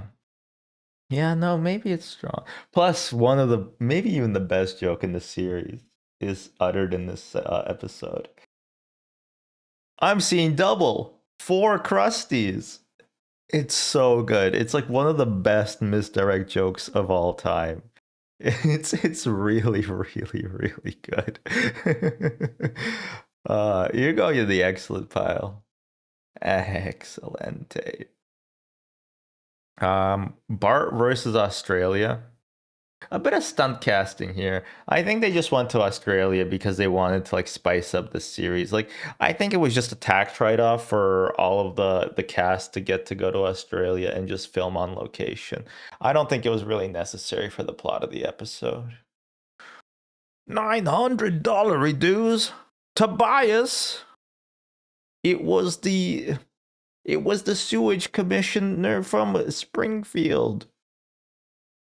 Oh, I'm gonna go talk to my. I can't do an Australian accent. I'm gonna go talk to my local congressman. Eddie, I have a complaint. This is outrageous, it is. I'm gonna go see the Prime Minister. Mr. Prime Minister! Oi, Mr. Prime Minister! Eddie! What's the good word, lads? I'm remembering the scene where they have to abandon the embassy, and then the two soldiers fold up the flag, and then they have to eat it, and it cuts just before they're about to the Lady in the Trampet, if you will. It's very strong showing. Mr. Simpson, please. Disparaging the boot is a bootable offense.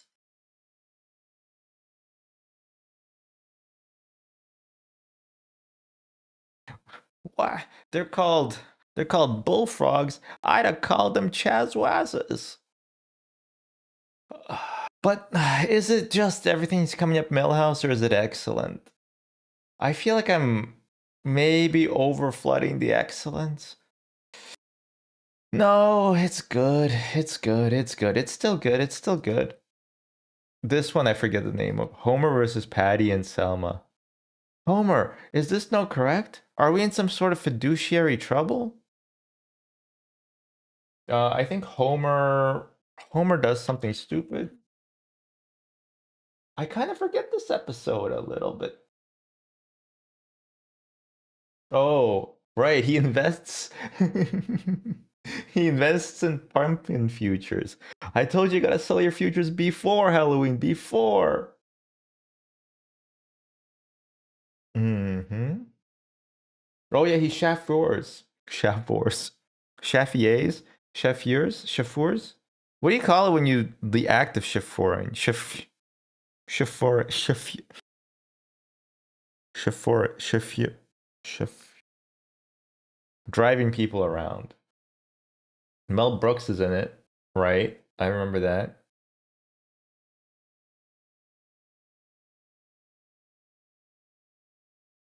Hmm. Oh yes, I remember now. Bart learns ballet. That's the secret subplot. The secret subplot, the B plot. But the A plot, he has to borrow money for Patty and Selma, and they make him grovel and like talk like a dog. And they basically abuse him. And then eventually he has to go to the DMV for his chauffeuring license. And they're gonna like fail him for fun, but they start smoking, and they're about to have a promotion, and the manager comes in and is like, ladies, I know you're not lighting up in a government building. I hope this won't cost you your promotion. And Homer grabs them both and he starts smoking them. Like, oh, these are mine. Like, both cigarettes? Oh no, he's like, these are mine. I'm in flavor country. And the supervisor's like, both cigarettes? And he's like, it's a big country. And she says, oh, ladies, I apologize. And you, sir, you're worse than Hitler. And Marge's like, see, this is what I keep trying to tell you guys about Homer. He's like really nice. But yeah, basically, it's a good episode, but it's not great. It's not great. It's not great. A Star is Burns. The Critic. It's weird to have a crossover episode, right? This is the second time the critic appears, or the first time if you don't have access to the banned episode. It's good. It's not like man getting hit in the groin by a football good, but it's quite good. It's quite good. I think the thing that, for me at least, yeah, no, I didn't actually have a thought at the end of this staircase sentence. I thought would come to mind. I really love all the movies that they have, the home movies. There's a later season episode where Ned makes like super, he basically becomes Mel Gibson. He makes super religious, super gory, like Passion of the Christ type movies. But I don't remember it because it's in a later season. But in this one, I think he tries to make a Christian movie, and Rod is in a little wicker basket, and he sails down river, and he goes, Flanders to God, come down from heaven and save our Todd. I guess it was Todd, or maybe it was Rod. Both rhyme, and God strikes down a tree to stop him from floating away. Uh, I do love Barney's movie. Don't cry for me. I'm already dead. It's just it really is cinema. It really is cinema. Wow, this man has the heart of a poet. Thank you. That's very thank you. That's very kind.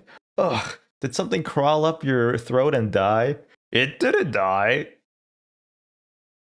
And Homer does redeem himself as being a judge. But I don't like the critic stuff. Like, it's very clearly a crossover episode. I do love at the end though, where he's like leaving, and then he's like, maybe you guys will come on to my show, and Bart's like, nah, we're not doing that. Always made me laugh. I'm gonna put it in Everything's Coming Up Millhouse just because it has strong points, but the critic stuff, which takes up about half of it, it's kind of weak. Future episode. First of many, several. Running gags there are that Maggie still never talks, which I like. I forget what it's called though. Lisa's wedding. Okay.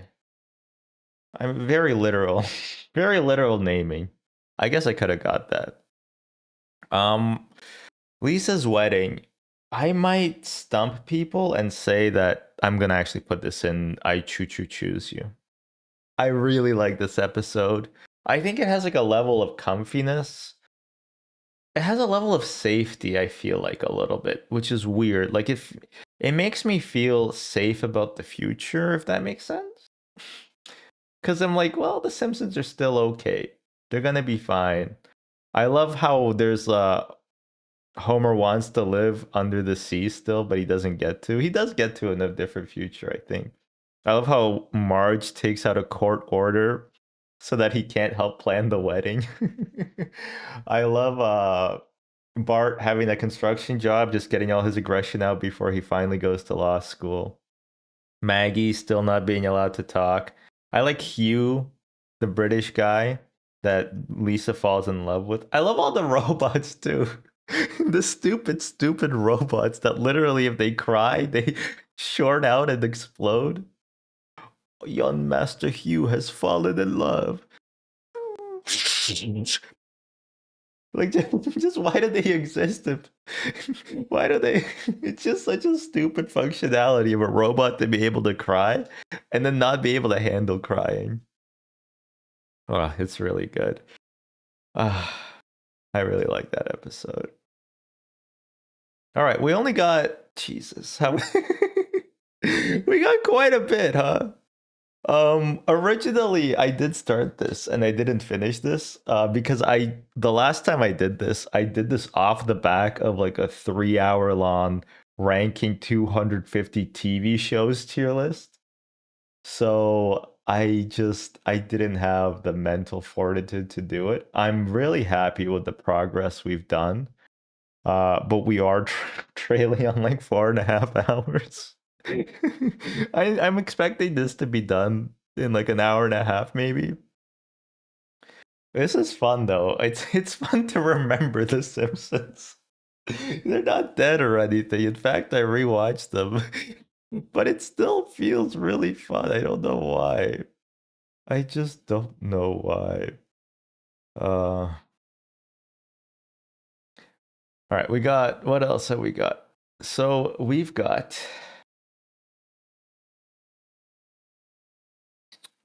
Lisa's rival, right? This has by the way, this is crazy. No, it's crazy because it's not true.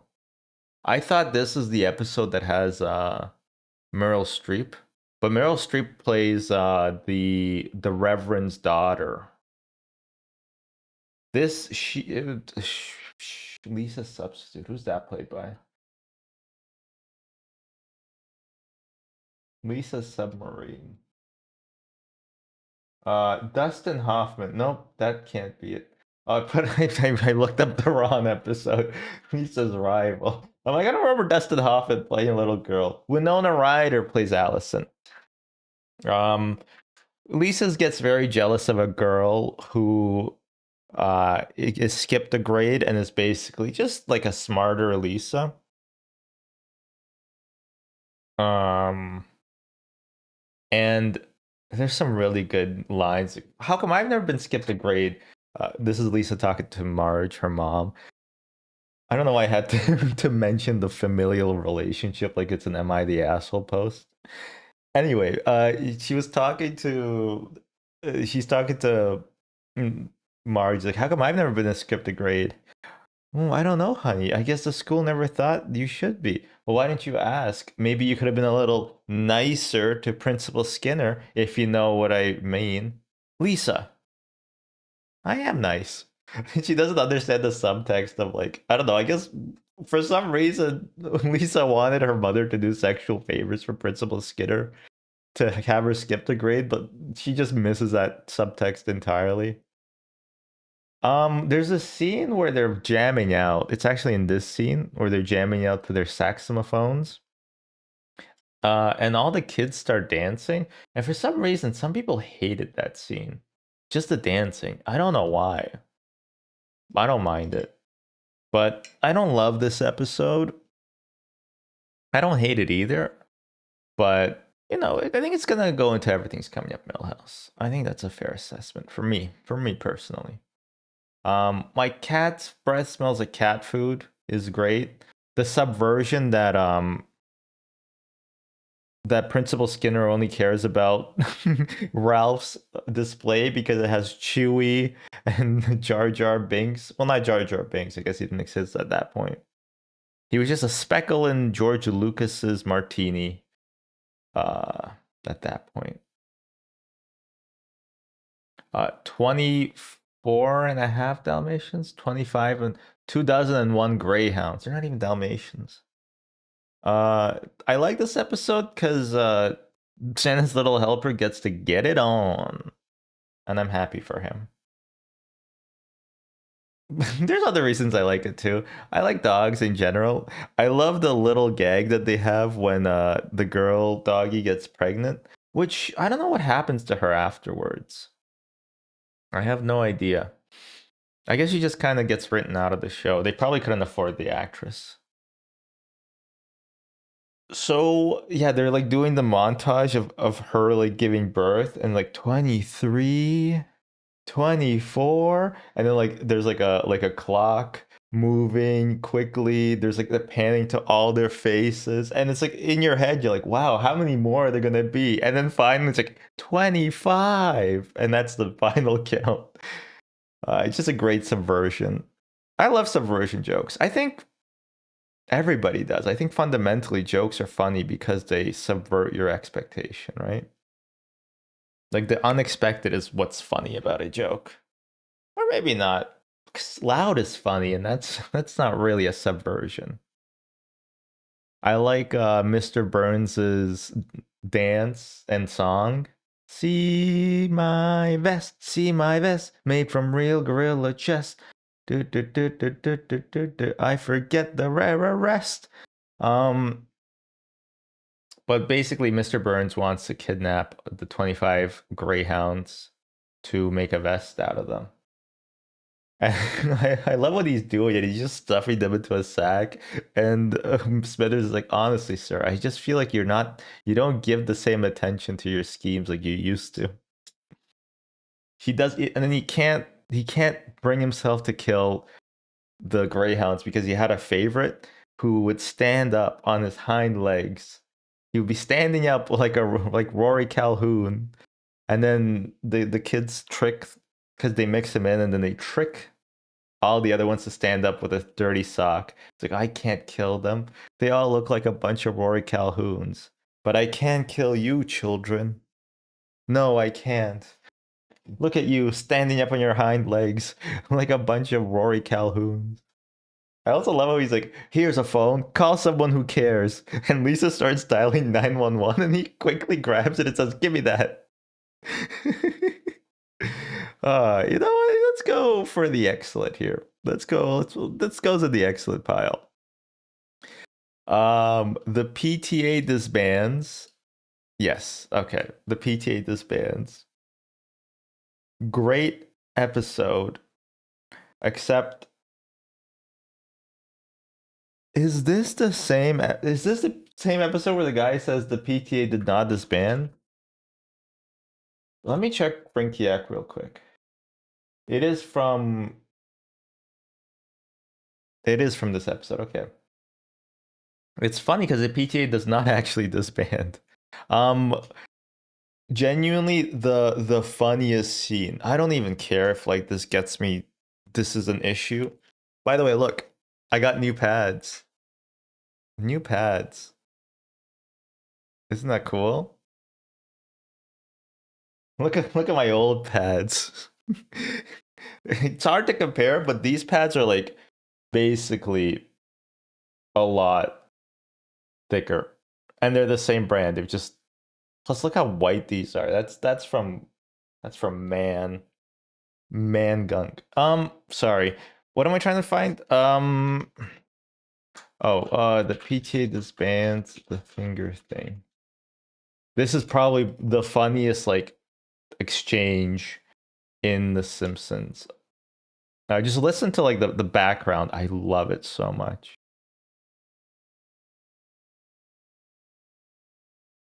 We have a very tight budget to do what she's asking. We'd have to raise taxes. Raise way too high as they are now. Taxes are bad. Raise taxes. They're way too high as they are now. Taxes are bad. It's your children's future. Oh, yeah, children are important. Yes. It'll cost you. Oh, the taxes. Right. God, you're going to raise taxes. Come on. All right, that's a good point. Yes. Oh, yeah, the taxes. The finger thing means the taxes. Well, I guess this is a I just love it so much. Oh, yeah, she makes a good point. The children. Oh, the taxes. The finger thing means the taxes. case where we'll have to agree to disagree. I don't agree to that. Neither do I. Oh, this is a deli of a pickle. Oh, my God. The PTA has disbanded. No, the PTA has not disbanded. Such a good gag. This whole 50 seconds. But just We have a very tight Please, budget just- to do what she's asking. We'd have to raise taxes. Raise way too high as they are now. Taxes are bad. It's Taxes your are children's bad. future. Oh, yeah, children are important. children are important. It'll cost you. Oh, the taxes. The taxes. God, you're going to raise taxes. Come on. All right, that's a good point. Yes. Oh, yeah, the taxes. The finger thing means the taxes. Well,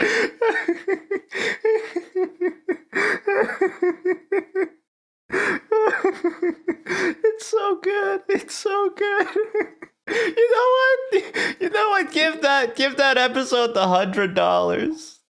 Oh, I'm sorry. Just the taxes, the fake. Genuinely, that scene just makes it all worth it. Oh my god, it's so good. It's so good. What is this? Moaning Lisa? No, Round Springfield. Do, do, do, do, do, do. Do, do, do, do, do, do, do. When the jazz man testifying, the non-believer believes. You know what I'm saying? Another let me take my clothes off. Another Lisa-centric episode. Another one. And also good. Also good. I like Bleeding Gums Murphy. Very tragic villain / hero. Probably a hero. I love how his name is like, you ever been to the dentist? Yeah, I haven't. We taught you to. That's not a saxophone. That's an umbrella. You mean you taught me to play an umbrella this whole time? We thought it was funny. That's not very funny. It's a good episode. And the B plot is that Bart eats like a metal Cheerio from Krusty's plants, right? And it's really weird. Like the metal Cheerio, it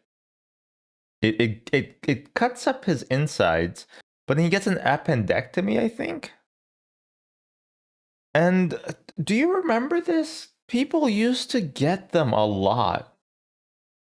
Like, people would just get their appendix taken out, like, a lot. And now you don't really hear about it as often. Like, what changed? I feel like in the 90s, like, everybody, because in the episode, they're like, who else wants to get their appendix removed? Me. Okay, nurse, get these patients prepped. And basically, like, the whole basically the whole school goes out on like sick leave because, you know, they have their appendixes removed. But it's not usual, right? Like, I guess it was, but something's changed. Maybe we put something in the water, I don't know. Anyway, so Bart gets a cash settlement, and his lawyer's fees basically total to $99,500. So he gets $500, and he uses that money to buy the record that Bleeding Gums Murphy recorded, so that Lisa can play it on the public airwave.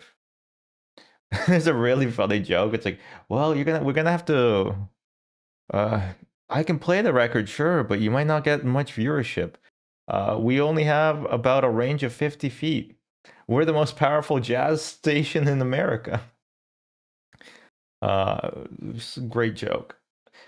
But, eventually, yeah, Bart buys her the record, which I think is very nice. And the reason is because when nobody else would believe him, she did. I love that. I love that when Bart and Lisa are on the same team.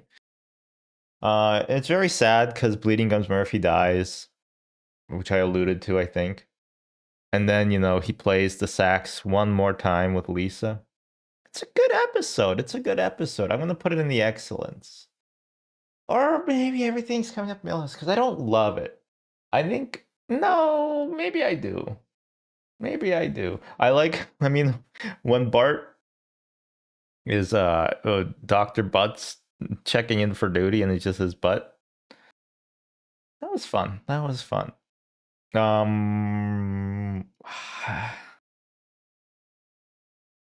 don't know what this episode is called, but I was gonna say the lawn arm of Marge, or the lawn Marge of the law. Those are my guesses. It's called the Springfield Connection. That's a lot better. Marge becomes a cop, and unfortunately, ACAB does include Marge as a cop, even though her with her hair down, kind of foxy. But she does bust up a counterfeit jeans operation operating out of their car hole, so that's nice. There's some great gags in there. She's doing like the shooting test, and then Chief Wiggum comes out at the end. He's like, "You missed the baby. You missed the blind man." It's great. Been at this for 5 hours. I could do 5 more if I get some food in me. I like The Simpsons. What can I cannot lie. um, there are quite a few good gags. Whoa, Homer, this is your living room? I thought it was Las Vegas with the opulent tapestries. Herman is an interesting character. Herman is a weird character because he sells antique weapons and stuff, but he's also served in a war at the very least. But also like he kidnaps people, and like the implication is that he's gonna do something bad to them, kind of like in Pulp Fiction. He's all around. And then Herman here, he's operating in a counterfeit jeans operation. Basically, he's kind of a utilitarian character for just shady stuff when you don't want to use Snake. It's a pretty good episode, but not my favorite. Because of ACAB. Lemon of Troy. Right away, I lost it. Where is it? Where did I put it? Chat. I bet my Wookiee. Where did it go? Right away. Where did it go? Chat, I disappeared it.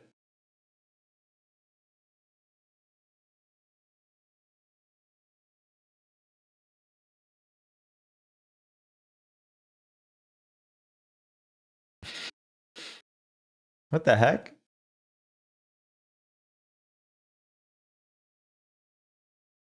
Oh, there it is. Okay. Right away, I choose you. One of the best episodes. It's such a fun episode where they go to Shelbyville, where everything's like a little bit different but the same. It felt like meeting kids from a different apartment building than yours, or like a different apartment complex. I've had like feelings like this. It's pretty fun. It's just such a great episode. Wait a minute. There's a lemon behind that rock. I can't even articulate the main points of why it's so good. It's just a really fun journey. Homer,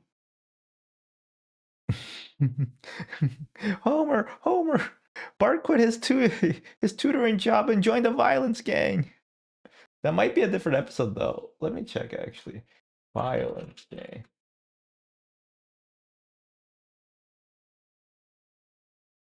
No, it is Lemon of Troy. Bart's quit his tutoring job and joined the violence gang.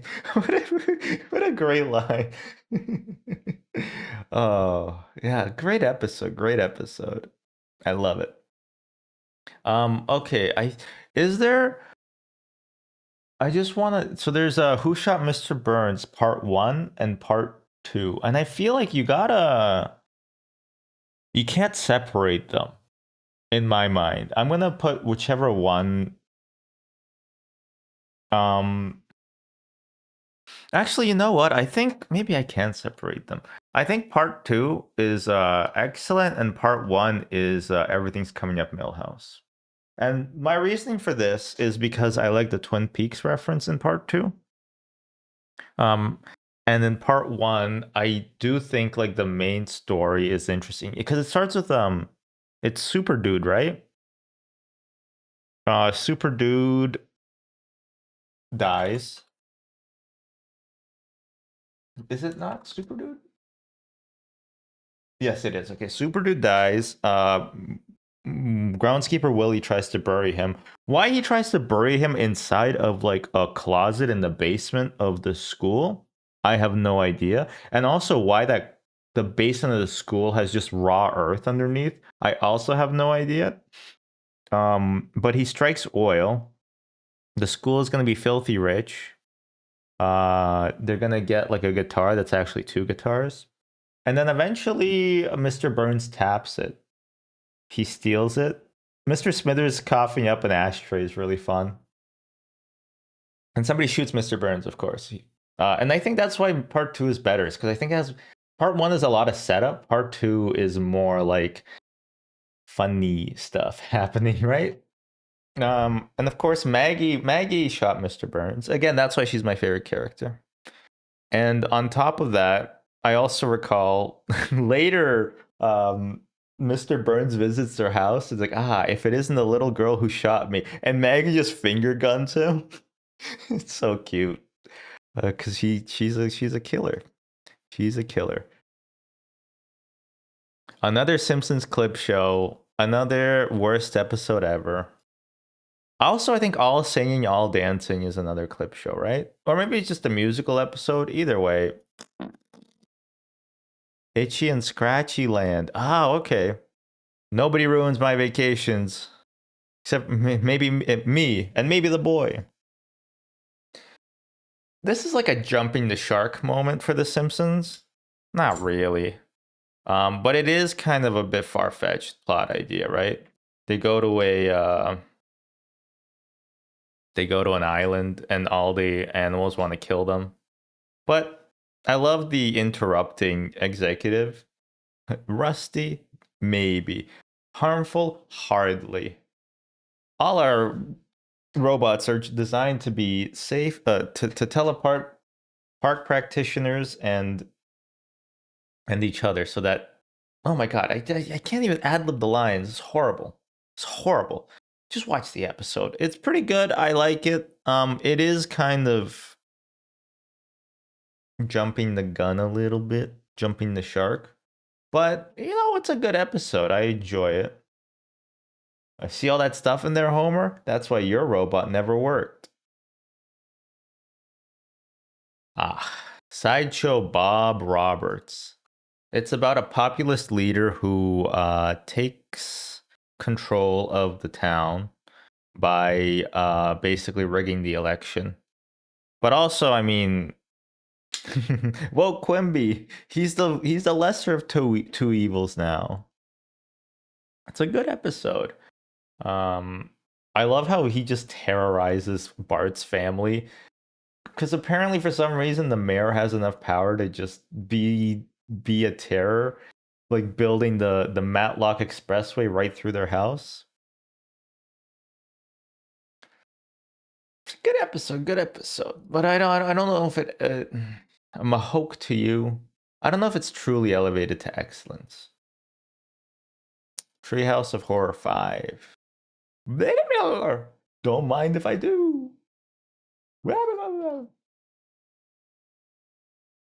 I gotta remember what is in it. The Shinning. That's a good one. Do you want to get sued, boy? That was not really a groundskeeper Willie accent. It's a good one. I like the Shinning one. Time and Punishment. Okay, so that's the one where he goes back in time and then he just changes everything, and then he finally. Oh, if only Homer stayed in the timeline where they had they lived in the castle and it rained donuts. And Nightmare Cafeteria. I want to talk about that one a little bit. That segment is insane. Like, it's terrifying, right? They're literally cannibals. Like, a lot of the other segments, they're kind of magical and fantastical. Nightmare Cafeteria is literally just all the teachers decided to be cannibals. And it's kind of terrifying. And they have like the huge blender, and Milhouse falls into it, and you see him. I feel like, in my mind, you see him get like eviscerated, right? But like, I don't think that actually happens. I think they cut away. And then at the end, it does cut away, and Homer's getting woken up. Bart is getting woken up because they got there's no such thing as monsters, except the gas that turns your body inside out. And then it starts, it's leaking in. And Homer says, lousy weatherproofing. And then they all turn inside out, and it becomes like a skit from Family Guy. It's a weird ending. And also the gas that turns you inside out is kind of grotesque, right? They're all like gooey and lumpy. Anyway, it's a very good one. Excelente. Bart I don't know what it's called. Bart's girlfriend. Okay, well, that's Meryl Streep. She just looks like a 9-year-old, but she's actually Meryl Streep. It's a strong episode. I like how Bart gets put into a Hannibal Lecter chair, and Mart's like, that can't be good for his self-esteem. Just treated as a town pariah. I love the phrase. He's like, "Well, I'm the preacher's daughter, and you're just yellow trash." Um, Great episode all around. What's the B plot? I know that Lisa speaks out for Bart, but is there a B plot? There has to be. There has to be. No, there is no B plot. Wow. Yeah. It's a good one. It's a good one. I'd say it's even excellent. It's just nice to have like a simple story like that where you're so much better than plain and tall Jane. And there's just like a girl standing. You could see her at the top of her head behind the fence and she starts crying. Oh, plain and tall Jane. Lisa on Ice. Yes. Another classic. Ah, this one's really good. I like it because brother, sister, Bart has a lot of great jokes. Just the idea that Homer keeps like Bart's turtle as like a hostage, I suppose, for no if he doesn't do well at ice hockey. Kill Bart, kill Bart, kill Bart, kill Bart, kill Bart, kill. You know, the rivalry. I was gonna say this is a heated rivalry, but I don't. From what I understand about that show, this is not like that at all. I hope. I don't talk to me about your homegrown Simpsons stuff. It's a good episode. I just like it. The longer this is going on, I agree. Like my analysis has become thinner. And also, to be fair, the episodes do get a bit thinner as well. Like you kind of start seeing a change. Maybe not here, but in a few seasons where there's just less stuff going on at the same time. But Lisa on Ice is a pretty simple, nice story. Marge, I mean, yeah, Marge just holding on to Milhouse's teeth. Mom, can you stop showing us his teeth? And then he's knocking on the door. He's like, "Do you have my teeth?" And everybody looks at Marge, and she's like, "No." Just a great non sequitur.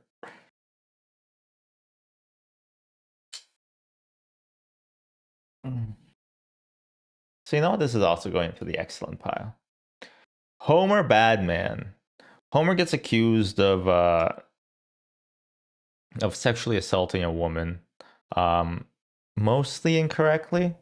He did like peel a gummy off of her ass, but obviously it wasn't with sexual intention.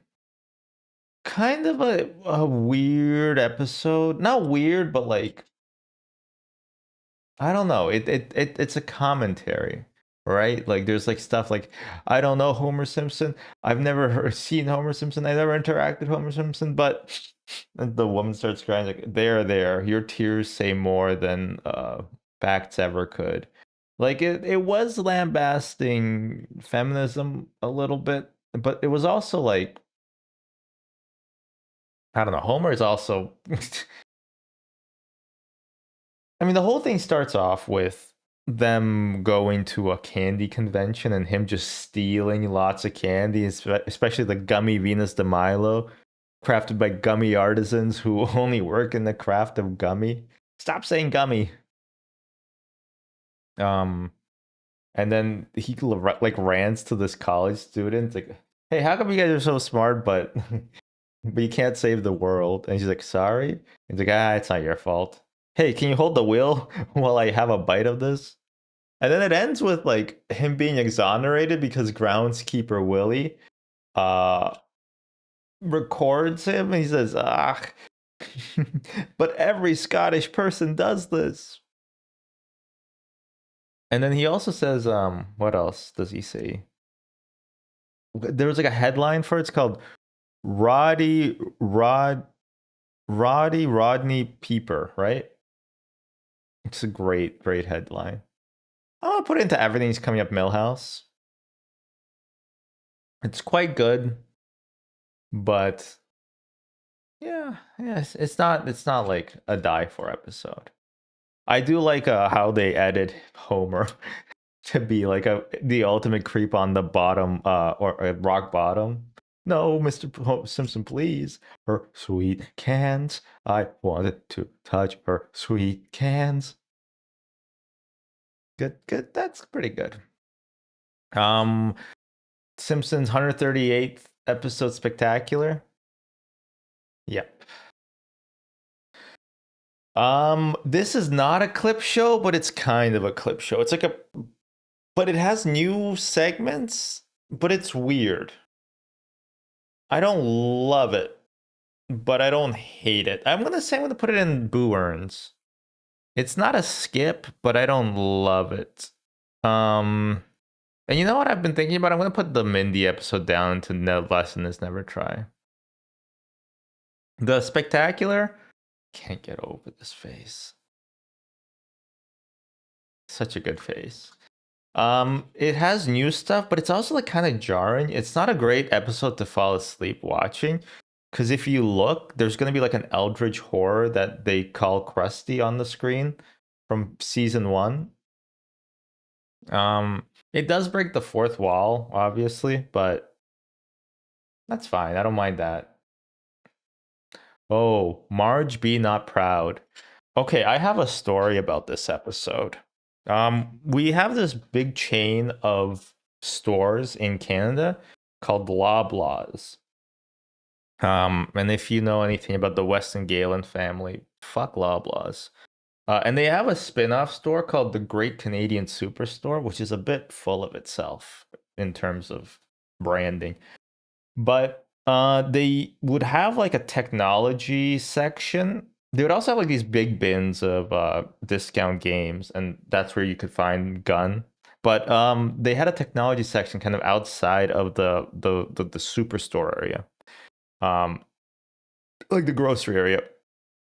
And there was a DVD called Bart Wars, and it looked like it was supposed to be like a Star Wars Simpsons parody. And I was like, holy crap, can we get this, Mom? Right? They made a Star Wars Simpsons parody. As like an 11-year-old, that's like your two favorite things in one thing. How could it not be good? It has like literally like Leela Lisa has a Princess Leia haircut, and like Homer is Darth Vader, and Bart is like, I guess, Luke Skywalker, and they have like a Death Star. And I got it, and I was kind of confused at the back, but when I got home, it was all made clear. It was just a collection of like 5 episodes about Bart. And Marge Be Not Proud was one of those episodes. It might have even been the first episode. And so I watched this episode a lot because it was one of the very few episodes I had as a kid that I could rewatch. And I like it. It's like it occupies like a similar cozy feeling as a few other episodes, but like not crazy cozy. Like it obvious because the subject matter is Bart shoplifts. With Dan Bronco, which honestly, like the guy who voices him, he didn't even understand the jokes, but it's so funny. Just the way he talks, the fact that Bart doesn't know the word capiche, and so when he remembers it later, he thinks the guy said catfish. The voice message that Bart exchanges, Homer's saying, we didn't have a message when we left. How very odd. Hello, Mata. Hello, Fada.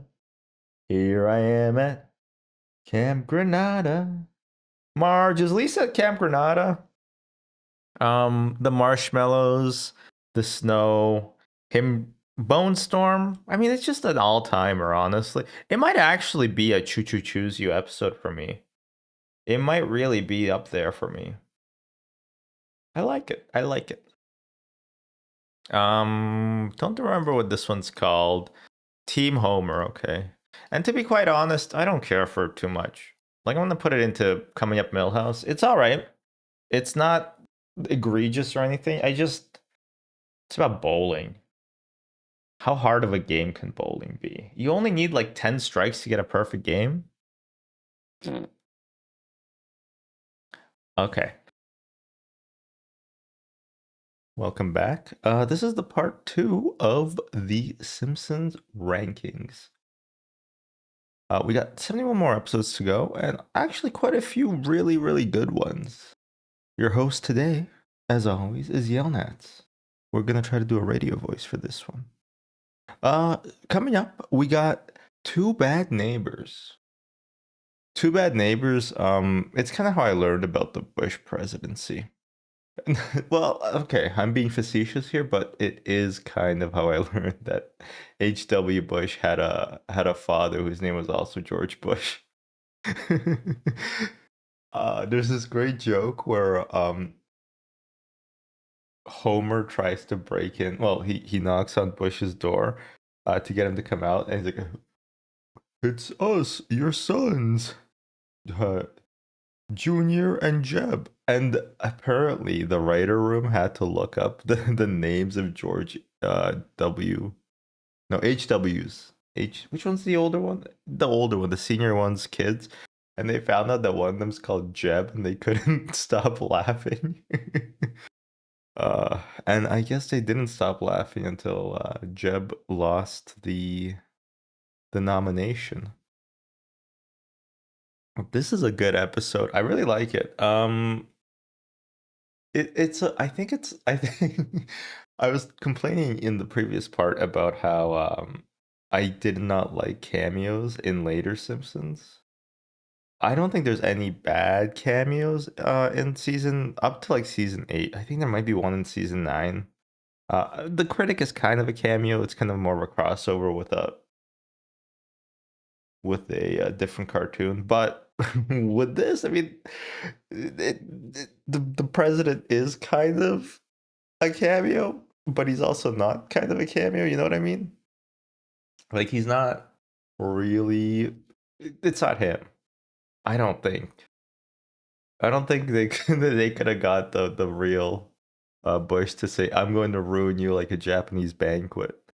But it's a good episode. I really like it. There's a lot of good jokes in there. I think this is also in this episode. No, I think it is still 742 in this episode. I just watched an episode last night where it wasn't 742. It was like 723. That was the cat burglar episode. But this one is great. A lot of solid jokes. I love how Homer and George just don't get along. I like how Bart is like a little shithead in it.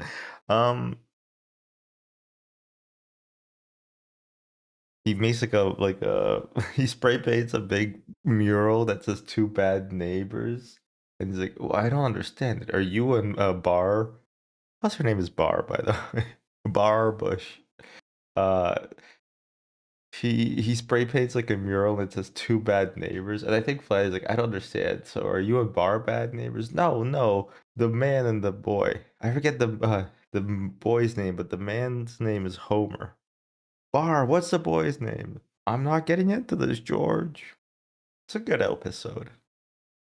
A lot of fun. A lot of fun. So I'm gonna put it into the excellent category. Nope, this is not mutagenics. Your eyes have once again seen the light. I don't care for mutagenics. It doesn't look like it's my style of game. They're both actually clip shows. It's come to this, another Simpsons clip show, and then this one is I forget what it's called. This one's called another Simpsons clip. Wait, are they both just called So It's Come to This? Yeah. Yeah, so one's called So It's Come to This, a Simpsons clip show. The other one's just called A Simpsons Clip Show. uh, I am cheating, you're right. Well, I forgot the name of the second one. I knew the name of the first one. The first clip show's name I remember. It's the second one I forget. Scenes from the class struggle in Springfield. This is the one where Marge finds a Chanel suit marked down from like $2,900 to $100. Mom, you don't have to justify everything. You're right. It'll be good for the local economy. It's a good episode too. I mean, you're gonna hear me saying that a lot. A lot of these episodes are good. I like the lady who's just trying to destroy Marge. I hope she didn't think that me destroying her. I hope she didn't take my attempts to destroy her seriously. Oh, Marge. Her idea of wit is nothing but an incisive observation delivered with impeccable timing. It's times like these where all you can do is laugh. Yeah, I think this might just be the origin of that joke, I think. Or maybe I don't know. They stole it from Homer. Oh my god. They even got the name from some dude's Odyssey. So good episode. Marge centric episode. You don't get a lot of those, and I appreciate it. She does try really hard to fit in. She buys like a Tiffany suit, which is like really bad because it costs like $2,000, and she can return it, but only on credit. And she says, "Wow!" They go at the end of the episode. Marge gives up, right? And they go to Krusty Burger, and the guy's like, "Wow, did you guys come from prom?" And she's like, "Sort of, but we decided that we're more comfortable in a place like this." And the greasy haired the greasy teenager, like, wow, you're crazy. This place is a dump. Yeah, Homer also is worried that Tiffany's has gum. It's $2,000 worth of gum. I mean, the man, he's a creative genius. He invented nuts and gum together at last. Overall, yeah, I like this episode. It's also an excellent episode for sure. Homer also becomes like a tennis pro, not tennis, sorry, golf. He becomes a yellow Tiger Woods, I suppose, in some ways. It's and then he finds out that Mr. Burns was cheating. I guess Mr. Burns finds out he was cheating too, because he's being caddied by Smithers, who kind of just cheats for him. Yeah, overall, good episode. Open-faced club sandwich. That actually sounds. Well, I'm just hungry, but it sounds great. Okay, this one I forget the name. I think it's called. It's the one where Krusty. Oh, it's called Bart the Fink. Which is a play on Barton Fink, which is a movie that I've tried to finish watching like 4 times. But I don't get it. Some guy has writer's block. I don't think that's like a real condition. That seems pretty easy to overcome. I could write things all day. I just choose not to because I don't have anything important to say. Barton Fink. Bart the Fink. Bart accidentally finds out that Krusty has offshore Cayman Island holdings, and then the IRS gets him for not paying taxes. Classic case. Happened to a lot of people. Capone, Ted Bundy, my manager, both my managers actually. So yeah, classic. And so Krusty does what anybody would do. He fakes his own death and pretends to be a pirate, a seaman, if you will. I won't, but you can. It's a pretty good episode. I haven't seen this one in a little while. haven't seen this in a little while. Let me pull up what else happens in Bart the Fake. There has to be a B plot. I mean, it starts off with everybody trying to get. Oh yeah. Oh yes, that they have a relative who dies, and they have to spend one night in a haunted house. And I love that line. Homer's like, "Good thing there's no such thing as ghosts." And it's like this like dreary, scary house. You have like the ooh, you have like the wolf howling and like the lightning and all that, and then it cuts to the morning, and it's just like sunshine and a rainbow, like do do do do do do do do do do do do. And then they all wake up really well rested, and Homer's like, "Ah, like I said, good thing there's no such thing as ghosts." Uh, and then they all get $100 each because the executor of the will kept talking after they left the building, and Bart wants to buy 100 tacos for $100, but by the way, which is a great deal, especially if they're not like Taco Bell tacos, and even if they are actually in this economy, I'll take it. And they open a bank account, and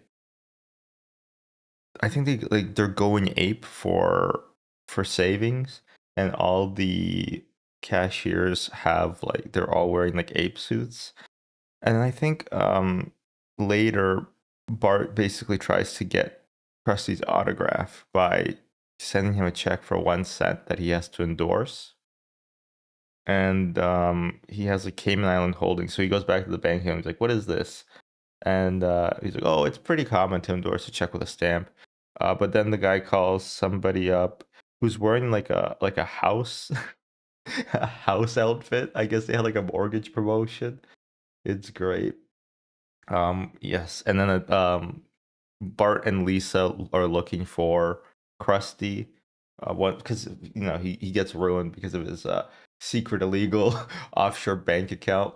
Ah, it's too damn hot. And so yeah, what happens is Krusty fakes his death. Eventually, they find him as a sailor. They're talking about how great his life used to be, so he decides to come back. I think he also explodes the boat he was on. I don't remember why he does that. Uh, well, this is kind of like the orange eating class. And yes, this is the episode where he jumps off the boat at the end and his yellow face washes off and becomes white again. It is weird that he does do that. Oh, okay. The Wikipedia plot summary explained things, as it does for me many times, that he fakes his death again as his alter ego. I'm gonna put this in Everything's Coming Up Millhouse. I don't have as fond of a memory of this episode as I do the other ones in Excellent. Like, it's a good episode, but I don't love it. Lisa the Iconoclast. Rewatched this lately. I confuse this episode a lot with Whacking Day, or at least some components of it, because in Whacking Day, basically what I'm trying to say is that The Simpsons is doing a hit job on Jebediah Springfield. Whacking Day is one of them, where Bart is homeschooled and he reveals that Jebediah Springfield couldn't have been at the first inaugural Whacking Day. And then in this one, Lisa finds out that his name was actually Blackbeard Sprungfeld or something like that. And he was an evil pirate who tried to beat up George Washington, I think. And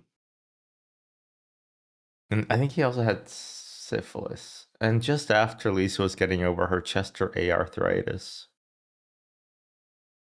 That Lisa-centric episode with there's also a B plot of Homer being the town crier, and I really like how they join together. I also really like how Homer always stands up for Lisa because she's always right about things. And she also gets called a PC thug. It's women like you that are preventing me from the rest of us from getting a husband. I've been called a greasy thug, and it never stops hurting. Yeah, getting called that by your second grade teacher is so funny. Oh, could you just imagine that? Oh, it's so good. It's so good. Um, she also kind of gives up on the idea of disparaging the boot. No, not the boot. The Jebediah, because eventually she decides that the idea is stronger than the person. Because it kind of brings a town together. Although to be fair, like the only thing that Jebediah Springfield brings the town together on is like hating Shelbyville. He doesn't really embiggen even the smallest man. Like realistically, all they do is they whack snakes in his honor, and then they also have a parade in his honor. And really, the active thing that they do is that they hate the neighboring town of Shelbyville. So I don't really know what idea he really needs, but whatever. Good episode. I like it a lot. I like Lisa's specific episodes in the golden age. See, this is why it's called the golden age, because everybody feels like a niche. Nobody's too Flanderized. Even Flanders isn't Flanderized, and that's why it's going in the excellent. Also, I'm trying to remodel my image. A lot of people think that I hate women for some reason online, and I don't. I love women. I'm even married to a woman, so if I can stand her, I mean, if I can remain in a relationship with her, then Sorry, every time we open this thing, I keep looking at this picture. I love Abe's face in this. I love it so much. This is gonna be the thumbnail for the video. I love it so much. He looks so cute. Homer the Smithers. This is the episode where Mr. Smithers goes on a vacation to a resort that doesn't allow taking pictures, which I think was like a euphemism. I think it was only men, so I assume it's like a military thing. And then Homer has to step in.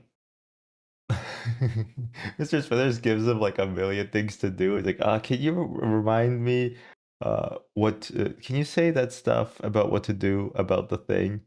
Like, the cab's leaving. Give me one specific thing. What do I do if his office is on fire? Oh no, it's too late. Okay, you'll be fine. And Mr. Burns is just burning in the background.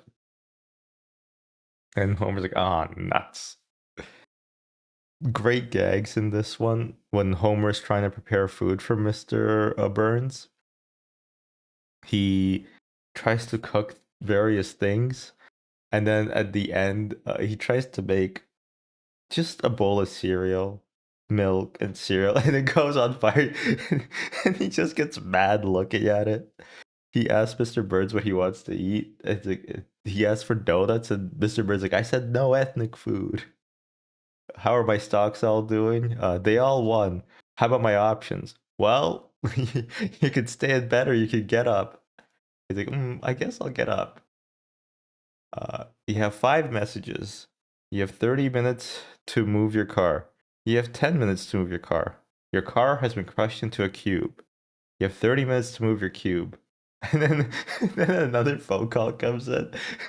And then Homer picks it up, yellow, and Mr. Bird's like, is it about my cube? What a great gag. What a great gag. I think Homer goes crazy mode. He attacks Mr. Burns, and then that kind of like breaks him a little bit, but like in a way that you gotta break foundation if you want to pour a basement. You know what I'm saying? So then Mr. Smithers gets fired more or less because he's not needed anymore. So so Simpson feels bad about that. I think he tries to they pretend that there's a phone call from his mother. And Homer has to pretend to be Mr. Burns' mother, and he calls him Mr. Burns. And that's when I think, no, maybe that's when Smithers gets fired. But eventually, I think the culmination of the episode is that Homer throws Mr. Burns out the window, and Smithers has to take care of him again. And Mr. Burns like, take care of that Simpson, because he keeps forgetting his name, right? Wait, does he? Maybe that's no. I'm thinking of a different episode where he forgets his name. But he does throw him out the window, and Mr. Smithers gives like a gift basket to the Simpson family, and Bart's like, "Why do we get this?" And he's like, "Because I pushed Mr. Burns out the window." And Bart's like, "Makes sense to me." And they're all just eating fruit from the basket. Uh, what was the B plot in this one? What was the? Oh, they have a fight. Okay, that's why. And then he accidentally knocks him out. Oh, John Schwartzwelder wrote it. Honestly, one of my favorite writers. There's only like one picture of John Schwartzwelder that Wikipedia can use, and they use it all the frickin' time. Here, I'll show you the picture of it. It's just him, John Schwartzwelder, brighter, sharper. Well, good for him. It's just him in the staff picture. And this is like the only, there's very, very few actual documented pictures of him. He's kind of like a cryptid, you know? He's kind of an analog horror character. Anyway, Homer the Smithers, excellent. He has to be. The day the violence died. There's a parade that stops at Bumsville. I love how there's like a part of town called Bumsville where all the bums live. I guess it's like a self-selecting sort of nominative determinism, huh? Kind of what came first, the bums or the Ville? Oh my god, this is horrible instant coffee. Really bad. There's a basically Bart tries to help out this homeless man who says that he lives the idea of Itchy and Scratchy was stolen from him. I think he eventually wins, and with all his money, they have to close down the plant, the cartoon factory plant. I think it was $700 million that he gets, and he decides that the first thing he's gonna do is go buy liver and onions. I don't care for this episode too much. I like how at the end there's like Liza and what's Bart's analog? But basically they save Itchy and Scratchy. I forget their names though. The day the violence died. This is also the namesake that I forget about. The day the violence died. I forget. I've confused the names between that and the one where Marge stops the violence. Eliza and Lester. Yes, apparently they were from the Tracy Ullman shorts. They look weird. They look like they also look like cryptids. Let me show you guys.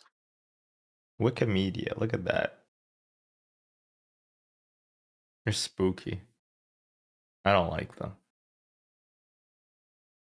I don't love this episode. I think it's a good episode, but it's not my my favorite. And yes, Yelnats Bart is based on Lester. Mo Lester. No Lester. I think it's because it's kind of a weak episode. To me, it doesn't have enough jokes. Plus, like, I get it that it's like a parody of like Steamboat Willie and I think maybe something in Disney's past. But I don't care, I guess. I guess that's really it. It's just that I just don't care.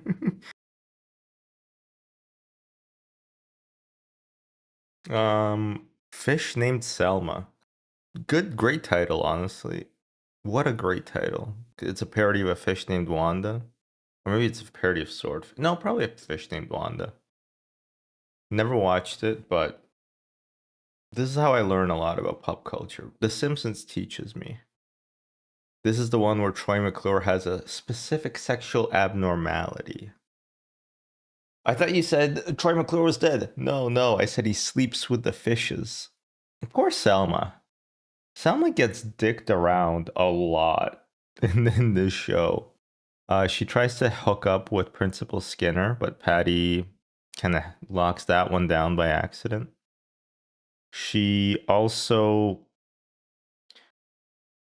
she wants a baby at one point. She can't get anybody to help her out with that. Moleman was a candidate, but he does not look at all like his picture. And then now Troy McClure has an eye for her, but really all he wants is to get his career back on its feet. Because of his sexual abnormality, it's not gonna happen. Them being together, I mean. I think this is the episode where Jub Jub gets more. No, is this the episode where she sings "You Make Me Feel Like a Natural Woman"? Or am I thinking of a different one? You make me feel, you make me feel like a natural woman.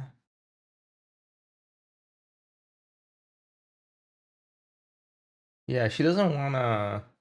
Oh, Jeff Goldblum. He's cool, I think. I'm not sure. I'm not up to date with all the goings on in Hollywood these days. But it's great. Oh yeah, it has the Plants of the Apes musical.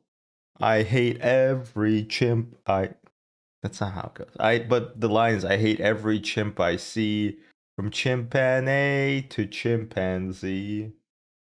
I love the smash cut where it's like, you'll never make a monkey out of me. And then immediately it cuts to the ending of the play where he finds the Statue of Liberty. Oh my god, I was wrong. It was Earth all along. You finally made a monkey. Yes, we finally made a monkey.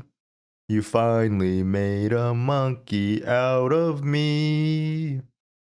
See how I hit that high note? In the business, that's what we call a C3 sharp. Maybe. My dad made a cassette for me when I was 4ish, and Dr. Zayas was one of the songs. That's so cute. Oh, help me, Dr. Zayas. Dr. Zayas, Dr. Zayas. Do, do, do. Dr. Zayas, Dr. Zayas. Do, do, do. I love legitimate theater. Oh, Dr. Zayas, Dr. Zayas, Dr. Zayas. What's wrong with me? I think you're crazy. Want a second opinion? You're all so lazy, Dr. Zayas, Dr. Zayas. Do, do, do. Great episode. Patty and Selma are interesting characters. I like them in the golden. Well, you know what? I gotta stop prefacing things with I like them in the golden years. Everybody just gets ruined in later seasons.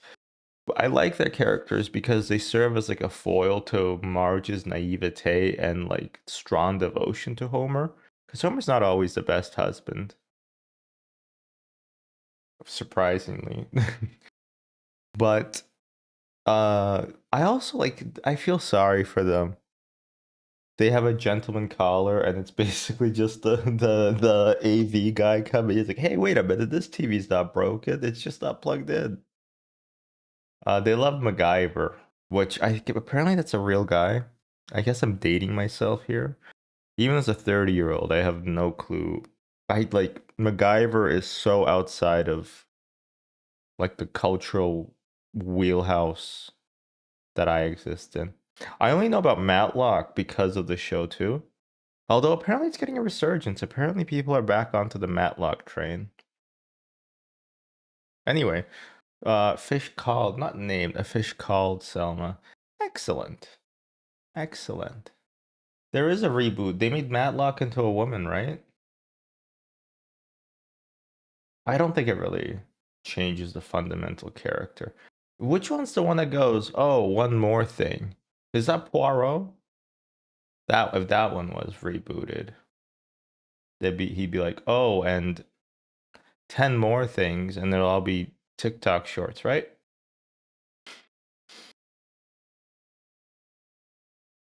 Oh, the finger thing means the taxes. The taxes are bad. They're high enough as it is. Radioactive Man. Another episode about radioactive men? No, first time. Marge, do you have men in this house?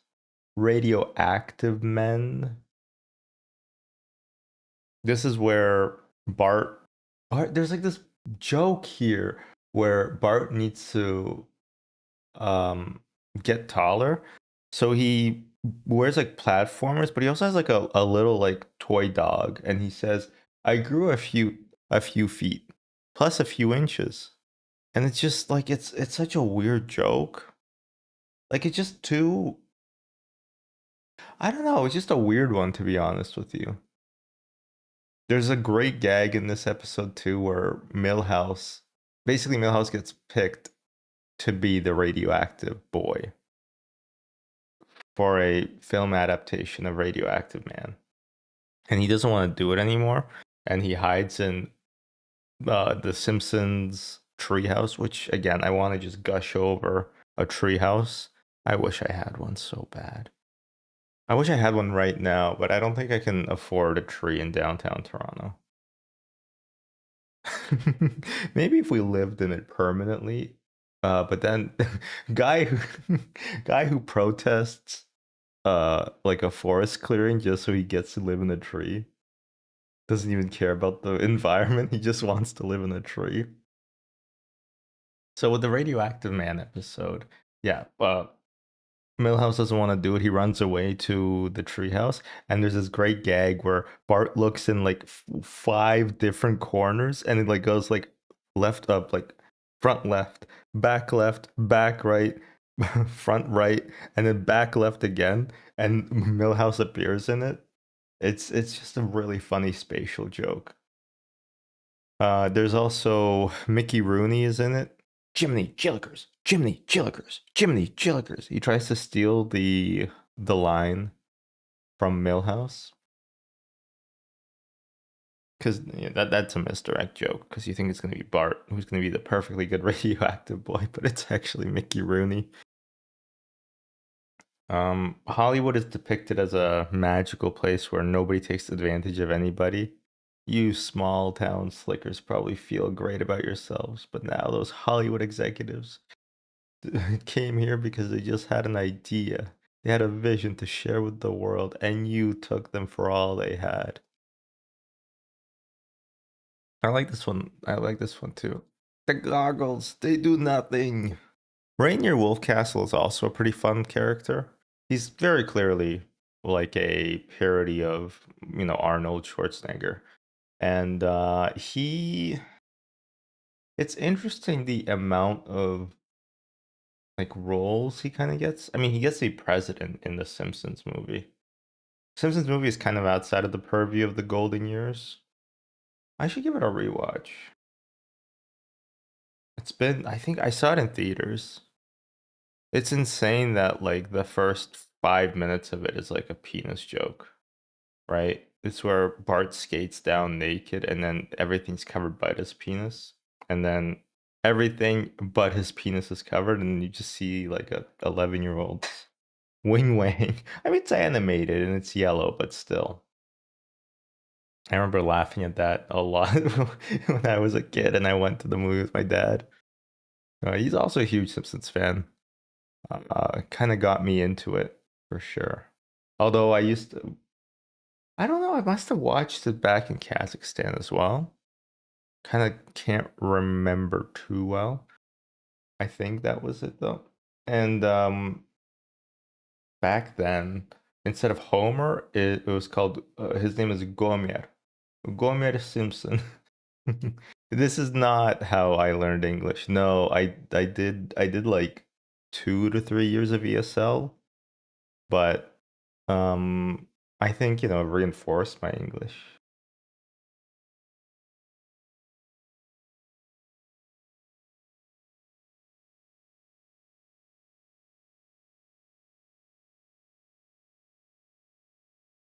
Huh. Okay. We can talk about that after the tier list. That's very strange, Nipsty. Bart on the Road. Bart on the Road is, I want to say, my favorite episode. Bart on the Road. I rewatched it last night. I couldn't sleep. I love Bart on the Road. I love it. I love everything about it. Driving all night, my hand wet on the wheel. Do do do do do. The voice in my head that drives my heel. Do do do do. Millhouse is playing around the controls. Ooh ooh ah ooh ah. And then Nelson slaps him. It's like, ow, Bart, Nelson hit me. He sure did. Now, are you gonna buy some wigs or ain't you? The wad for the shot when they're playing the Radio Love and the camera pans around the car is insane. Like, it's honestly one of the coolest shots in an animated television show. Because, like, I think it was CGI. I don't exactly remember, but it's such a hard shot to do. With like cell shaded animation. I love this episode. We new characters introduced in this one. Langdon Alger, a quiet second grader who likes to read. Um, hey sweetie, what are you doing? I'm learning about owls. Oh, I guess you wouldn't want to come over and spend some time with me at the power plant. Sure, I do. I can learn more about owls at owl camp this summer or at bird camp this summer. It's so cute that Lisa goes to bird camp in the summer. Um, just everything about this episode is great. Spring break. Well, when are we gonna get crazy? Crazy that Martin also like had a net worth of like $1 million for fleeting seconds when he was buying soy futures. I don't know enough about the stock market, but I don't think you can go from $10 to $1 million that easily. Just what's there not to love about this episode? Marge just being fed up with nighttime television and everybody being away, so she wakes up Maggie by poking her and like, oh, there. Just a great episode all around. I love it. Probably. I think it is my favorite. I think it might be my favorite episode. Doesn't have an emotional core really at all. Well, it kind of does at the end where Bart gets bailed out by Homer and Lisa. And also, I love the ending shot where Homer's laughing at Marge because everybody's calling up Bart about all the things that he kind of did on his escapades. I also love when Lisa explains the situation to Homer, and then Homer's like, yes. Like, his face turns entirely red. He's like, yes, that is quite a pickle. Excuse me a moment. He goes over, he puts on like the hazmat suit, he starts screaming at it. He comes back. I've decided I know what to do. First, I will give the money to Bart. Then I will kill him. No, you can't. He'll know I told, you promised. Anyway, great episode. 22 short stories about Springfield. Probably the most memed.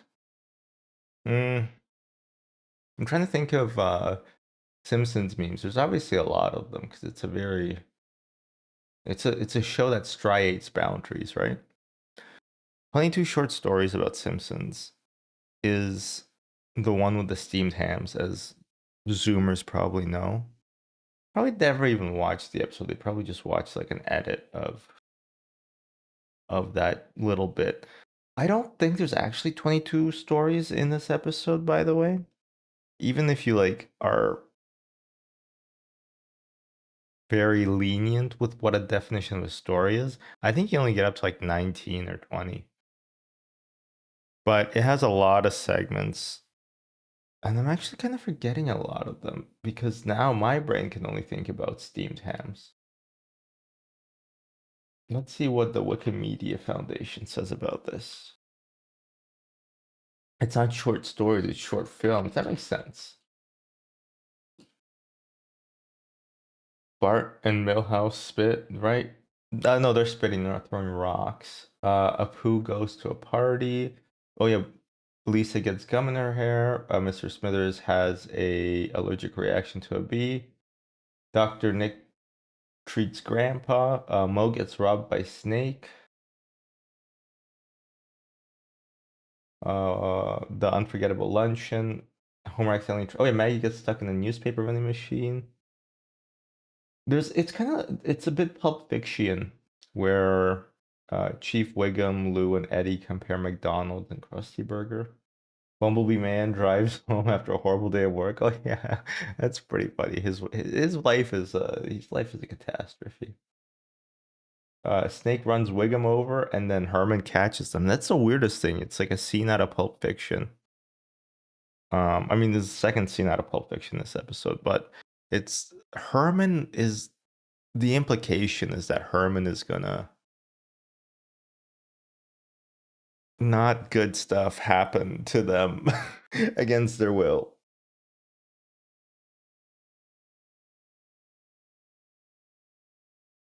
Millhouse finds them. Cletus offers Brandine some shoes he found on a telephone line. Not really a story, in my opinion. Some folks will never eat a skunk, but then again, some folks will, like Cletus, the slapjaw yokel.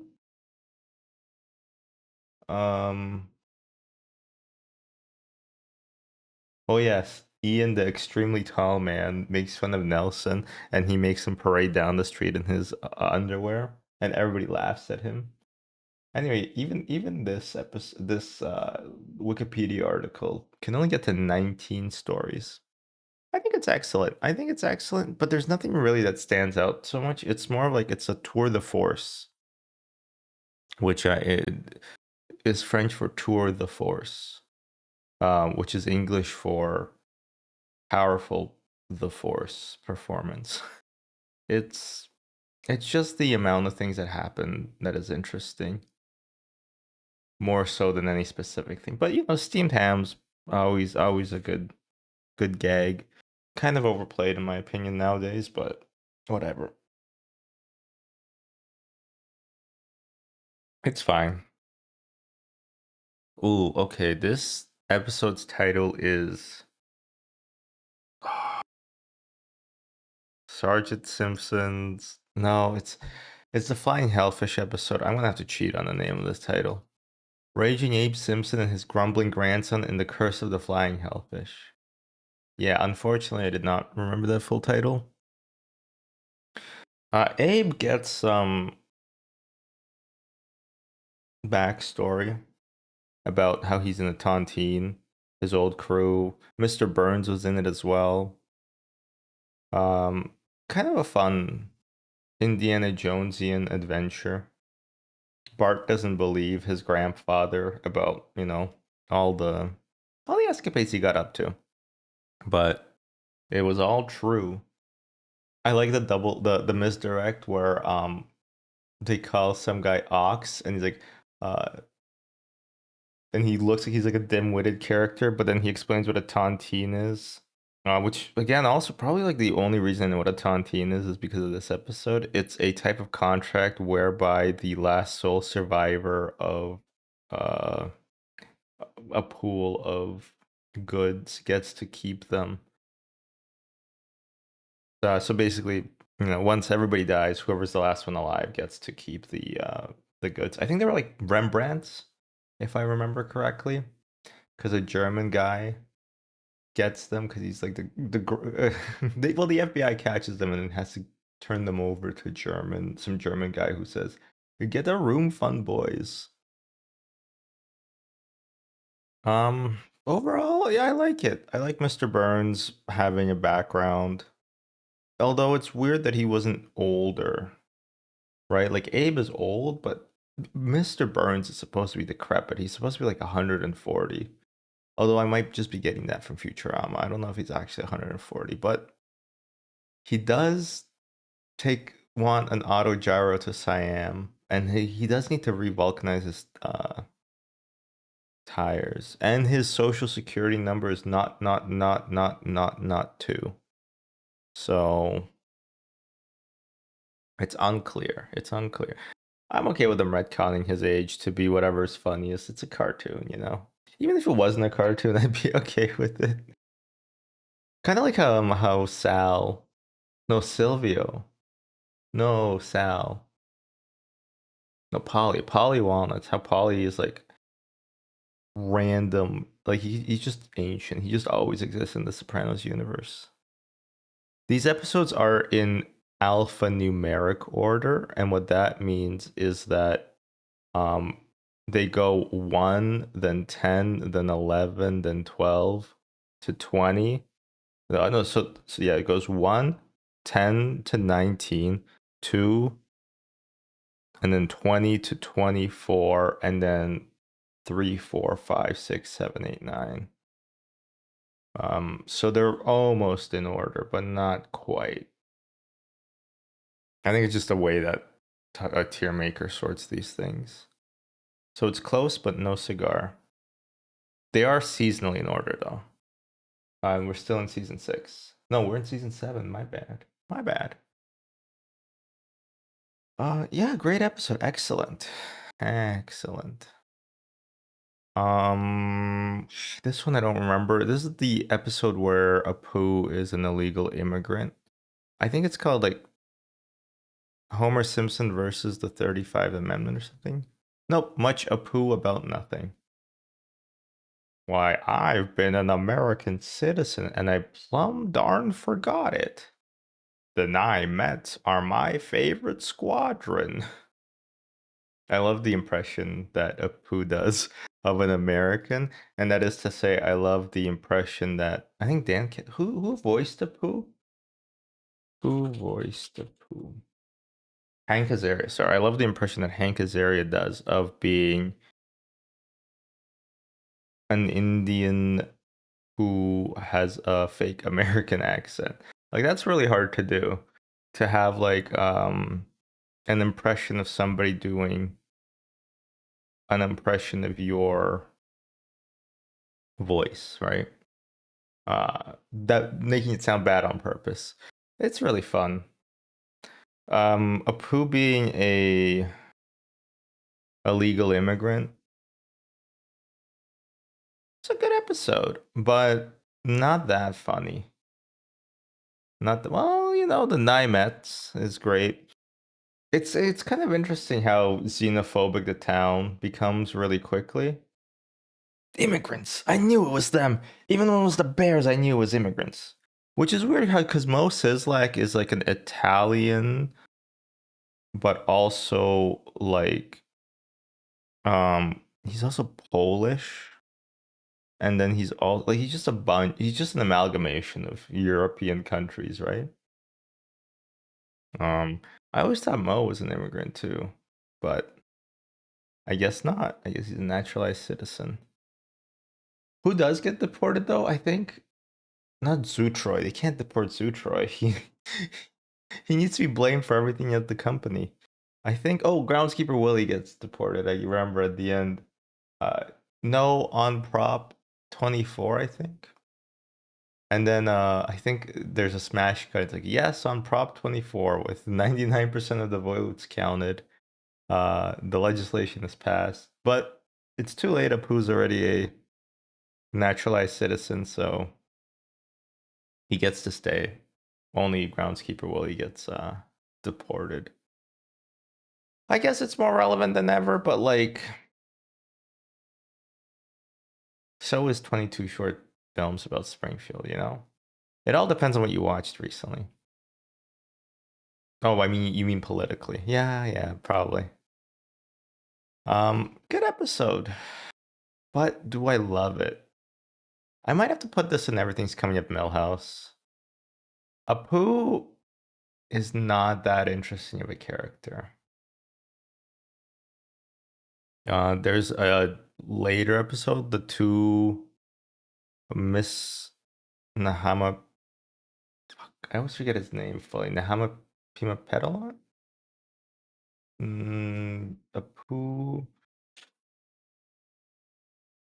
Nahasama Pima Petola. My bad. The two, you sound like Chief Wiggum. Well, that's because I am actually being cast as the new Chief Wiggum in the spin-off show, Chief Wiggum PI.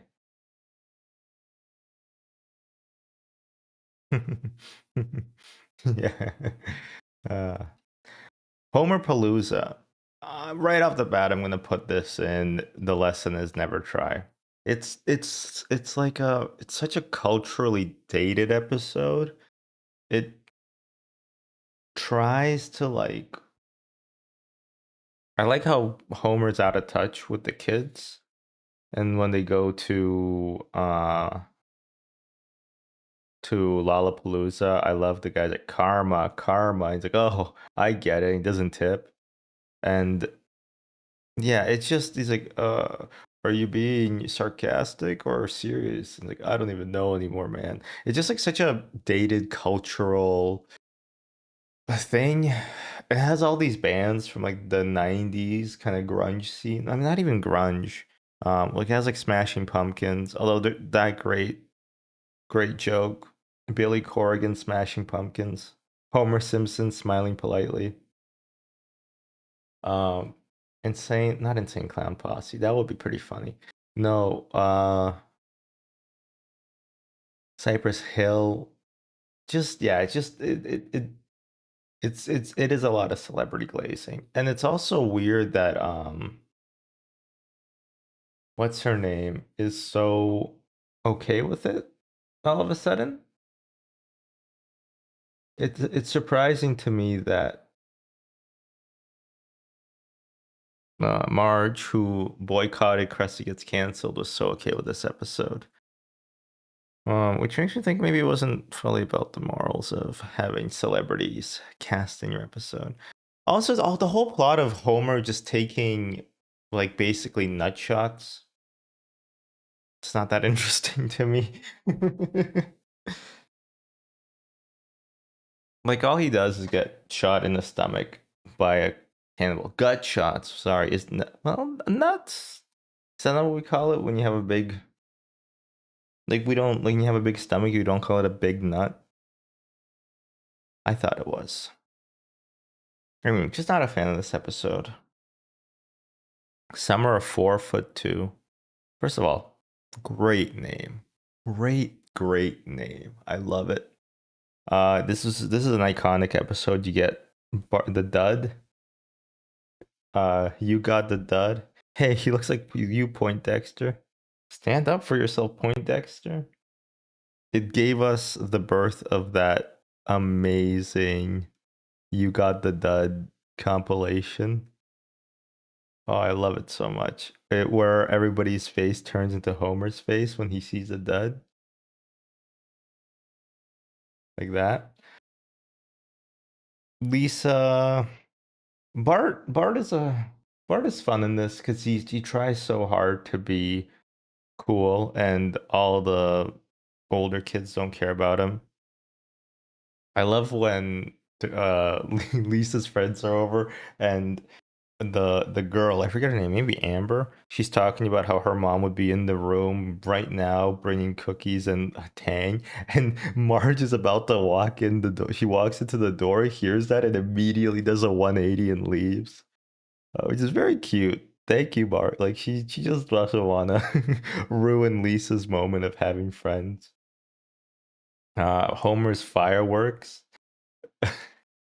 He lights a firework inside the house, panics, uh, throws it into the sink, and then the sink backclogs, and he just walks away whistling. It's so funny to remember that it's also like this house is Flanders's, right? It's like their cottage, so he wrecks it. Flanders also leaves like sticky notes for everything, and he takes it like an ice tray, and every individual ice cube mold says like "fill me with water." Yeah, he also buys like all these insane things. I think he buys like two enemas. He buys like a adult magazine. He buys some cigarettes. He buys some whiskey. And then he eventually buys some illegal fireworks by a guy um who looks, I mean, clearly it was supposed to just be like a poo in a different town, right? I like the idea of a firework being so strong that it did just destroy a little part of your country with it. Honestly, yeah, great episode. I like this one. I love when sweet merciful crap, my car. The kids put all these seashells onto Homer's car, but they don't clean them, so it just gets ravaged by seagulls the whole ride home. This is definitely an excellent.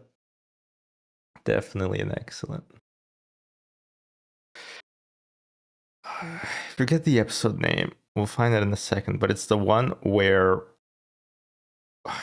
I don't like this episode. This one frustrates me. I sound like a Bob's Burgers poster, but it feels bad that, you know,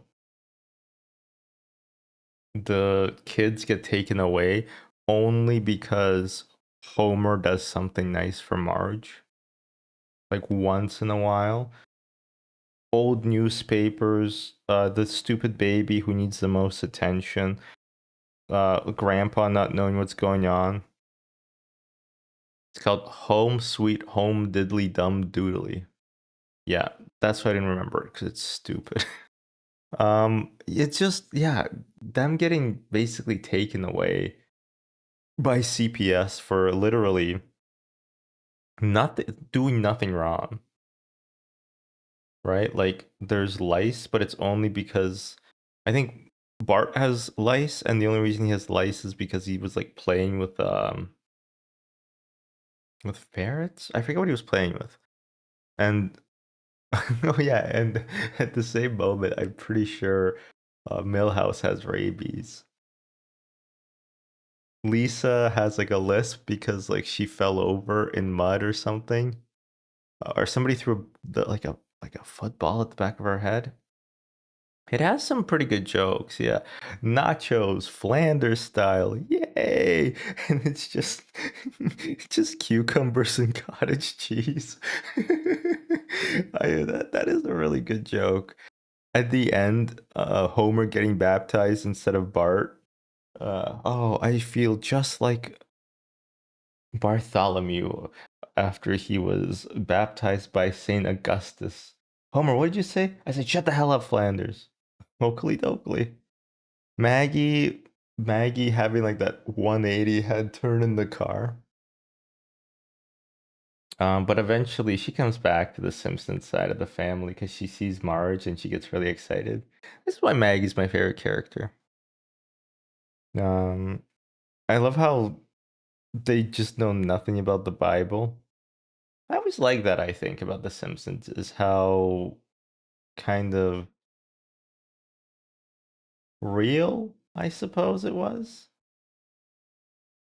I guess the Simpsons are like, they're not good people, but they're not bad. I think they are good people fundamentally, but they're not like good people, you know? Um, and them being like a-religious, I think I like, even though they go to church. Anyway, I'm gonna put this in Everything's Coming Up Millhouse. There are quite a few good jokes, like and for God's sake, people, I can't stress this enough. Put garbage in the garbage can. This is so humiliating. Garbage in the garbage can. Makes sense. Put your milk in the fridge, or failing that, a cool wet bag. That's some bangers, but I don't like the overall plot structure of this episode. Oh my god, maybe I am a Bob's Burgers poster. Bart sells his soul. Just rewatched this as well last night. I couldn't sleep at all. I think I fell asleep at like, I went for a walk at like 4:30 because I couldn't sleep and it was snowing. I wanted to see the snow, but also I couldn't sleep. And there was a moment where I thought I might get killed, but it was okay. I didn't get killed at all.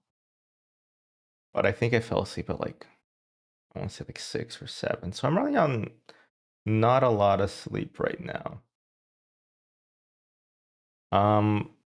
Bart Sells His Soul was also another episode I watched last night.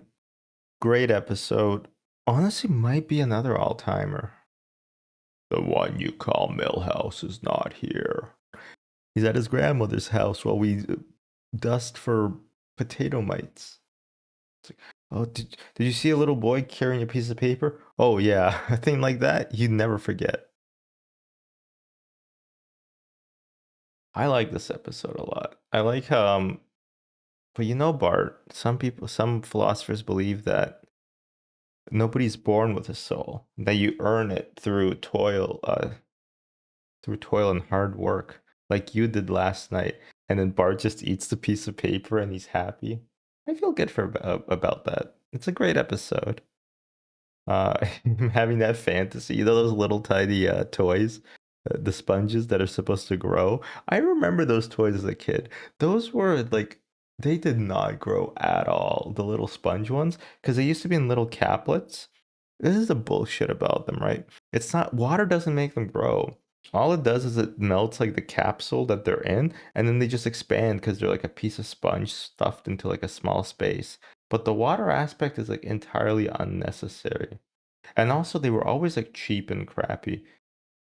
And yeah, they would probably cost $5. But I love Bart's fantasy of it becoming huge and just eating Lisa. And she's like, no, it's getting soggy water on me. Great episode. It also reminds me, honestly, I'm gonna put it in my all-timers. It's one of my all-timers as well. I'm also reminded of something in grade school where a friend of mine, let's call him Gary, said something to another friend of mine. Let's call him Brandon. And Gary said that he would punch his crush in the face for a copy of Portal. Obviously, joking around between friends. And Brandon, this was on Steam, by the way. You can tell we were cool because we were on Steam in grade 6. Brandon printed out like a full inkjet color page of a screenshot of that and brought it to school as a joke. And I remember Gary was really pissed off. He snatched the piece of paper, crumpled it up, and stuffed it in his mouth. And it was extremely funny because after like 10 seconds, he realized he's gonna have to eat this piece of paper. There's like all this ink coming off of it. There's like a little bit of like black ink coming out of the side of his mouth. And he's just chewing for like a solid minute trying to get this piece of paper down. And he's just dying of laughter. And he really committed to it. He decided that that piece of paper, even though it could be reprinted, that specific piece of paper will not, his crush's eyes will never set foot onto them. Lisa the vegetarian. I think the third act falls apart for me because I don't really care about Paul McCartney. Also, how come Yoko Ono isn't in this? That was John Lennon, right? No, my bad. Yeah, I mean, I'm not from an English-speaking country, and also, I just don't care about the Beatles, like at all. What name like? I mean, Apu doing the Sergeant Pepper's Lonely Hearts Club, perfect, perfect. That's basically what the Beatles sound like to me. um, I think it does fall apart at the end. It's okay. I mean, it's like a Lisa-centric episode. This is like the first kind of annoying Lisa episode because she's very performative about being a vegetarian, where like, the pig's already dead, Lisa. The pig is already dead. It's not gonna harm anybody to eat it. She does ruin the barbecue for sure.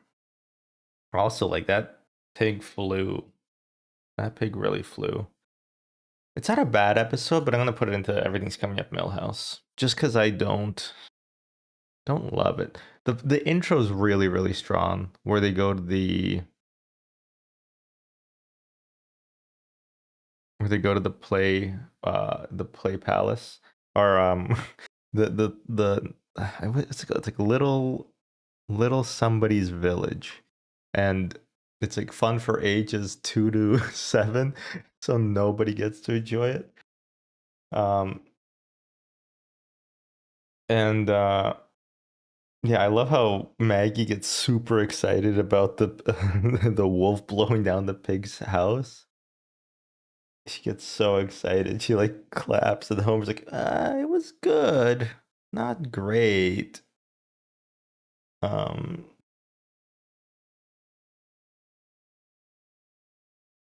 and yeah, it's a pretty good episode, but it kind of falls apart for me at the end. Funny joke though about how, like, what if somebody wants to buy non-alcoholic beer? It's never come up before. Enjoyed it. But yeah.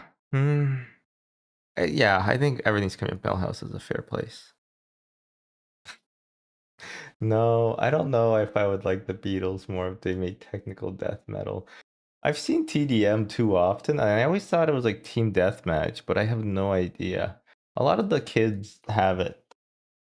Like SMP, it's survival multiplayer. Why don't you just call it multiplayer? Why do you freaks need to have a anyway? Whatever. Treehouse of Horror 6, I believe. Yes. Attack of the 50-Foot Eyesores. Decent one. Just don't look. Just don't look. Just don't look. Just don't look. To stop the to stop the monsters. 1, 2, 3. Something something. There's Paul Anka's guarantee. Guarantee void in Tennessee. Just don't look. Just don't look. Big earworm of a song. Not that great of a. Actually, that's a good segment. I was gonna say not scary, of course. Just give him the donut, Homer. If it'll end terror. All right. And then the lard boy gets his donut and he holds it up and there's a little sheen and he starts dragging it against all the houses. And Homer's like, "Don't you ever get tired of being wrong?" And Marge's like, "Sometimes." It's at Flanders' house. Go kill Flanders. Ah, he came to life. Good for him. Yeah, you know what? I'm coming around. I like the 50-Foot Eyesores. Nightmare on Evergreen Terrace. I like that one too. I've never watched a Nightmare movie. So I only have like Freddy Krueger and Jason Voorhees. I only know those like villains from like cultural osmosis. I think when I was like in elementary to middle school, there was like a glut, or maybe I paid more attention to it. There's a glut of like horror remakes rather than original properties. And I remember I had friends who were big like into horror, and watching like a scary movie was like a birthday thing or something like that. Getting like a scary movie on pay-per-view. But I never really watched all of them. But like I think Amityville Horror just got remade. There was like The Ring came out, the American one. There was just a bunch of those. Like the Exorcism of Emily Rose. I think these are all culturally forgotten, but as a kid I remember them because I used to have I was a scaredy cat, and not much has changed since then. I'm still a scaredy cat. But yeah, I just only know Jason Voorhees and Freddy Krueger just through cultural osmosis. So this Nightmare on Evergreen Terrace I like. I like the idea of the 13th day of the 13th week of the 13th month. Lousy smarch weather. Don't touch Willie. Good advice. Willie, please. Mr. Van Houten has the floor. Yes, I would like to have the school lunches ahead of time. I don't like the idea of Millhouse having 2 spaghetti meals in one day. Yeah, good episode, good episode. Oh, good segment. Homer Cubed, it's like a time capsule thing. No, that's not the word I'm looking for. It's kind of like, it's very dated because it's like them flirting with 3D animation. And I bet for the time it was interesting, but like now in the age of 4-dimensional animation, even it's not that good. And it's like all math themed. Has anybody seen Tron? No, no, no, no, no. Yes. I mean, no. I'm in a place that I've never been to before. The shower. Homer, are you in the linen closet again? No. Homer Cube, not great, but I do like when he drops into reality and like, ooh, erotic cakes. And apparently we had no idea where that location was shot until I think a few years ago. I think we figured out where that was. And editor will insert that location here. Yeah, it's decent. I'm not gonna say it's the best. I'm gonna put it in. I'm gonna put Everything's Coming Up Millhouse just because Homer Cubed is quite weak. I do like how they try to sneak in a solution to is it Fermat's last theorem? But there is a live action segment as well, yes, at the end. Ah, okay, King Size Homer. Not to be confused with King Homer. This is where Homer becomes the morbidly obese weight of 300 pounds. Which I guess is also like a dated thing. 300 pounds, like, I think people are more health conscious, but like 15 years ago, 300 pounds was not as insane as it was when this episode aired like 27 years ago. 28, 27. Yeah, like there were just dudes that are like 300, 400, 500, 600 pounds, right? Didn't TLC, which allegedly stands for the Learning Channel, like have a segment called like my 1 trillion pound life or something? Anyway, Homer gets morbidly obese so that he has to go on disability. There's a great little pamphlet that he's reading that says, "Am I disabled?" And it's a picture of a guy with like a pipe going through his head and a big question mark. You know what's funny? This time, Homer's release of gas actually saved the city. Bart! 1 high, yeah, yeah. 2 high, yeah, yeah. I love the gag where Maggie tries to help out Homer because he doesn't want to go one more day into the office. And he's at 299 pounds. So she makes him like a donut out of Play Doh. And then Bart's like, it's non toxic. And Homer's already eating it. He's like, oh, that's good. That's a relief. It's like, he's going to eat it regardless. And they do the gag where his stomach, his gut is like on the rack, the towel rack. So when he weighs in once, he's actually up like 30 pounds, and then he does it again when he does in the 299-pound weigh-in. He gets his gut off the rack again, and he's at like 320 pounds.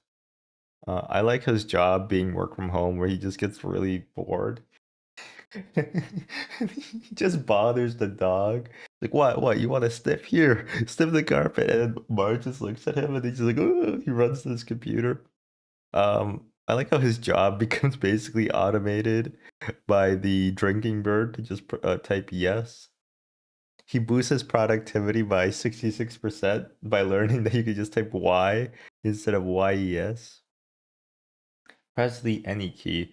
Where's the any key? I think I'll order a tab. And he presses like, oh, no time for drinks. I gotta go to work. It's basically the life of a computer scientist. Yeah, we also wear those muumuus and hats. He looks like he looks like the character in this little picture. He looks like the character who's supposed to be like the Louisiana chef. But like apparently that chef is like two characters. Like he says, I guarantee. Apparently that's a different guy than like the fat guy who wears a hat like that. Anyway, King Size Homer, great episode.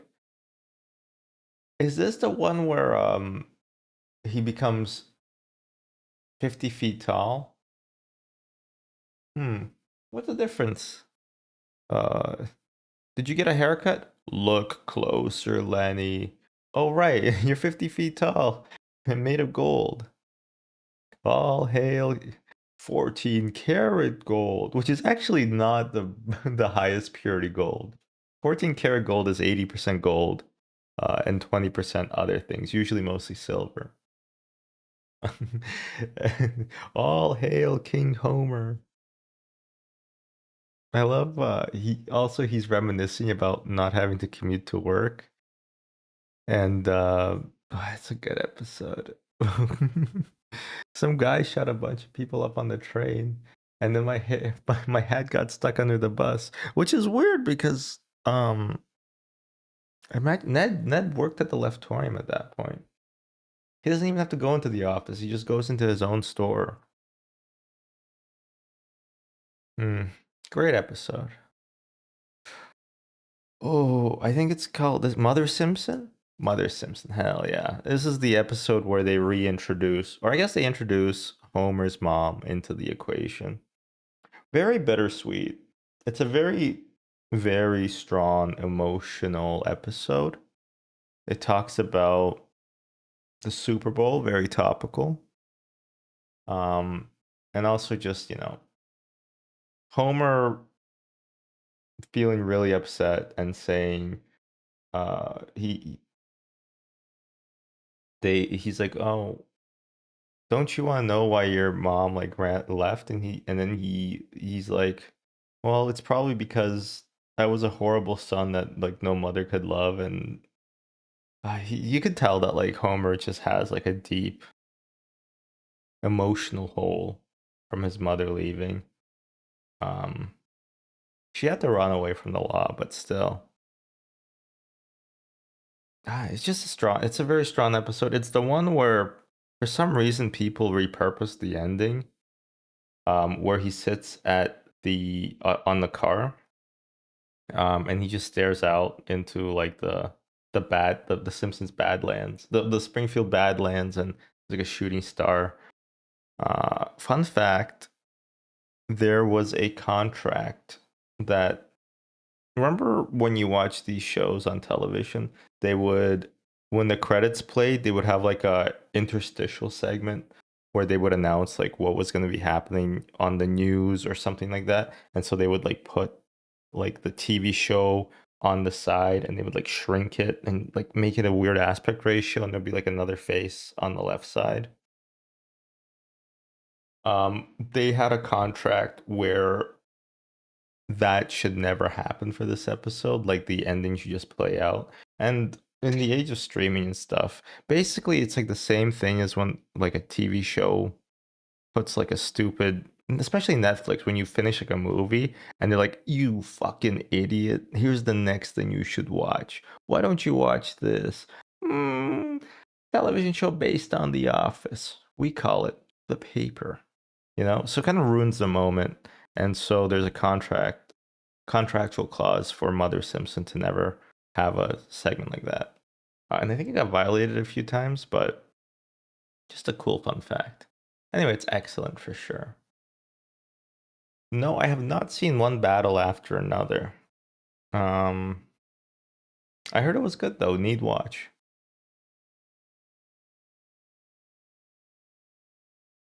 I forget the episode name, but it's the one where Sideshow Bob steals an atom bomb used before 1957. Oh, really good. Sideshow Bob's last gleaming. Interesting. Oh, one battle after another and Mother Simpson are similar, huh? In the comments, get in the comments and just let me know what you think about that. Do you really think that one battle after another and basically ripped off Mother Simpson? Let me know. Write in. And like and subscribe and post on the web zone.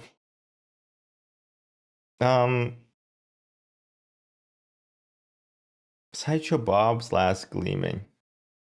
It's the one where he says he says no television, right?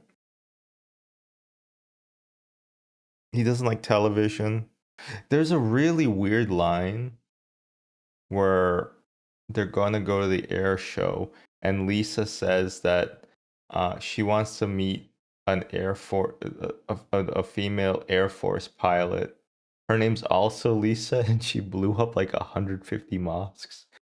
And it's like, it's surprising that Lisa, given like, especially how she is later, that she would be excited about like a like a woman like that. But she is a kid. Sideshow Bob's impressions of the general are really great. I'm gonna make a snot party out of you. um, no, he doesn't say snot party. He says like a snot something. I forget the exact line. I love how they're flying the biplane and it's too fast, too slow for the fighter jets to catch up to it. Yeah, he demands that everything be taken off the air. We searched this military base and all we found is porno, porno, porno. Oh, hey, what is this? This is my kind of meeting. And you know, Krusty just starts browsing the magazines that they found. But they decide to cut off all the air, all the television, so they stop airing everything. And Sideshow Bob's like, oh, they finally did it. They listened to my demands. Blast, I should have asked for more. And then Krusty realizes that there's an emergency broadcasting station in the middle of the Badlands. No, not the Badlands. In the middle of the Salt Desert, I believe, the Springfield Salt Desert. Which just like where even is Springfield? You know? So he goes there and he's trying to entertain people with just like a slinky and like a piece of felt and a picture of Eisenhower. Let's get busy. Let's get busy. That's how Eisenhower always was, always trying to get busy, as we remember him. I like this episode too. Sideshow Bob does kind of try to kill Bart, but more than that, he just kind of hates television in this episode. And I kind of can relate to that, you know? I can relate to that. Treehouse of Horror 7.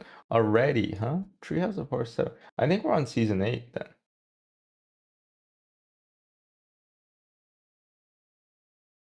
We must be on season 8. Season 8, episode 1. Yeah, wow. And yes, there's no need to point out the irony that I'm appearing on a television. Oh, show.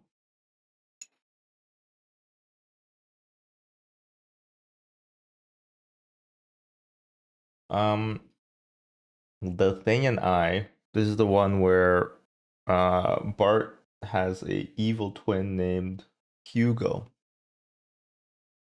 Too evil for Boytown. Too much of a boy. No, too crazy for Boytown.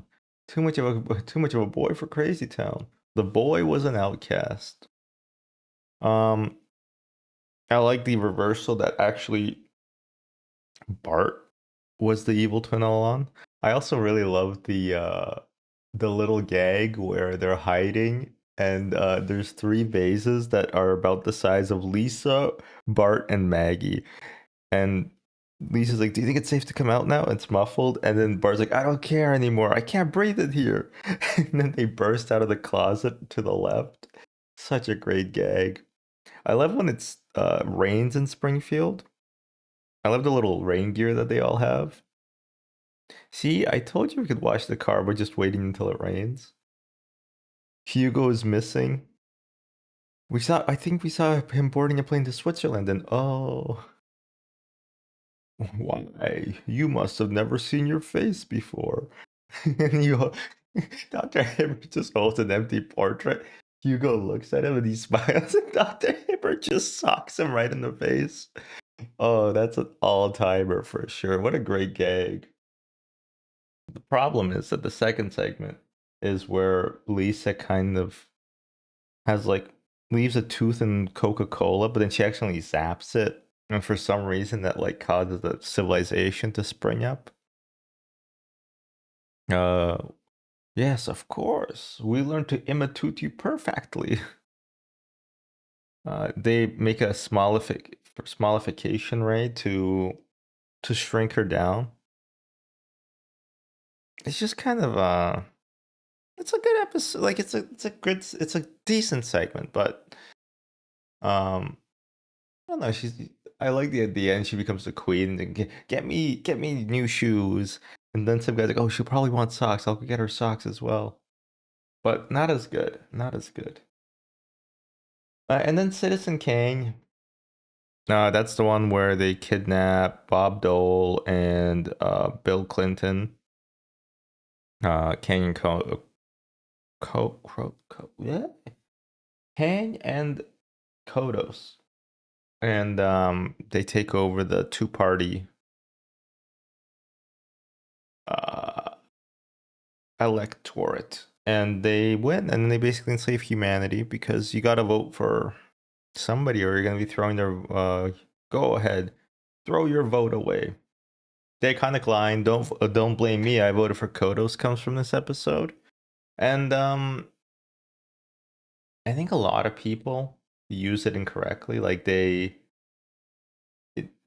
give like a political apathy and pretend like it's very much like both parties are the same sort of thing, which they're not. And they've been not the same more and more. They never have been really the same either. Anyway, that's too much political posting, but just don't like how it enfranchises political apathy, I guess. It's a decent episode overall. Definitely better than the previous Treehouse of Horror that we just saw. Definitely better. The Springfield Files. I love the X-Files. I really do. Probably like on a subjective level, it might be like my second most favorite TV show, following The Simpsons.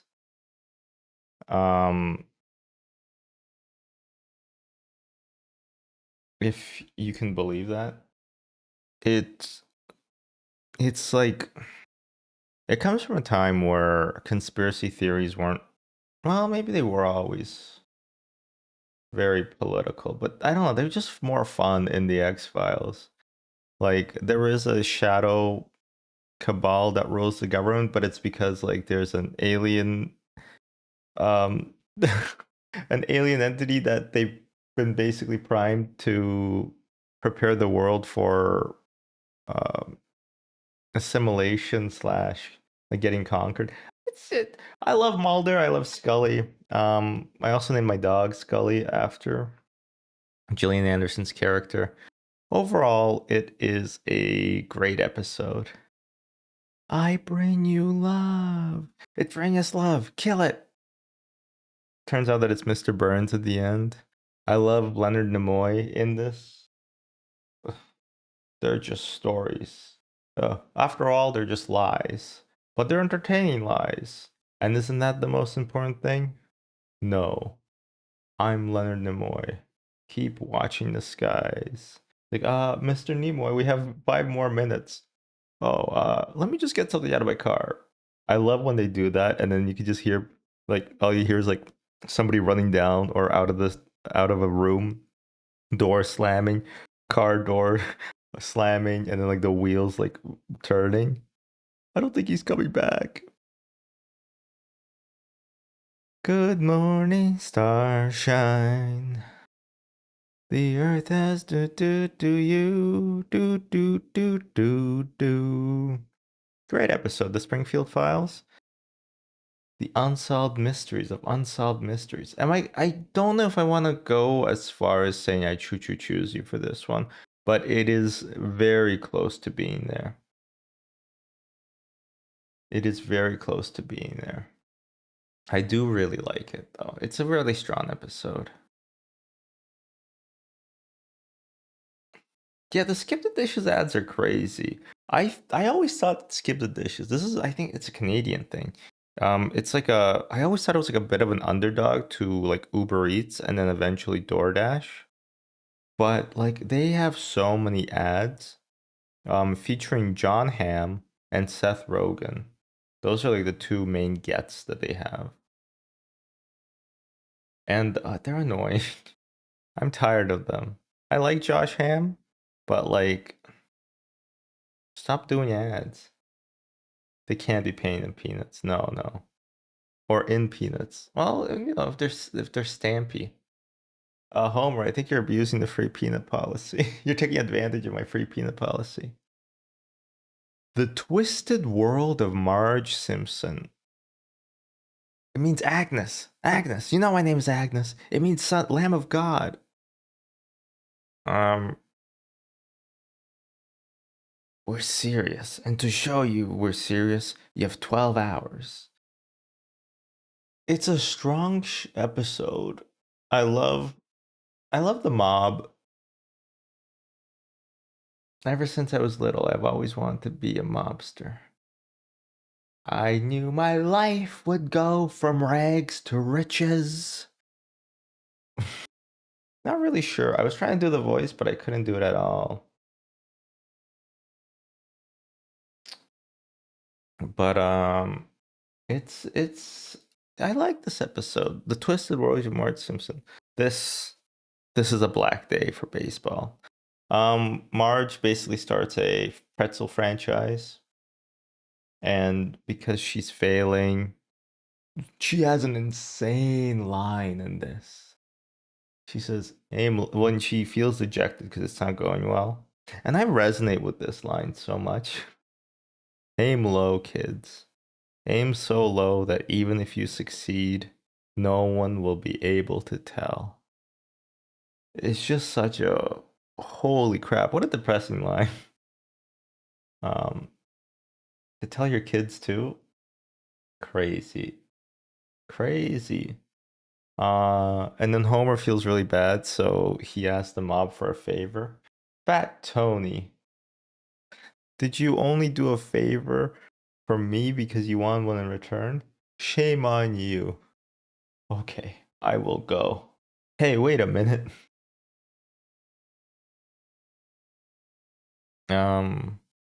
And then so the rivalry, because Marge is in an investing club that kicks her out because she's too conservative with her investments. They start a falafel factory. What's tzatziki sauce? Oh, we call it flavor sauce. There's like a Middle Eastern guy working the grill. His name, that's Christopher. He's like swearing in his own language. Isn't that whole area of the world a little iffy? So yeah, the mob basically takes out all her competition. She becomes a big mogul. And then they want her to pay up. But the falafel folk, they decide to hire the Yakuza. No, they all the Simpsons go inside while the mafia and the Yakuza fight, and Homer's like, "Oh, but Marge, look at that little guy. He hasn't done anything. You know it's gonna be good." And then he flies through a window, and he's like, "Forgiveness, please." And he goes back out fighting. Great scene. It's a pretty strong episode. You know, I'm going to put it into the excellent. I've convinced myself. I wasn't sure if I was going to put it between Millhouse and excellent, but excellent, I think, makes more sense.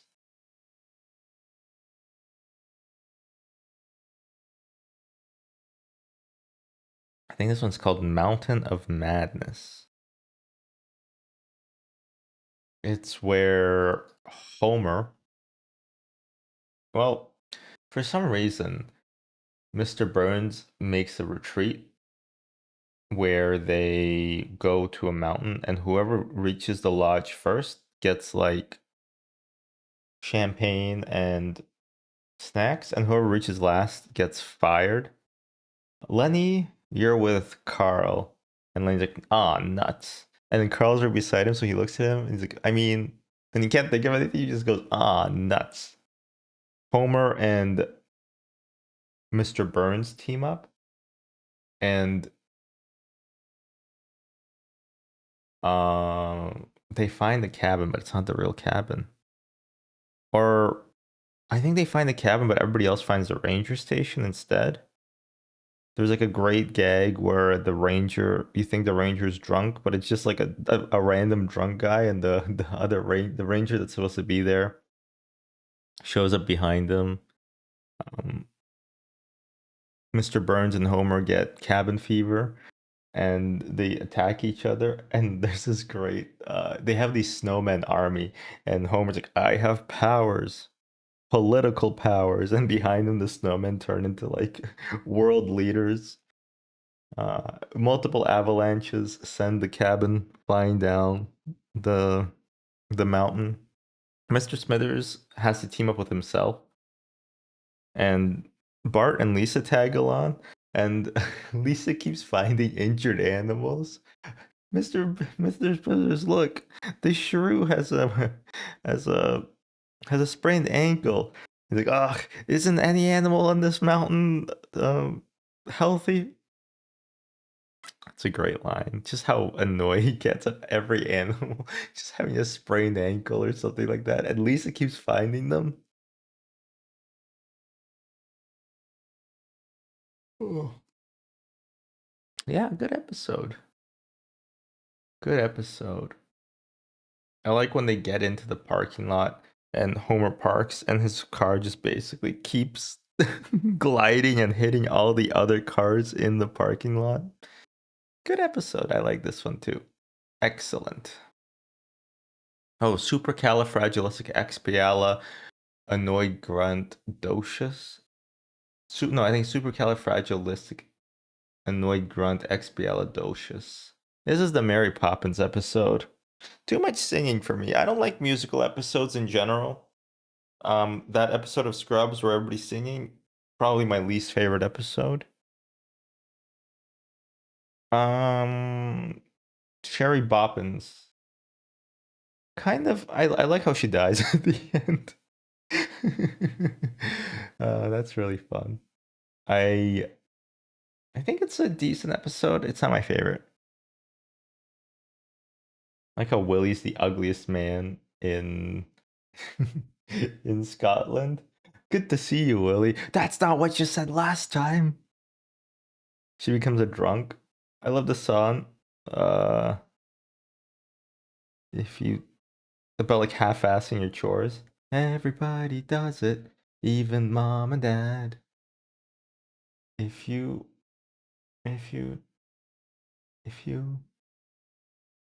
something, you'll have more time to play. It's the American way.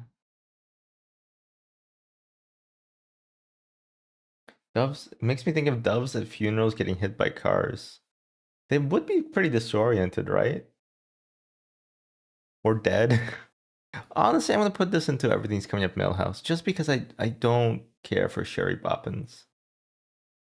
It is weird that I like when she rides up the banister and she like lack cures it, and I guess the implication is that her or maybe just her butt, maybe not her lady parts like cure the thing. Yeah, it's all right. It's all right. I don't love it though. Itchy and Scratchy and Poochie show. All right, Poochie, you look like you have something to sell. Well, do you? I most certainly do. And then Poochie like flies up. I must go back to my home planet. and then they just pull the cell up. Poochie died on the way back to his home planet. Yay! It's a decent episode. I don't love. I mean, they add Roy. Roy being in there is pretty funny. And then he just leaves to live his life with like two ladies. But yeah, Homer's Poochie is kind of like it's supposed. He's like the original dog from hell. You mean Cerberus? Rastify him 10%. Synergy and energistics, aren't these just dumb made up words said by dumb executives to make them feel smart? I'm fired, aren't I? Yes. Yeah, it's just a decent episode. There's a few good lines in it, but Homer being like, whenever Poochie's not on screen, everybody should be asking, "Where's Poochie? Where's Poochie?" But overall, not my fave. Not my fave.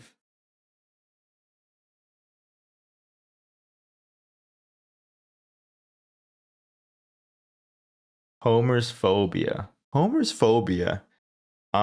Culturally, I think it's a very important episode, but I was not really like available.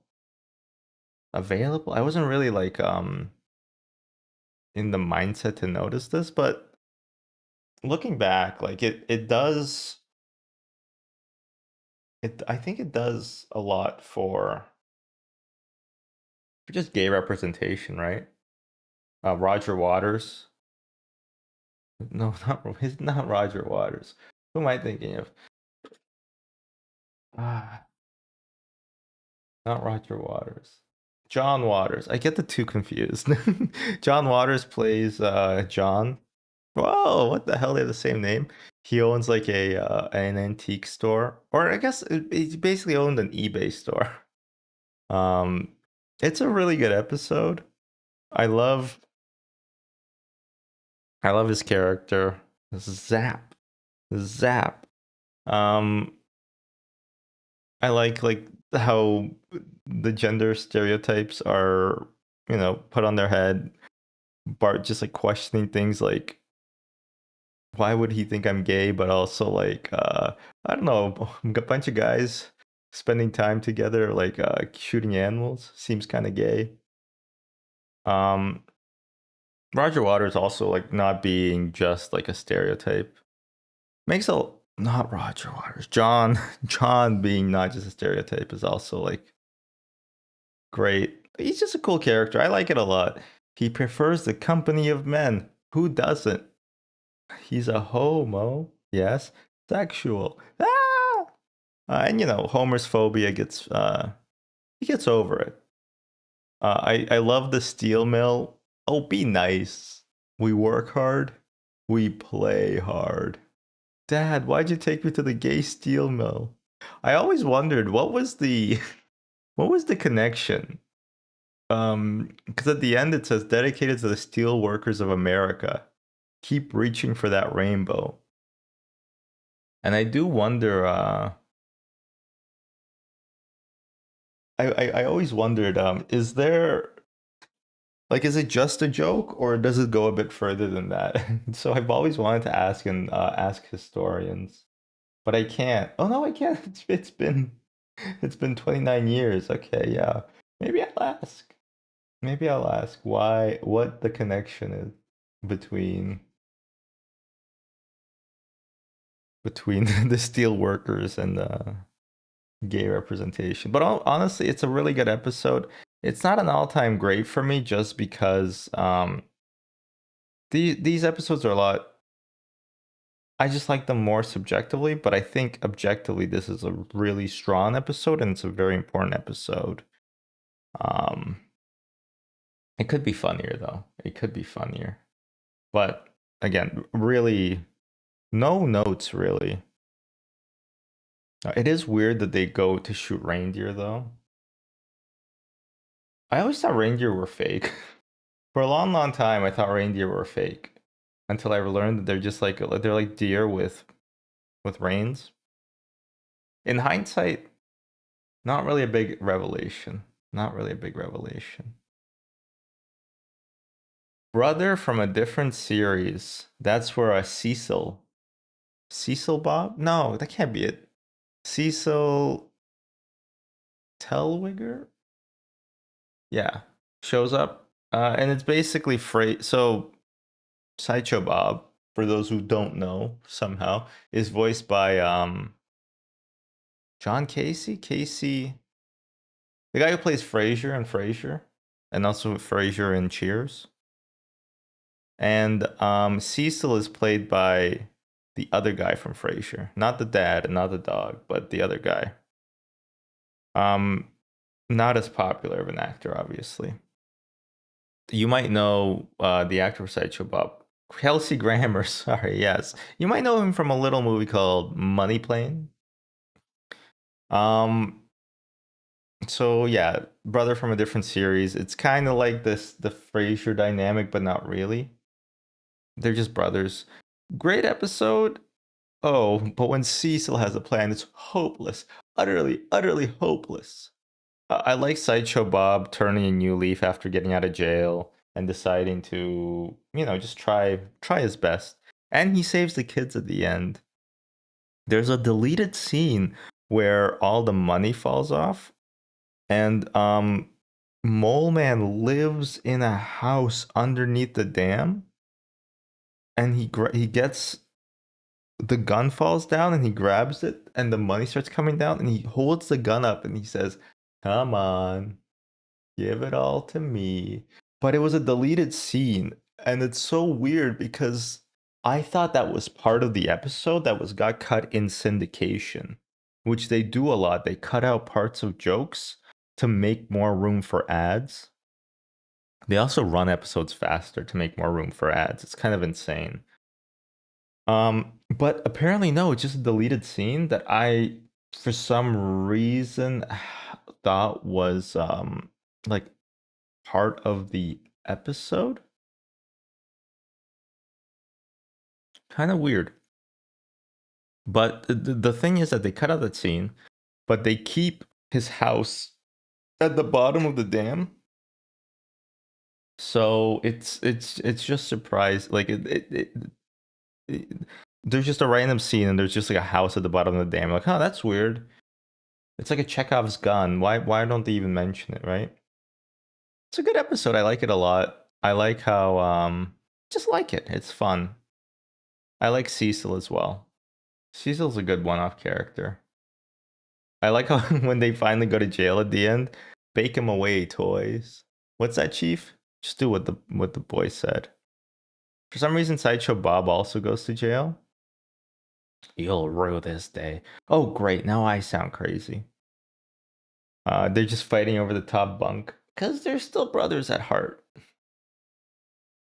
My Sister, My Sitter.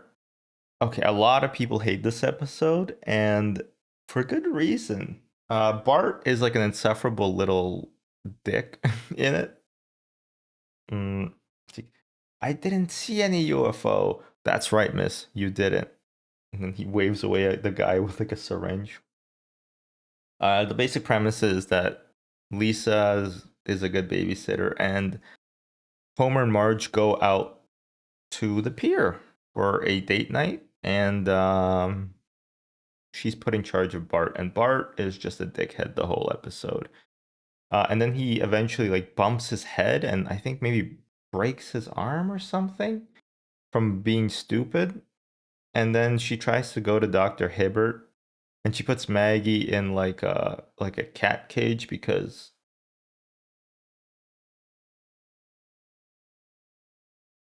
excuse me. Because like she can't like hold on to all of them, and she wheels Bart around in a cart, and then they get into a ditch and like people shine a flashlight at her. It's like, oh, what's happening? I feel bad for Lisa. In the end, she still gets babysitting jobs from Flanders. But yeah, it's kind of like just Bart's a jerk the whole episode, and then he gets injured, and then Lisa gets blamed for it. I'm gonna put this into like the lesson is never. No, actually, I'm gonna elevate it a bit higher. Then I'm gonna say I was saying Boo Earns for this episode. It's not a great episode.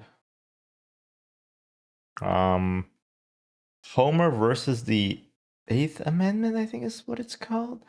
18th Amendment. How come Americans, if the Constitution is so good, how come there's like so many amendments to it? Just wondering. How come like the Second Amendment and the Fourth Amendment are so important, but they're not even like the OG, like they're not even in the original, right? It's a bit of a thinker. Not a big thinker, but a bit of it. The Simpsons, I think Bart gets drunk at a St. Patrick's Day parade, and so there's a big hootenanny, and they find out that the town charter prohibited alcohol, and so Homer decides to brew his own, which is really funny. I love how he comes up with the idea of shipping the alcohol through bowling balls, and Marge is just like, that is a very clever idea, Mom. No, really. That's very clever. She's just like very I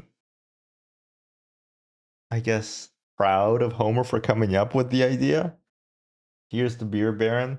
uh I love the character of Roy Baxter. I forget his name, but he's the guy who comes in to basically rustle up the police force. I think he's supposed to be like a character from the Untouchables, which I guess is semi-realistic. I don't know, but I like that a lot. Bruce Banner. Bruce Banner is his name. This isn't a very happy birthday for Bruce. You're out there, beer baron, and I'll find you. No, you won't. Will. Won't. I love when Homer's brewing the alcohol by himself at home, and his stills keep exploding. So he's like, oh, must be that bean I ate. Blammo. Kablooey. Oh, sorry, Marge. Homer. It was one thing when you were bootlegging beer, but now it's become too dangerous. And then he's like, no, it hasn't. And then he goes downstairs. I think something explodes and he goes on fire. And he stop, drops, and rolls. Remember as a kid, stop, drop, and roll? It was really drilled into me, but I've never been on fire. Like, I've never had to deal with that in person, you know?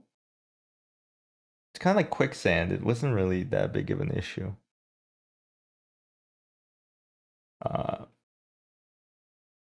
Homer versus the 18th Amendment. I like it a lot. Excellent. Excellent. I like that Chief Wiggum catches Homer to kind of defame Bruce Banner. And then Bruce Banner also gets shot out of town by a catapult.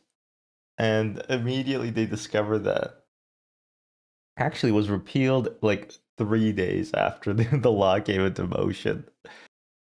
Very fun. This is the one where Edna and Skinner were in the closet making babies, and one of the babies looked at me. Mrs. Krabappel and Mr. and Principal Skinner were in the closet, and they had as many arms as Vishnu, and they were all very busy. Grade School Confidential is what it's called. Basically they hook up, everybody gets mad, they get locked up because Skinner's gonna lose his job, and then he says that he's a virgin. They have to put on a front for Superintendent Chalmers, so they go to a movie together, Edna and Skinner, and Superintendent Chalmers catches them. So they say that it's a field trip for a student, and Principal Skinner goes and he picks up Bart in like the middle of the night, and they're watching the movie, and it's one of my favorite lines in the show when Superintendent Chalmers is like eating popcorn and he's watching the movie, and Bart is just trying to sleep, and he's like, "Do you really think they filmed this in Atlanta?" And Bart's like really exasperated. He's like, "I don't know. I don't think it matters." And then Superintendent Chalmers just goes, "Yeah." Just the line delivery. I don't know. It's so funny. Somebody pointed it out to me, and I've enjoyed it every time. One of the lines that was cut for syndication, by the way. So if you only watched it on television after a certain point, you would not have seen it. But I got the OG DVDs. Really, the only way to watch stuff nowadays. So yeah, I like that. Good, excellent episode. Nope, not last exit to Springfield. You only move twice. One of the more outlandish episodes for sure. This is when they move to Cypress, when Homer and his life partner get to move to Cypress Creek because he's the second most senior, I guess technically third most senior employee at the power plant. Scorpio. He's basically what if the James Bond villains were nice bosses? That's what this episode asks. And he basically takes over the Eastern Seaboard. I love the phrase Eastern Seaboard. It's just perfectly cromulent. Really good phrase. So Hank Scorpio, probably the best boss that Homer ever had, but it's the little things. Well, the little things are the things that make up life. Everybody gets some issues. They have growing pains. They could have fixed all of them, honestly. Marge takes up drinking. She drinks half a glass of wine because basically their futuristic house cleans itself and does everything for her. I know doctors say I should drink a glass, but it's just too much wine. Lisa has terrible allergies. She's allergic to everything.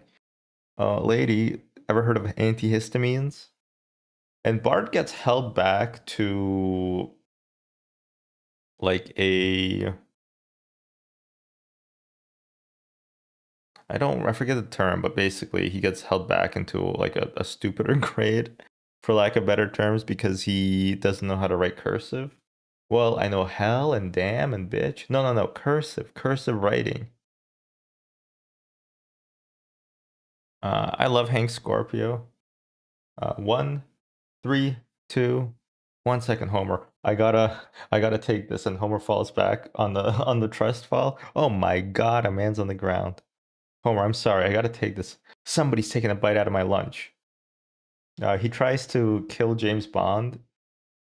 He has like sexy women running around in bikinis who can break men's necks with their legs, which is the way I would like to go out, by the way. If anybody is interested, put that in my obituary. Honestly, definitely like one of the best episodes. I love when Homer asks for some sugar and Hank Scorpio pulls some out of his pocket. He says, "Sorry, it's out in packets." And he goes, "Do you want some cream?" And Homer's like, no. Just a good episode all around. Good episode. I moved from Canada and they think I'm slow, eh? What else we got? Ooh, okay, we got... Look at this picture. That's great. Bart just hates Lassie. It's called the Canine Mutiny. Bart gets a fake credit card, care of Santos L. Halper. And then he buys a dog, Lassie, who's like who trains itself. I love how it has like cards for when it needs to go on a walk. I wish my dog had like a card-based communication system, just so I know what she's bitching about half the time, Then, everything gets taken back from his credit card, from the repo. I thought repoing things was more common because I saw it so much in television, but I've just never witnessed that.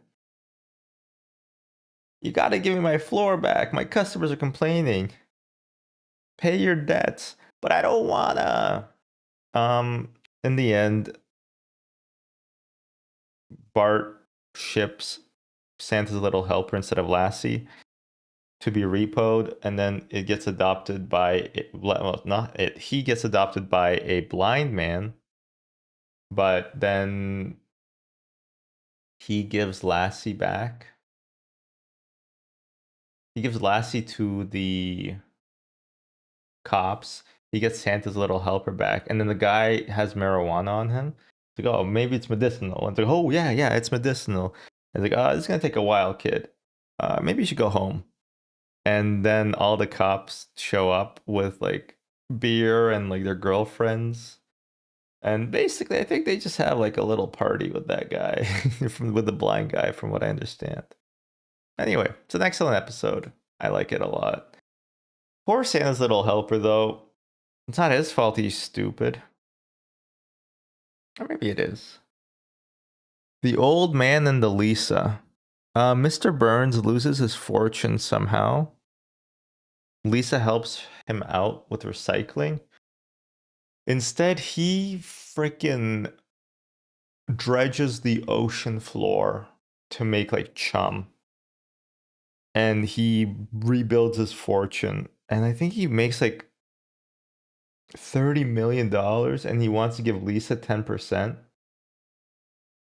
And Homer has a heart attack when he says no. She says no at the end. And the guy's okay, Lisa. I don't blame you. But $3,000 would have been nice. And Lisa's like, Dad, 10% of $30 million isn't $3,000. And then it cuts out, and then he's like having a second heart attack. I don't like this episode. I don't like this episode too much. It's iffy. It's an icky episode because Mr. Burns literally like is megalomaniacally insane. He literally dredges the ocean floor. He's just messed up. It's a messed up episode. I'm gonna put it into I Was Saying Boo Earns. Just not a fun watch. And like I don't like Lisa's good-hearted nature being taken advantage of like that. You want that fish paste? It's not even just fish. It's like every piece of something in the frickin' ocean floor. I don't know. It's messed up. It's messed up. Mr. Burns is irredeemably evil. This is the Mr. Sparkle episode. It's called In Marge We Trust. That's why. I did not know it was called In Marge We Trust. What's the B story? In fact, what's the A story? Oh, see, this is insane. The picture is a Mr. Sparkle, and I think most people remember the Mr. Sparkle aspect of this episode. But that's a B plot. Can I have a phone book to Japan? Here you go. And can I use your phone? Is it for a local call? Yes. And then it goes do do do do do do do do do do do do do do. Such a good gag. The A plot is about how Reverend Lovejoy kind of becomes disillusioned with his flock.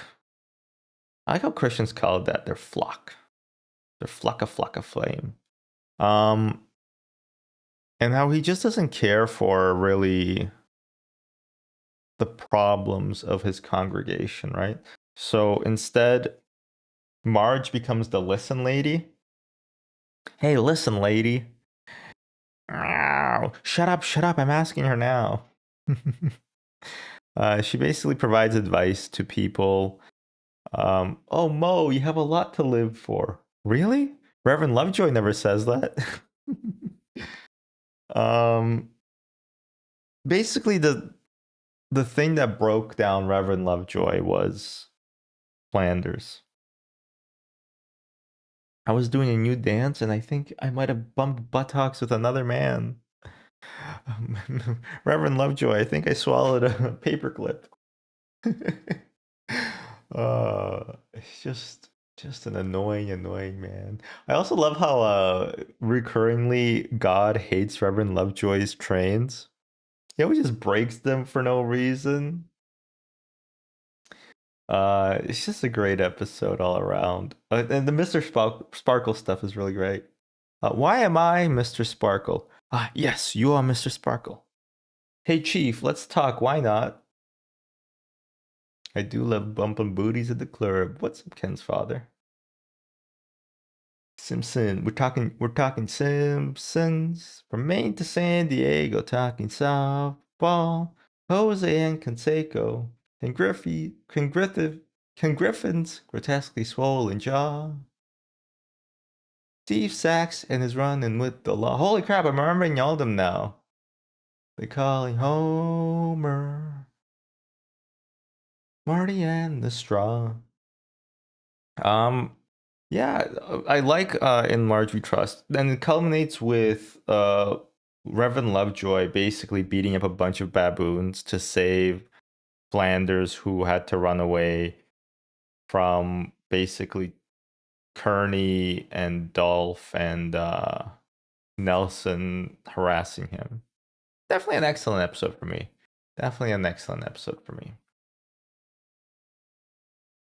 Homer's Enemy. Iconic Simpsons. A lot of discourse, because this was written by John Schwartzwelder. There's a lot of discourse about how basically, I mean, in certain communities, like the Leftorium, which is a leftist Simpsons shitposting group, and they have some funny stuff and some very not funny stuff. About how basically all of Homer's enemies, I'm forgetting his name, even though he dies in this episode.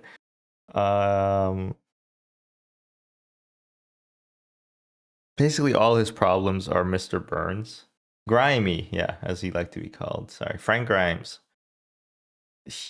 All of the problems that he has with Homer are actually problems that he should be directing at Mr. Burns. And that's not untrue. Although Homer is wildly incompetent and he does have a fire in his section that he doesn't deal with.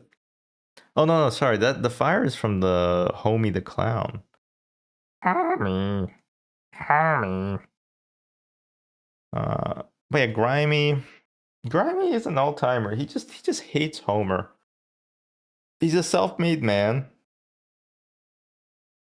He lives above and his apartment is above a bowling alley and below a different bowling alley, which is honestly so funny. Oh yeah, Homer does only use water to short his security mainframe instead. Yeah, no, that's very reasonable. It's a great episode. I love when Homer enters a kids building competition. A kids power plant building competition. He's like, and I added these racing stripes, which I think look pretty neat. And then Mr. Burns like, agreed. First prize. But it's a competition for children. And Lenny's like, yeah. And Homer smashed their brains in. It wasn't written by a Republican. No, it wasn't. It was written by a libertarian. But not like an actual libertarian, not like a Republican libertarian. John Schwartzwelder, he's honestly, I don't agree with him politically at all, but I think he's a really, really funny writer. He writes a lot of these episodes, and he writes a lot of like the zany jokes in the episodes too.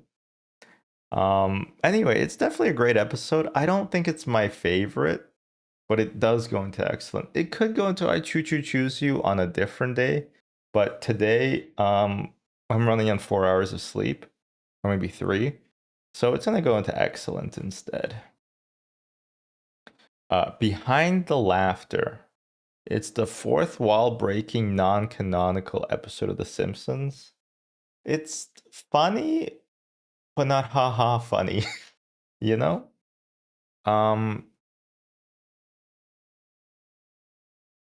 I don't love it. I don't hate it. It's kind of just middle of the road. Honestly, there's like nothing too memorable about it. it kind of explains. It tries to explain why Lisa and Bart don't age up. It's because they're being given like hormones in their cereal. Um, it's just it's not great. I do love how Homer considers Marge says that like their relationship on screen is very good, and Homer says that she's like dead weight. But overall, I don't love the episode because it's too meta. It's too fourth wall breaking. It's not. The Simpsons isn't that kind of show. It's also weird to consider it non-canonical. Like I don't like. There's not such a thing as a canon. For I don't think cartoon sitcoms need to have a canon. You know, but it's fine. But it's not great. The Secret War of Lisa Simpson. I watched this one recently as well. Bart gets sent to military school, and Lisa wants to go too because she just doesn't feel challenged. There's a great line in the episode where she goes to Principal Skinner to say that she doesn't feel challenged in the classroom, and she says, "I don't feel challenged in the classroom," basically. And then Principal Skinner's like, "Yes, well, we could make the content more challenging, but then the stupider kids will be in here furrowing their brows in a vain attempt to understand the situation." You're a girl. Yes. Gosh darn it, I just don't understand the situation. Well, after all, we have female motorists and female scientists. Welcome aboard. It's a Bart and Lisa episode for sure. Lisa feels very ostracized in this, and I feel bad for her. Feels very lonely. But I mean, she passes. I love how it's like, well, since you come from public school, I assume you have training with small arms. So we're gonna start you out with something bigger. And Bart gets the grenade launcher. 5 out of 6 targets. Not bad, but you did miss the last one. Did I? And then it's just a jump shot to Seymour having like an explosion in his face, holding his car keys, and his car's exploded, and Nelson goes, "Ha ha." It's a good episode. In fact, it's an excellent episode. I like it. I like it. It's a good one. The boxing episode, it's called The Homer They Fall. Not a great name. Not a great name, I will say. But I like it. Not too much. First they called me Kid Gorgeous. Then Kid Passable. Then Kid Mo. It's weird. Homer gets into basically there's some great jokes like the medicinal 2x4 that that the Dr. Hibbert opens, because you know how they sterilize equipment. He opens on those sterilized equipment things, and there's just like a medicinal 2x4 used for whacking patients to, I guess, to say when they have a super thick skull, because that's what Homer has. He has like a condition where he has multiple layers of skull that kind of protect his brain from concussions and stuff. And that's why he can just stand there taking a punch until the guy tires himself out and he just kind of pushes them over. But he eventually gets into a prize fight with Daedric Tatum, who says, "I don't know the man. I don't have a problem with him, but I intend to make his children orphans." And like, well, their mother will still be alive. And he says, "Well, yes, but I assume that she would die of heartbreak." It's just a great line. You know what? In my evaluation, it's growing on me. I don't care for Mo being a fighter, although it does explain because he has cauliflower ears, which comes up later. Actually, in this episode, it comes up. But you know what? I'm gonna put it in Everything's Coming Up Millhouse just because I do have some fond memories of it, but it's not standing out to me. It's not standing out to me. The Rodney Dangerfield episode. It's called Burns Baby Burns. This is the only cultural relic I think of Rodney Dangerfield. He don't get no respect. No respect. Take my wife, for instance. No, really, take her. The king of one-liners, as they might have called him. Not sure. That might be a different person. I like this episode, but it's not stunt casting. He basically plays Mr. Burns' estranged son. She came out last fall. Oh, she ain't done yet. Put her back in. Hey, let's give a hand to your mom. She's all right. It's just it kind of falls flat. The Rodney Dangerfield is actually really fun in this. I like that, but like the plot itself is kind of weak. And Burns' son just kind of gets like Homer kidnaps him. I even forget like what the resolution is, to be quite honest. And that's not a good thing if you forget what goes on. Oh yes, I forget. Yes, party spontaneously breaks out in front of the cinema at Larry's incitement as the song "Any Way You Wanted" by Journey plays in the background. Yeah, it's okay. It's fine. It's not bad. It's not a stinker, but it's not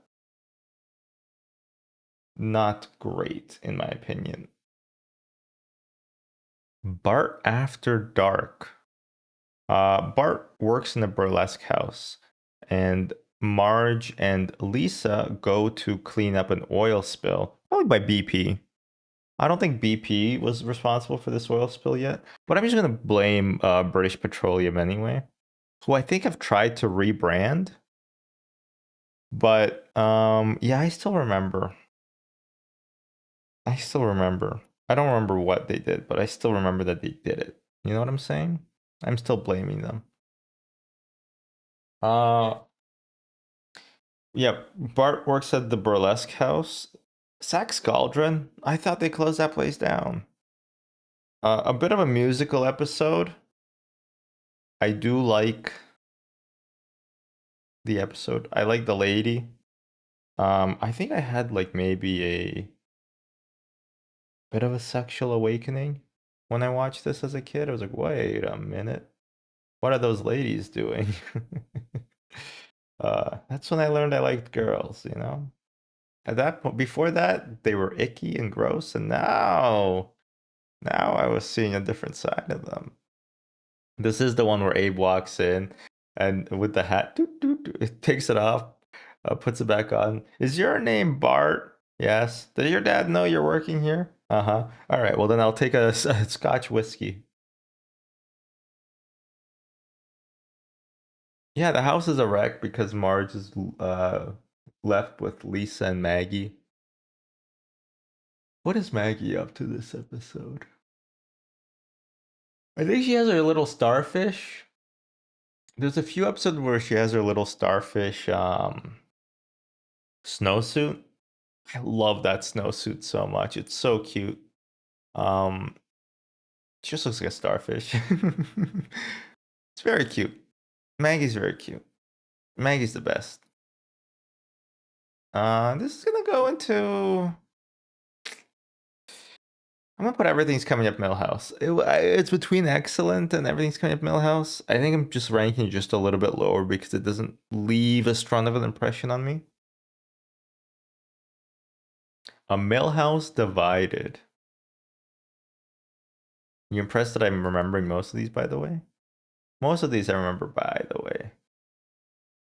There is a tier above excellent. There's a tier called I Choose You, and that's only for the cream of the crop. No chaff. No chaff at all. This is the episode where Kirk and Luann break up. This is the one where it's dignity. If I showed the dog would know. Well, I'm sorry, but we all didn't go to Gudger College.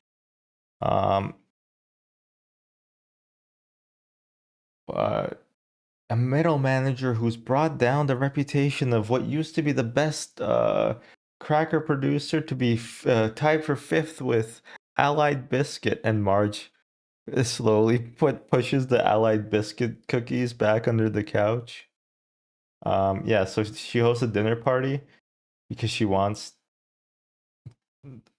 like, Homer, is this what you imagined married life to be like? Well, I thought we'd be in a van solving mysteries, but yeah, pretty much. I want dinner parties. I want guests. They go to the Stoner Pot Palace, and Otto's like, man, that's just flagrant false advertising. Yeah, they break up, and Homer goes to visit Kirk, and Kirk is like, I sleep in a racing car. Do you? I sleep in a big bed with my wife. He lives in like this bachelor pad. His life basically sucks for the rest of the series after this point. Homer divorces Marge in this episode. He goes to the city hall and he files for divorce. And the lady who processes it is smoking a cigar, I think. She says, these things happen. And then he gets remarried. And Kirk tries to also remarry Luann. And she's like, no. And one of the American gladiators takes him out. He's like, all right, buddy, it's time for you to go. He also has the stupidest record ever called Can I Borrow a Feeling? Can I borrow a feeling? Can I borrow a jar of love? Heavy hearts need some healing. Oh, I love it. I love it. It's a great episode. Definitely goes up into the excellent tier. For excellent. E for excellent.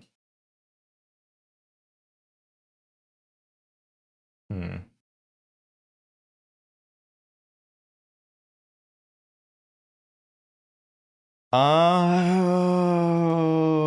I forget the name of this episode, but it's got to be a pun or a joke or a literal. Guess who likes you? And then he just beats the absolute shit out of Milhouse. And he's like, Milhouse, I'm sorry. He can't hear you. We have to pack his ears with gauze. How come Nelson didn't get into any trouble for just putting Milhouse in the hospital? You sent that note? You like me? Why do you like me? I love his posters. Nuke the Arabs and take their oil. Nuke the Indians and take their casinos. Nuke the whales. You don't really believe that, do you? Gotta nuke something. I love how like the absurdity goes up with each with each poster. Nuke the Arabs and take their oil. It's like insanely jingoistic and warmongering, but at least it makes sense. Nuke the Indians and take their casinos. It's like the only reason why they can have casinos and you can't is because of your laws. You don't need to nuke them.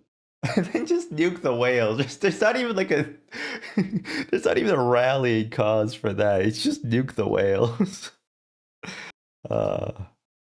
It's called Lisa's Date with Density. Oh, that's actually so good. Lisa's Date with Density? That's a great name. That's a great name. I think they do know what they did. That's why they're always going.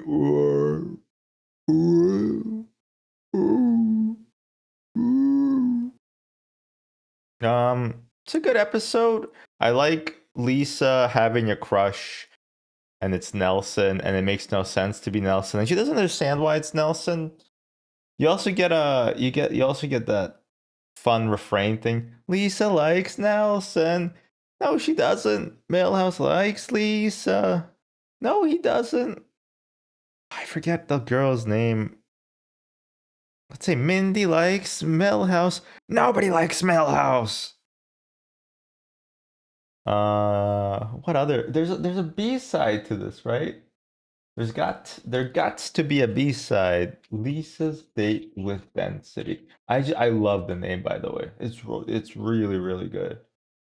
Oh yeah, it's about somebody steals a Honda Accord, the little H. Not somebody, we know it's Nelson. It's like, oh, what's the point of having a Honda if you can't show it off?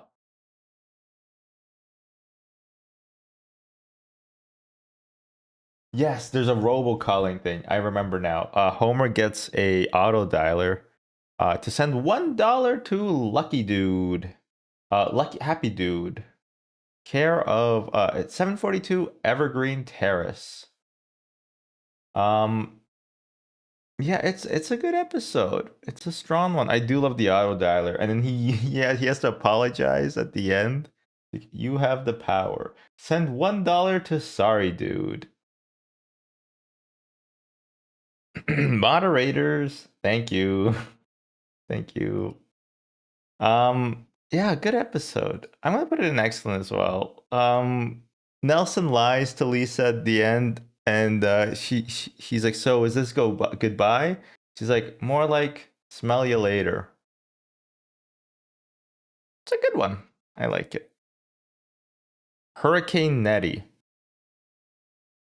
One of the more bleak episodes in the show.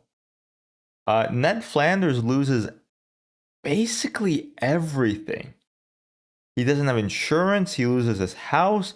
The Leftorium gets trashed. He's literally the only one who the hurricane hit because God hates him for some reason. He even gets a paper cut from opening the Bible. Like, this is the type of shit that makes you lose your religion, you know? He's being tested, and I don't know why. What did he do wrong? Poor Ned. He's like 65 as well, you know? Which makes Maud Mill. Anyway, yeah, poor Ned. Like he gets dumpstered. But I love we get the iconic scenes of his like parents being beatniks, and they're like, "We tried nothing, and we're all out of ideas, man." We also have I'm Dick Tracy. Now you're Prune Face. Now I'm Prune Face, and you're Dick Tracy. Now I'm Prune Face. Now I'm Prune Tracy, and you're Ned. Stop that. And the natural evolution would have been calling the other kid Dick Face. This is a different episode. This was from Two Bad Neighbors, but I just remembered it where Grandpa says, presidents used to spank kids till the cows came home. Why? President Grover Cleveland spanked me on 2 non-consecutive occasions. And that's when I learned that Grover Cleveland was the first, and at the time, only president to have 2 non-consecutive terms. There's another president now, but I don't much care for him. Hurricane Nitty, yeah, I like it a lot. I have engaged in sexual intercourse with your significant other. Now that's therapy. Yeah, Ned just gets eviscerated just for no real reason. By God. El Novejo Journey de Homer Simpson. I forgot what it's called. It's like, El Viaje Misterio de Nuestro Jomer. Well, whatever. The Mysterious Voyage of Homer Simpson. The Mysterious Voyage of Homer Simpson. Find your soulmate, Homer. Johnny Cash. Excuse me. Johnny Cash plays the coyote. And that talking coyote was just a talking dog. Find your soulmate, Homer. Wait a minute. Dogs can't talk. Woof. Damn right. It's a great episode. He goes on he basically goes to the chili cook-off. Oh, I'm missing the chili cook-off. He promises not to drink, and he doesn't drink, but he does accidentally trip on Guatemalan insanity chilies. I found that chili, from the episode, the reputation for chili is that it's an extremely spicy dish. But I feel like, and maybe this is me, But the reality is that chili, while it uses, if you have a good recipe, a lot of different chilies, it's never insanely spicy. Right? It's never insanely spicy. Um, I love Flanders' 5 alarm chili. Wait a minute, this is two alarm, 2.5 alarm tops. No, I admit it, I used the packet. Daddy, are you going to jail? We'll see, son. We'll see. An episode that I don't get to watch enough, honestly, but it's definitely excellent. I like it a lot. I love the talking coyote. I love the whole like Homer tripping. It's really fun animation. Sun go up, sun goes down. Sun goes up, sun goes down. Sun goes up, sun goes down. Sun goes no. Very psychedelic. Homer versus the city of New York. Clav Kalash. Some people said that it predicted 9/11 because the bus saver fare is $9, and so there's a big $9, and then you can see the Twin Towers in the back, and they form the 11.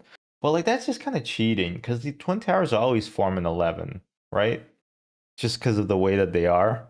So anything that has like a 9 in front of it looks like it's predicting 9/11, and it's just a coincidence, obviously. Well, either that or Matt Groening was working with the terrorist hijackers, which seems more likely than just it being a coincidence. Great episode. Ew. I'll have the crab juice. Homer just hates New York. But to be fair, it's because of all the pimps and the chuds. And this is how I learned about chuds. Cannibalistic humanoid underground dwellers. It's fun. It's like it's a weird episode for me because it's one of the few episodes that takes place almost entirely outside of Springfield. Like a couple of episodes do the same, right? Like when they're trapped in Japan or when they move to Cypress Creek. But New York City is like a real place, whereas Cypress Creek and Japan are not. So it's just kind of weird that it's like a celebrity cameo of a city, if that makes any sense. Still though, it's a great episode. I love at the end where they're driving down the highway and there's like a garbage truck and the kids and Marge are looking out back and just this beautiful scenic view of New York from one of the Triborough bridges maybe. I'm still reading The Power Brook, so don't spoil what happens with the bridges. And Homer's just getting pelted by garbage and Lisa's like, Dad, can we come back? We'll see, honey. We'll see. Excellent. No, I have not watched the Sam Raimi review. But thanks for asking. That wasn't sarcastic. I just haven't watched. I haven't watched that many Sam Raimi movies, to be honest. He made the Spider-Mans. He made the Walking or the Dead ones, but I didn't. I asked because they mentioned 9/11. No, just 9/11's always on the mind when you're talking about New York. Miracle on Evergreen Terrace. This is the one where Bart accidentally burns down the Christmas tree, and then the community like gives back, but then they take it all away by stealing everything. I kind of forget the plot of this one, but I don't like it because it's very mean. Jesus Christ, maybe I am like a Bob's Burgers poster who says, "Oh no, my comfort character is being mildly discomforted in my comfort television show." No. Does anybody else get super frustrated when nobody pays attention to Lisa? But yeah, I don't. It's not a great episode. I don't love it. I'm just gonna put. I don't even have anything to say about it, honestly, because I don't remember too well, and I don't listen to it. I haven't rewatched it in a while. All singing, all dancing. This both sucks and blows, in my opinion. It's like a musical episode that's also like a bit of a clip show. It's just suck. It's just the suck. Don't like it at all. Bart Carney. We're getting into kind of not the dregs, but like there's a few standout episodes, but it's getting a lot more hit or miss at this end of the seasonal spectrum. And we're squarely in season 9, I believe. Bart Carney. They're Carnies. Then the Carnies take over Homer's house, and then they get beaten by the best. Not too much happens in this episode. I don't love it.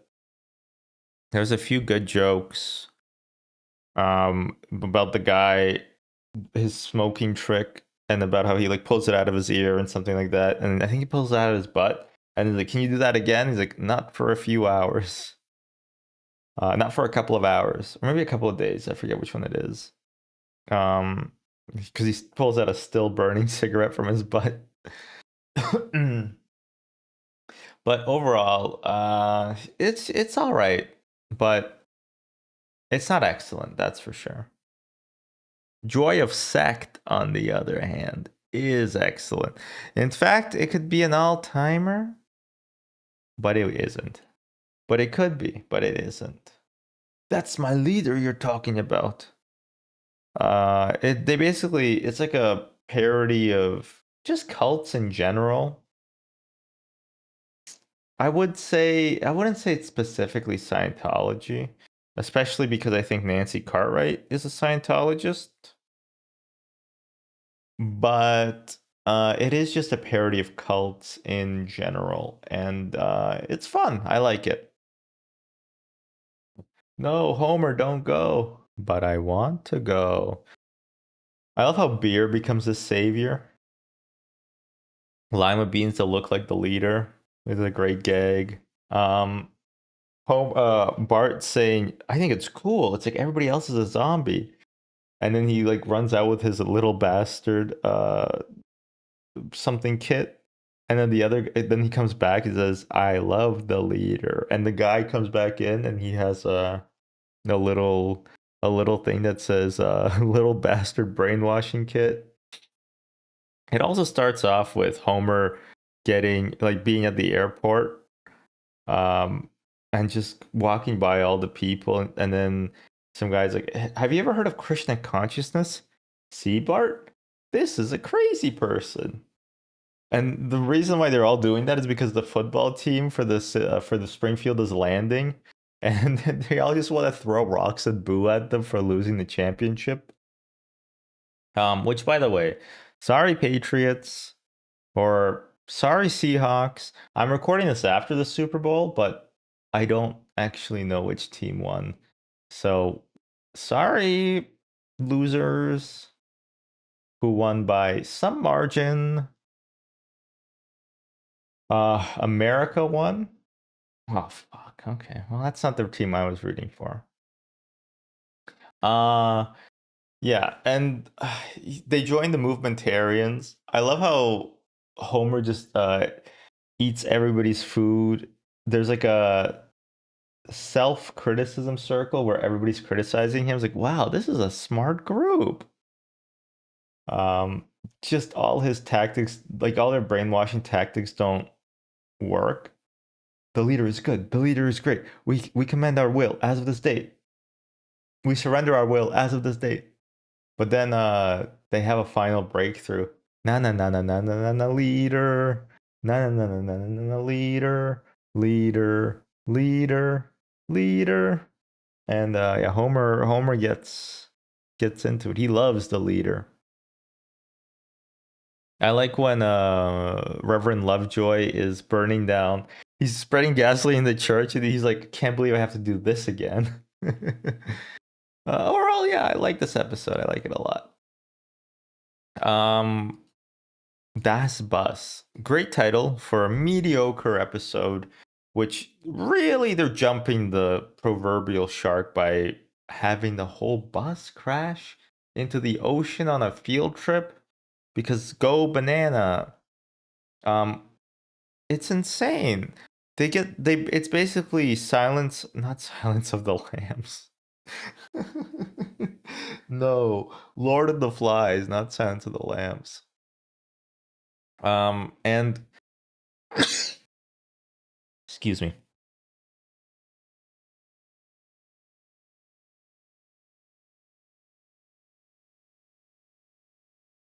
Yeah, it's Lord of the Flies with the Simpsons cast. And my God, I'm hungry. I'm so hungry I could eat at Arby's. Wow, she must be really hungry. Yeah, it's a good episode. No, it's not. Sorry. Just having really bad hunger pangs because I didn't really. I had a banana, but I think it's because of how little I slept. I'm feeling not great.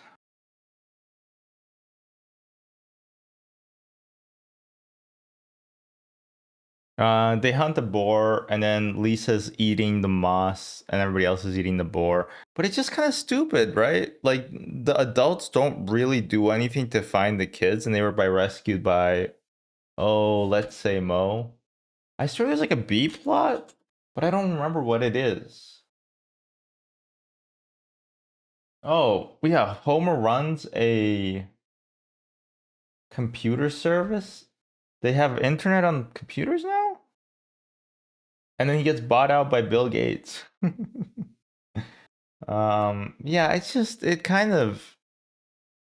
it's not a strong episode. It's not a bad episode, but it's not strong. It's not strong at all. Another Krusty episode, The Last Temptation of Krusty. Oh, no, just Crust. The Last Temptation of Crust. Weird name. Basically, Krusty's act sucks. I think Jay Leno. No, that's Krusty Gets Canceled, right? Where Jay Leno, a monkey, and the monkey are washing. A monkey, and Jay Leno are washing a clown. I think that was Krusty Gets Canceled. In this one, he bombs. He does like the flapping dicky. He goes, "Me so sorry," and then eventually he just becomes a cool comic. Which, fuck off. Yeah, it's just stupid. I don't like it too much. Not that funny, honestly. Although I do love how Homer keeps wanting to say, "We gotta burn our pants," right?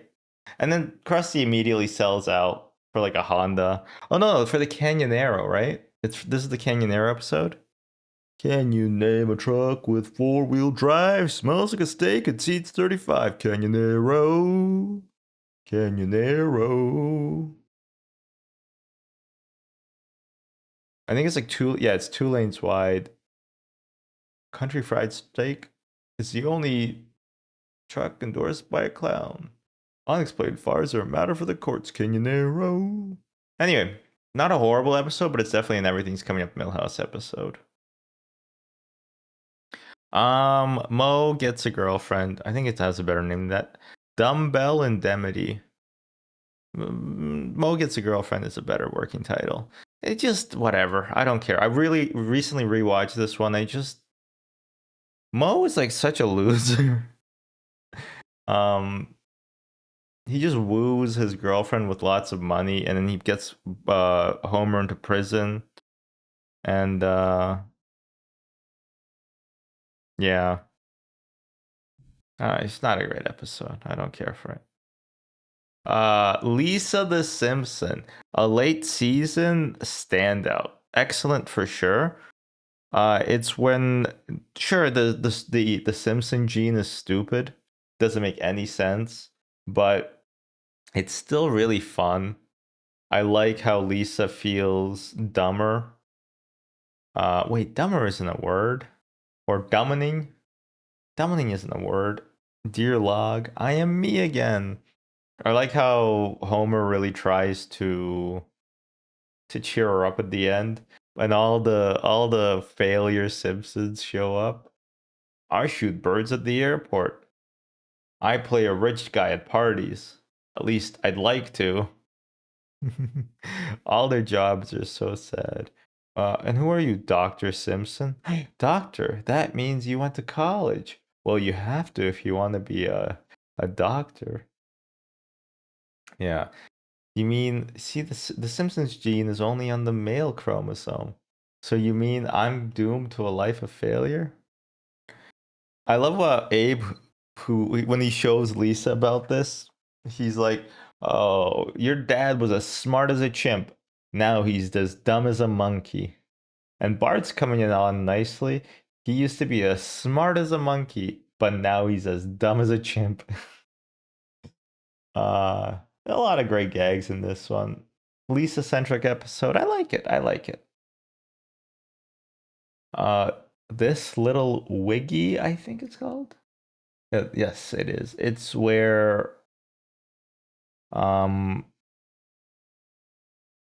they go to like a science place, and they talk about how your cars will be subject to repeated break-ins. What's that? What do you say about my car? I love how often, anytime they go anywhere, their car gets broken into. Last time it was when they go to the petting zoo. In Lisa the vegetarian, and this one, or yeah, Lisa the vegetarian. In this one, they go to like the science place, and they get another car break-in. I love how Homer's super excited after they leave, and he said not to do it, and we did it, and we ran over to the big ear, and where my other friend was hiding, and then Marge's like, "Oh, you're overstimulated. Let's get you home, and you're gonna have a beer and go straight to bed. Woohoo! Beer, beer, beer, bed, bed, bed." Just like a little kid. He's just a little kid at heart. Very cute. But basically, Ralph has a play date with Bart, which Bart detests at first, but then they find Mr. Wiggum's forbidden closet of mysteries.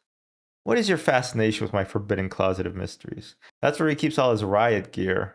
Like, "Oh, Ralphie, you made a friend. Oh yeah, go nuts, guys." And they just like beat each other over the head with stuff.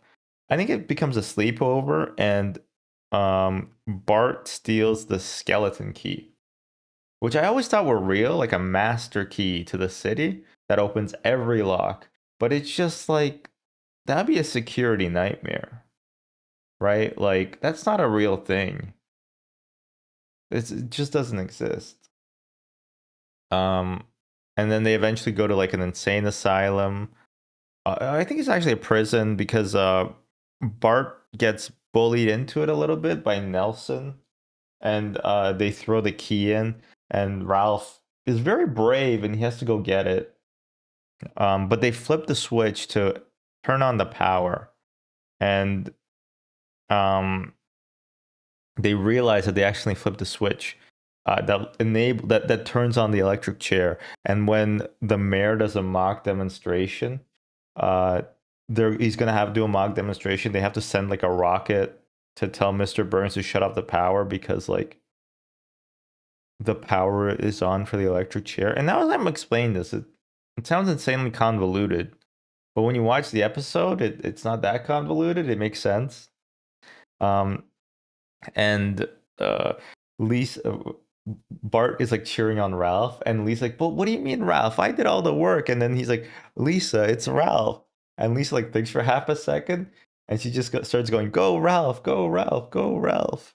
And Ralph is very happy. And then the little leprechaun appears on his shoulder and says, "Aye, you done good, lad. Now burn them, burn it all down." And it just ends with him smiling. Which is spooky. You know what? It's an excellent episode. I'm going to put it in excellent. I've convinced myself through talking. The Navy joke. Simpson Tide. It's the one. It's a stupid episode.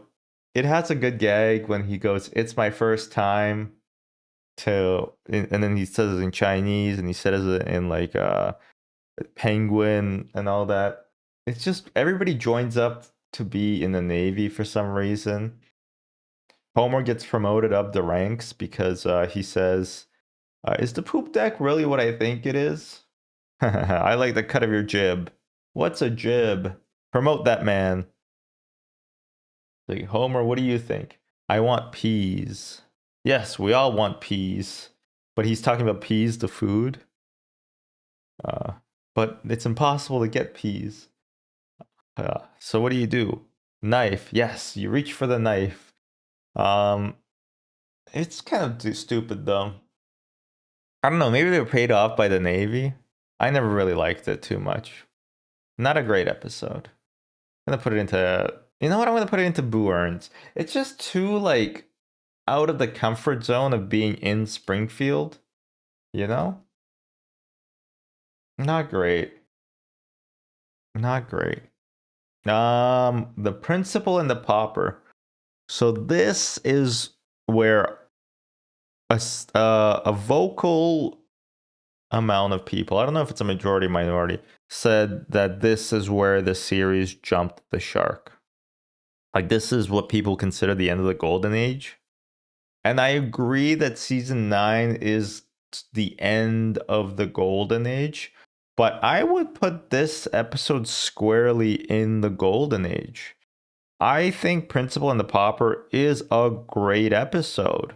Like, it sure, it ruins, in quotes, the character of Seymour Skinner, because, you know, now he wasn't actually raised by Agnes. He doesn't have all this trauma. He wasn't like a POW in Vietnam, but it's fun. It's funny. I like Armin Tanzarian. I like how he lives in Capital City. Hey Armin, can I borrow your magazine? Sure. And Homer just starts flipping through it. How he says "up yours, children." I love how the real Principal Skinner is really annoying. I love how everybody has to pretend that none of this ever happened under punishment of torture. It's just a good episode. I'm sorry. I don't care that it ruins the continuity. Just pretend it didn't happen. Like, it. That's what I'm saying. Sitcoms don't need to have a canon. It just has to be funny. All right? It's okay if Armin Tanzarian kind of just ruins the character of Seymour. No, it's fine. As long as they keep making those jokes about his mother, uh, you know, how he had to subsist on a thin stew of prawns, vegetables, and 4 different types of rice. It's fine. It's okay. It's a good episode. I like it. So it's going in excellent. And I will kill anybody who disagrees with my take. Or, I don't know, just like say, well, whatever, it's your opinion. I don't care. One or the other. Kids News. So this episode I haven't seen in a long time, but I view it favorably. It's called Girly Edition. I don't remember why I view it so favorably. All I remember is that the kids try to run like a news channel. I remember Millhouse has like a informational segment about how to cover up the evidence of peeing your bed, which implies that he probably pees his bed a lot. And I remember the crazy cat lady. There's a great scene where I think Lisa wants to interview her, and she just starts throwing. She starts throwing cats at her, and there's a different scene later where Lisa's trying to get like a cool scoop. He's like, "The Union Pacific doesn't run here very much," and then the train runs by, and Lisa looks dejectedly down. And after the train's done going, the crazy cat lady's back, and she starts throwing cats at her, and Lisa runs away. I think Bart ruins somebody's groundskeeper Willie's life, I think. And groundskeeper Willie tries to kill him inside, like at the garbage dump where Lisa told anonymously tipped that there was like a veteran or something who was living homelessly. I don't know. I feel like it's like a good episode, but I don't fully remember it. And that might just be because my brain has been basically decroded from years of having internet access. Because I want to put it in excellent, but I can't justify it. I think I'm going to put it in Everything's Coming Up Millhouse, and maybe this is another episode that I'm going to go back and rewatch and like The problem with season 9 and onward is that the when I describe the episodes to you, they're gonna have about the same level of description, but when you watch the episodes, they're gonna feel thinner. They're not gonna be like the golden years are. Every episode is so tight. There's like a joke going on every single second, and like the further you get, the more obvious the jokes get, and the less like tight the show becomes. Like it has more, not even dead air, but like lack of layering, you know? It's like the difference between like a slow cooked tomato sauce versus like a raw one, you know? Like they both taste good, but like one has depth and flavors that just take time to make. The problem with the trillion dollar bill episode, the Cubans steal it. It's kind of blarg. Honestly, I was saying Boo Earns. Just don't care for it at all. Like it's not bad, but it's not good. I don't know. It's not great. It's not great. I don't like it. Trash of the Titans. I think, is this the episode where Homer, okay. There's an episode where Homer loses like he gets into a fight with the garbage men, so they stop serving his house. Let me just double check if this is it. Yeah, okay, there's a love day, and then Homer has a argument with the garbage men, and they don't pick up his trash. Homer, the crazy lady in the trash attacked me today. That's not the way she tells it. And then I think Homer tries to take over. U2 is in this. I don't care about U2.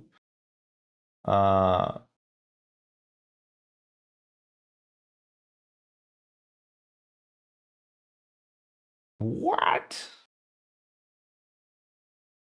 Yeah, I think he just it's like a kind of an old this episode's like a bit overstuffed with like there's pop culture references that aren't great.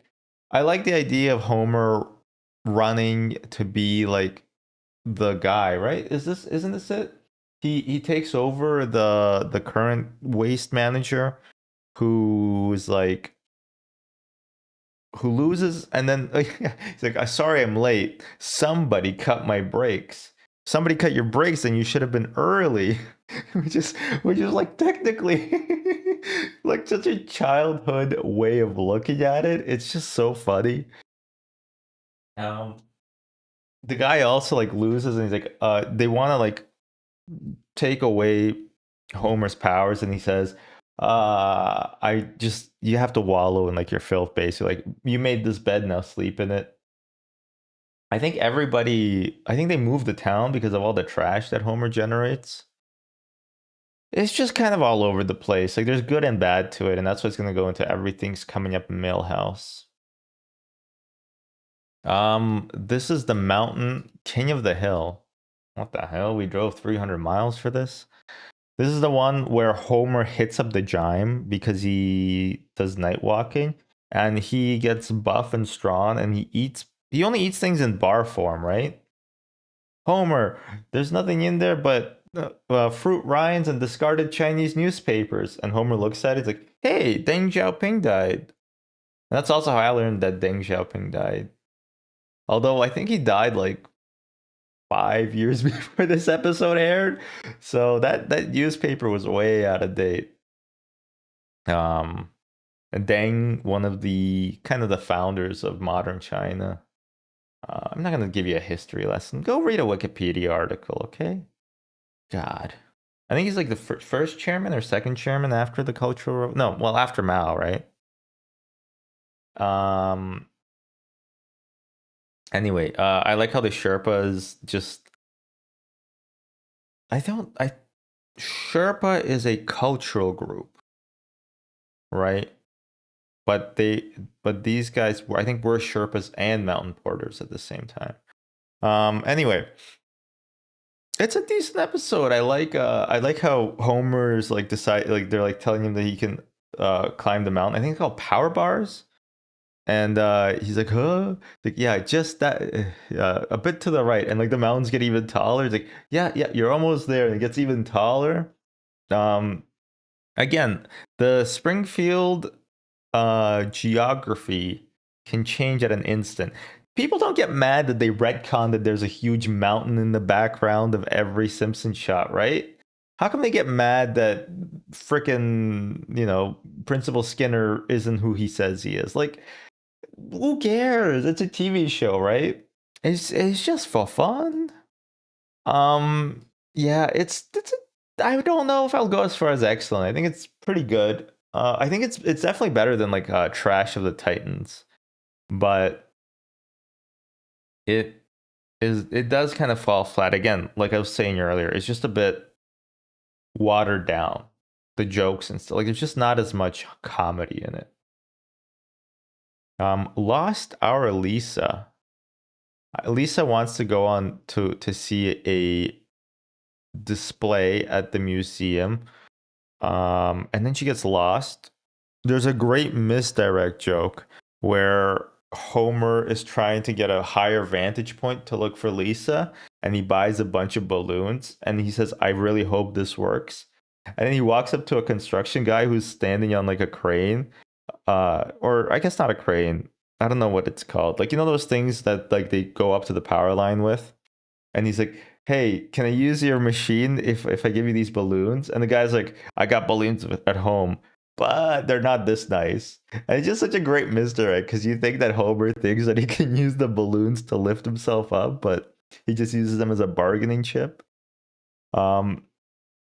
And then I think Lisa at one point asks help in like Russia town, and the guy's like, "Да, надо туда идти, потом налево," but he yells at it, and then Lisa gets scared and she runs away. It's like, куда она идет? Хорошая игра, давай поиграем одну. And then basically like the translation is like, like go take a left up there. And he's like, "Wow, oh, she's going the wrong way. Great game. Would you like to play another?" But just the way that it's delivered is fun. And it was also legible, mostly legible. A lot of the times when they do like somebody speaking Russian in like all sorts of media, it's the most broken Russian ever.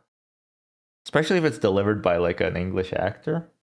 You can always tell when something is like, when an actor is somebody who speaks the language playing like a role, or if it's somebody like, usually henchmen have really good Russian, and main characters who do a Russian accent when they speak English have really broken Russian because they don't speak it at all. But otherwise, like this episode again is kind of middling. I don't have as much love for season 9. It used to be excluded from my classics, but now I'm trying to remember it. Called a cherry picker. My bad. Yes, Springfield just has a Russian district for no reason. Like, whatever. Sure, I guess.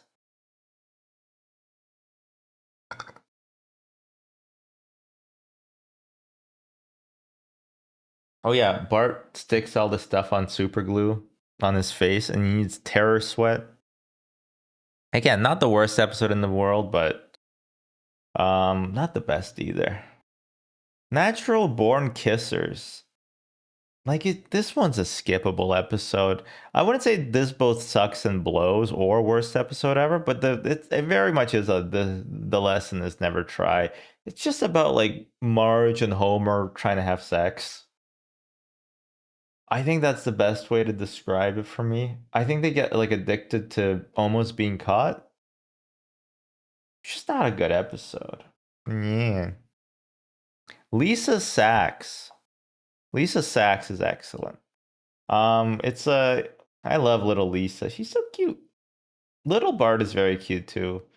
It's about how Lisa has her current saxophone destroyed after like a fight with Bart, gets run over by a truck, and then Homer tells the story of Lisa's first saxophone, and basically he uses the funds for a well, no. I think what happens is that you know Bart is miserable at school, and Lisa's talents are basically being squandered because she's not going to like a private education thing. It's really sad actually because they go to like a private education uh school for like the gifted, and you know, I guess this is like a life you'll never know. That's what Marge says, because Lisa's obviously a genius, right? And to instead of being able to send her to a school, they get her a musical instrument to cultivate her talents, right? And then at the end of this, they were going to buy an air conditioner because it's been balmy, super hot, but they used the funds to buy her another saxophone, and it's engraved with Homer saying, "To Lisa, something something no." It's just a nice episode. I like it. Uh, it is sad that Bart has trouble fitting in, but and that Lisa's talents are being squandered. But they're trying their best. They're trying their best. They're trying their best. And also, it's fun. Okay, it's a TV show. Shut up. Treehouse of Horror 8. I gotta look these up. There's the opening where there's a Fox censor who gets killed by the rating. That's pretty fun. The H.O. Mega Man. Oh, yes, okay. After Mayor Quimby makes an offensive joke about France, as retaliation, the French president launches a neutron bomb directly into Springfield. Oh, yeah, and Homer goes into the withstandinator. It can withstand 30 megatons. No more, no less. You call this prime rib. Everybody turns into a zombie. And then oh, that has one of my favorite gags in the whole show. Little Bart, and Bart is hitting a baseball and he hits it. Little Lisa, and in his flashback, Lisa is hitting a baseball and she hits it. Little Marge, and Marge is hitting a baseball and she whiffs and it goes, whiff. And the rest, and there's a Maggie, there's Snowball too, there's Santa's Little Helper, there's a television. Apparently it's a reference to Gilligan's Island, but just the gag itself with the baseballs, which none of them are associated with baseballs to begin with, but also Marge just whiffing her baseball is so good. Uh, but yeah, it's a great segment. I like that segment. Fly versus Fly. It's basically the Fly episode. No, not the Fly from Breaking Bad, which is really confusing. I don't get it at all. What's that even about? Why couldn't they just leave the room? And then Easy Bake Coven, which is the one that you see pictured here, where Selma and Marge and Patty are all witches, and it's kind of the origin of Halloween. That one's a bit weak. But because the first two are so strong, I'm going to put this into the excellent tier. Nothing really falls apart. This is the thing, is that the further the seasons get, the weaker the main episodes, but not the stronger, but like the Treehouse of Horrors maintain their integrity throughout, which is nice. You saw a clip of that on Instagram, and many people didn't understand the joke. Man, like, people are so dumb. There's so many episodes of The Simpsons. I forget which episode it is, but I think we're past episode 200 of The Simpsons. And I think in reality, I think they're at like 800. Not sure. How's it going, Midsen? Hopefully well. The Cartwright family or Cartridge family? The Cartridge family. This is a later season episode that I like in theory, but in practice I haven't rewatched it in a while, and I gots to. It's the one where Homer gets a gun, and he's considered like a threat, and he can only own 3 firearms or less. There's a silencer, there's a loudener, there's a device to shoot down police helicopters, and Homer's like, I don't need that yet. He joins the NRA. At the end, Marge picks up the gun because she thinks she looks cool, and she just puts it in her purse. Although apparently in some jurisdictions they cut out that scene where Marge doesn't put the gun in her purse and it just stays in the purse. I gotta rewatch this episode, but based on what I remember, I'm gonna put it into the excellent category. I'd kill you if I had my gun right now. Yeah, well, you don't. The cooling off period is like, it's such a weird concept, right? Like, they're worried that you're only buying a gun to like commit bodily harm to somebody, and like 3 days would change that. And I bet it does. There's a psychological reason for it. Like, it does work, but it is just kind of like a strange thing, right? To be codified as a law.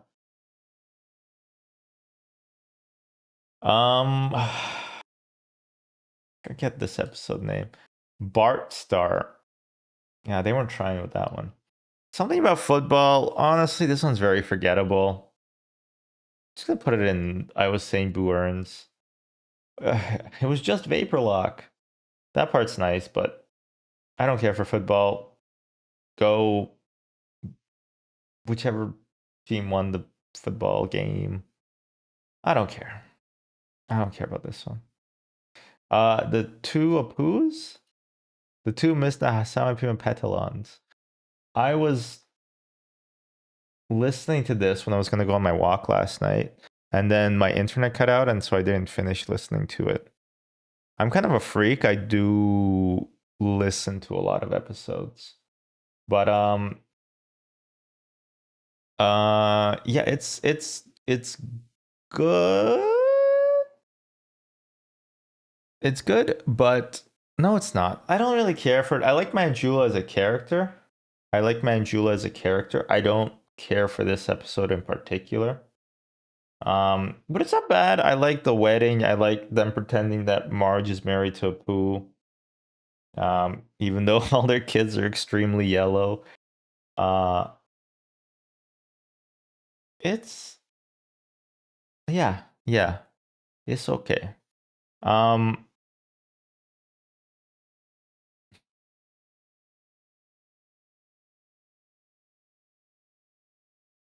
It's all right. It's everything's coming up Millhouse. The one with the angel. It's a weird episode because basically the Megalomart, where shopping is a baffling affair, is opening a new branch, even though they already had a branch in Springfield, or maybe that was in Shelbyville. I'm not sure, but yeah, what happens there is they unearth an angel. Well, it looks like an angel, but it's actually just a fake thing. Oh, there's a Principal Skippler. Principal Skippler, I found something. That's a trowel, Ralph. Yeah, and I found it. Principal Skippler. Principal Skippler. I found something. I just love that voice line read. There's also a guy who does a DNA test on the fake angel thing, and at the end of the thing, he's like, "I'm gonna be honest with you, Lisa. I never ran that DNA test." He's just like, why did he do that? Why did he just lie? Homer steals the angel statue, of course, and then charges people money to showcase it. And then it turns out to be a ploy by the Megalomart people to just promote the mall somehow. Don't really know if that would work, but whatever. What I don't love about it, no, what I do love about it actually is how Lisa is just like, this is stupid. You're stupid for believing in this, and Marge is like, well, like I do believe this, and sometimes like you gotta take a leap of faith, and if you don't, I feel sorry for you. And Lisa's like, well, she's basically being the writer. She's like, well, actually, I feel sorry for you, Mom, for like being so easily duped. And she was right in the end. And but like the angel rises, and then it announces that the mall is open. But at the end, Marge is like, Lisa, you squeezed my hand pretty hard when the angel started talking. And Lisa's trying to play it off cool. And the guy, yeah. And then, she realizes that it's her mom. She's on her side. And she's like, thanks for squeezing back. Just that nice heartfelt little moment, about how, yeah, she was right. But it's more important. Like, obviously it was fake, but I don't know. Just a bunch of stuff happened. I'm actually going to put this in the excellent. I liked it. I liked it. I forget what it's called. Realty Bites. Our last ranking. Holy, 190 episodes. We'll do a retrospective in a second. But Realty Bites. This is where Marge becomes a realtor, which, by the way, is a fake job. Being a realtor is not a real job. The house sells themselves, okay? 5% commission, 4%, 2%, 3%. It's insane. You didn't do anything. All right. We had a realtor finding an apartment, and honestly, they earned their commission, but they earned like literally like half of a month of rent, which is not nothing, but we did see like 20, 30 properties, right? So like half a month of rent would be like $1,500, right? For how many hours they put in. Again, it's like on the higher end, but I guess like a lot of the times they don't do, they don't do anything. But like they don't get anything out of it, right? Because people just go to realtors. But like for a house, like 1.5% of like $1 million sale, that's insane. That's insane. You're not doing anything. You're just showing people like the places that they wanted to like look at anyway. It's fucking crazy. With that being said, I do like this episode. I think she sells Flanders like the murder house. And I think the B plot is that Homer gets his Homer buys Snake's car at the police auction. It needs premium, dude. Premium. Ah, to hell with this. And he gets out of the jail. It's like, hey, you're ruining the honor system for everybody. I love how Kearney's in jail too. Those tall ships really lifted the nation's spirit after Watergate. Yeah, it's a strong episode. There's just no. I think it deserves an excellent. I think it deserves an excellent. I think, in my opinion, it deserves an excellent.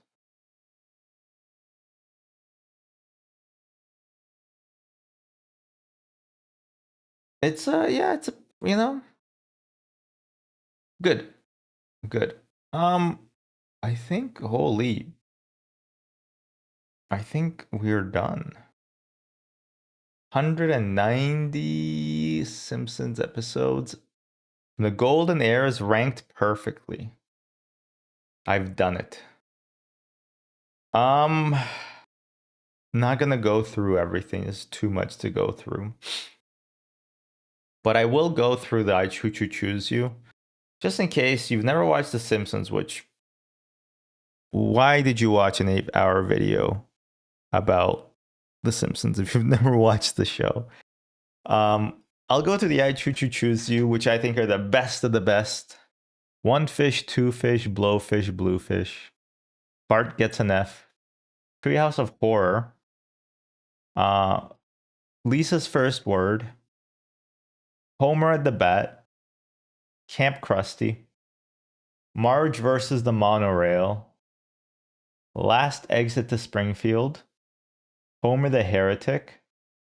Springfield, and the S is a $, or How I Learned to Stop Worrying and Love Gambling. Bart Gets an Elephant. Bart of Darkness. And Maggie Makes 3. Lisa's Wedding? Yeah, Lisa's Wedding. The PTA Disbands. Lemon of Troy. Marge Be Not Proud. Bart on the Road. Bart Sells His Soul. You Only Move Twice. Oh, okay. That was a lot. If you are still here, if you watched all of this, if you are in chat, thank you very much. Whew. Boy. I love The Simpsons. I love The Simpsons. This was a blast. Especially my favorite episodes. Just talking about my favorite episodes makes me feel good. You know that song Busting makes me feel good about the Ghostbusters?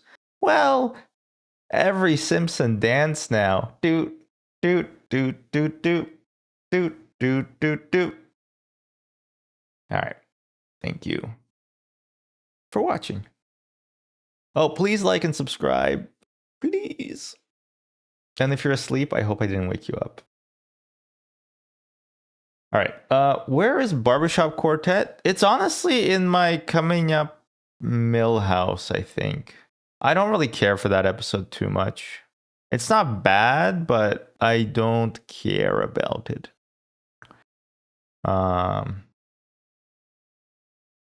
don't know. Maybe you love the Beatles or something. Maybe you are all Beatle lovers. Yeah, Marge getting the gas is pretty funny. It is pretty funny.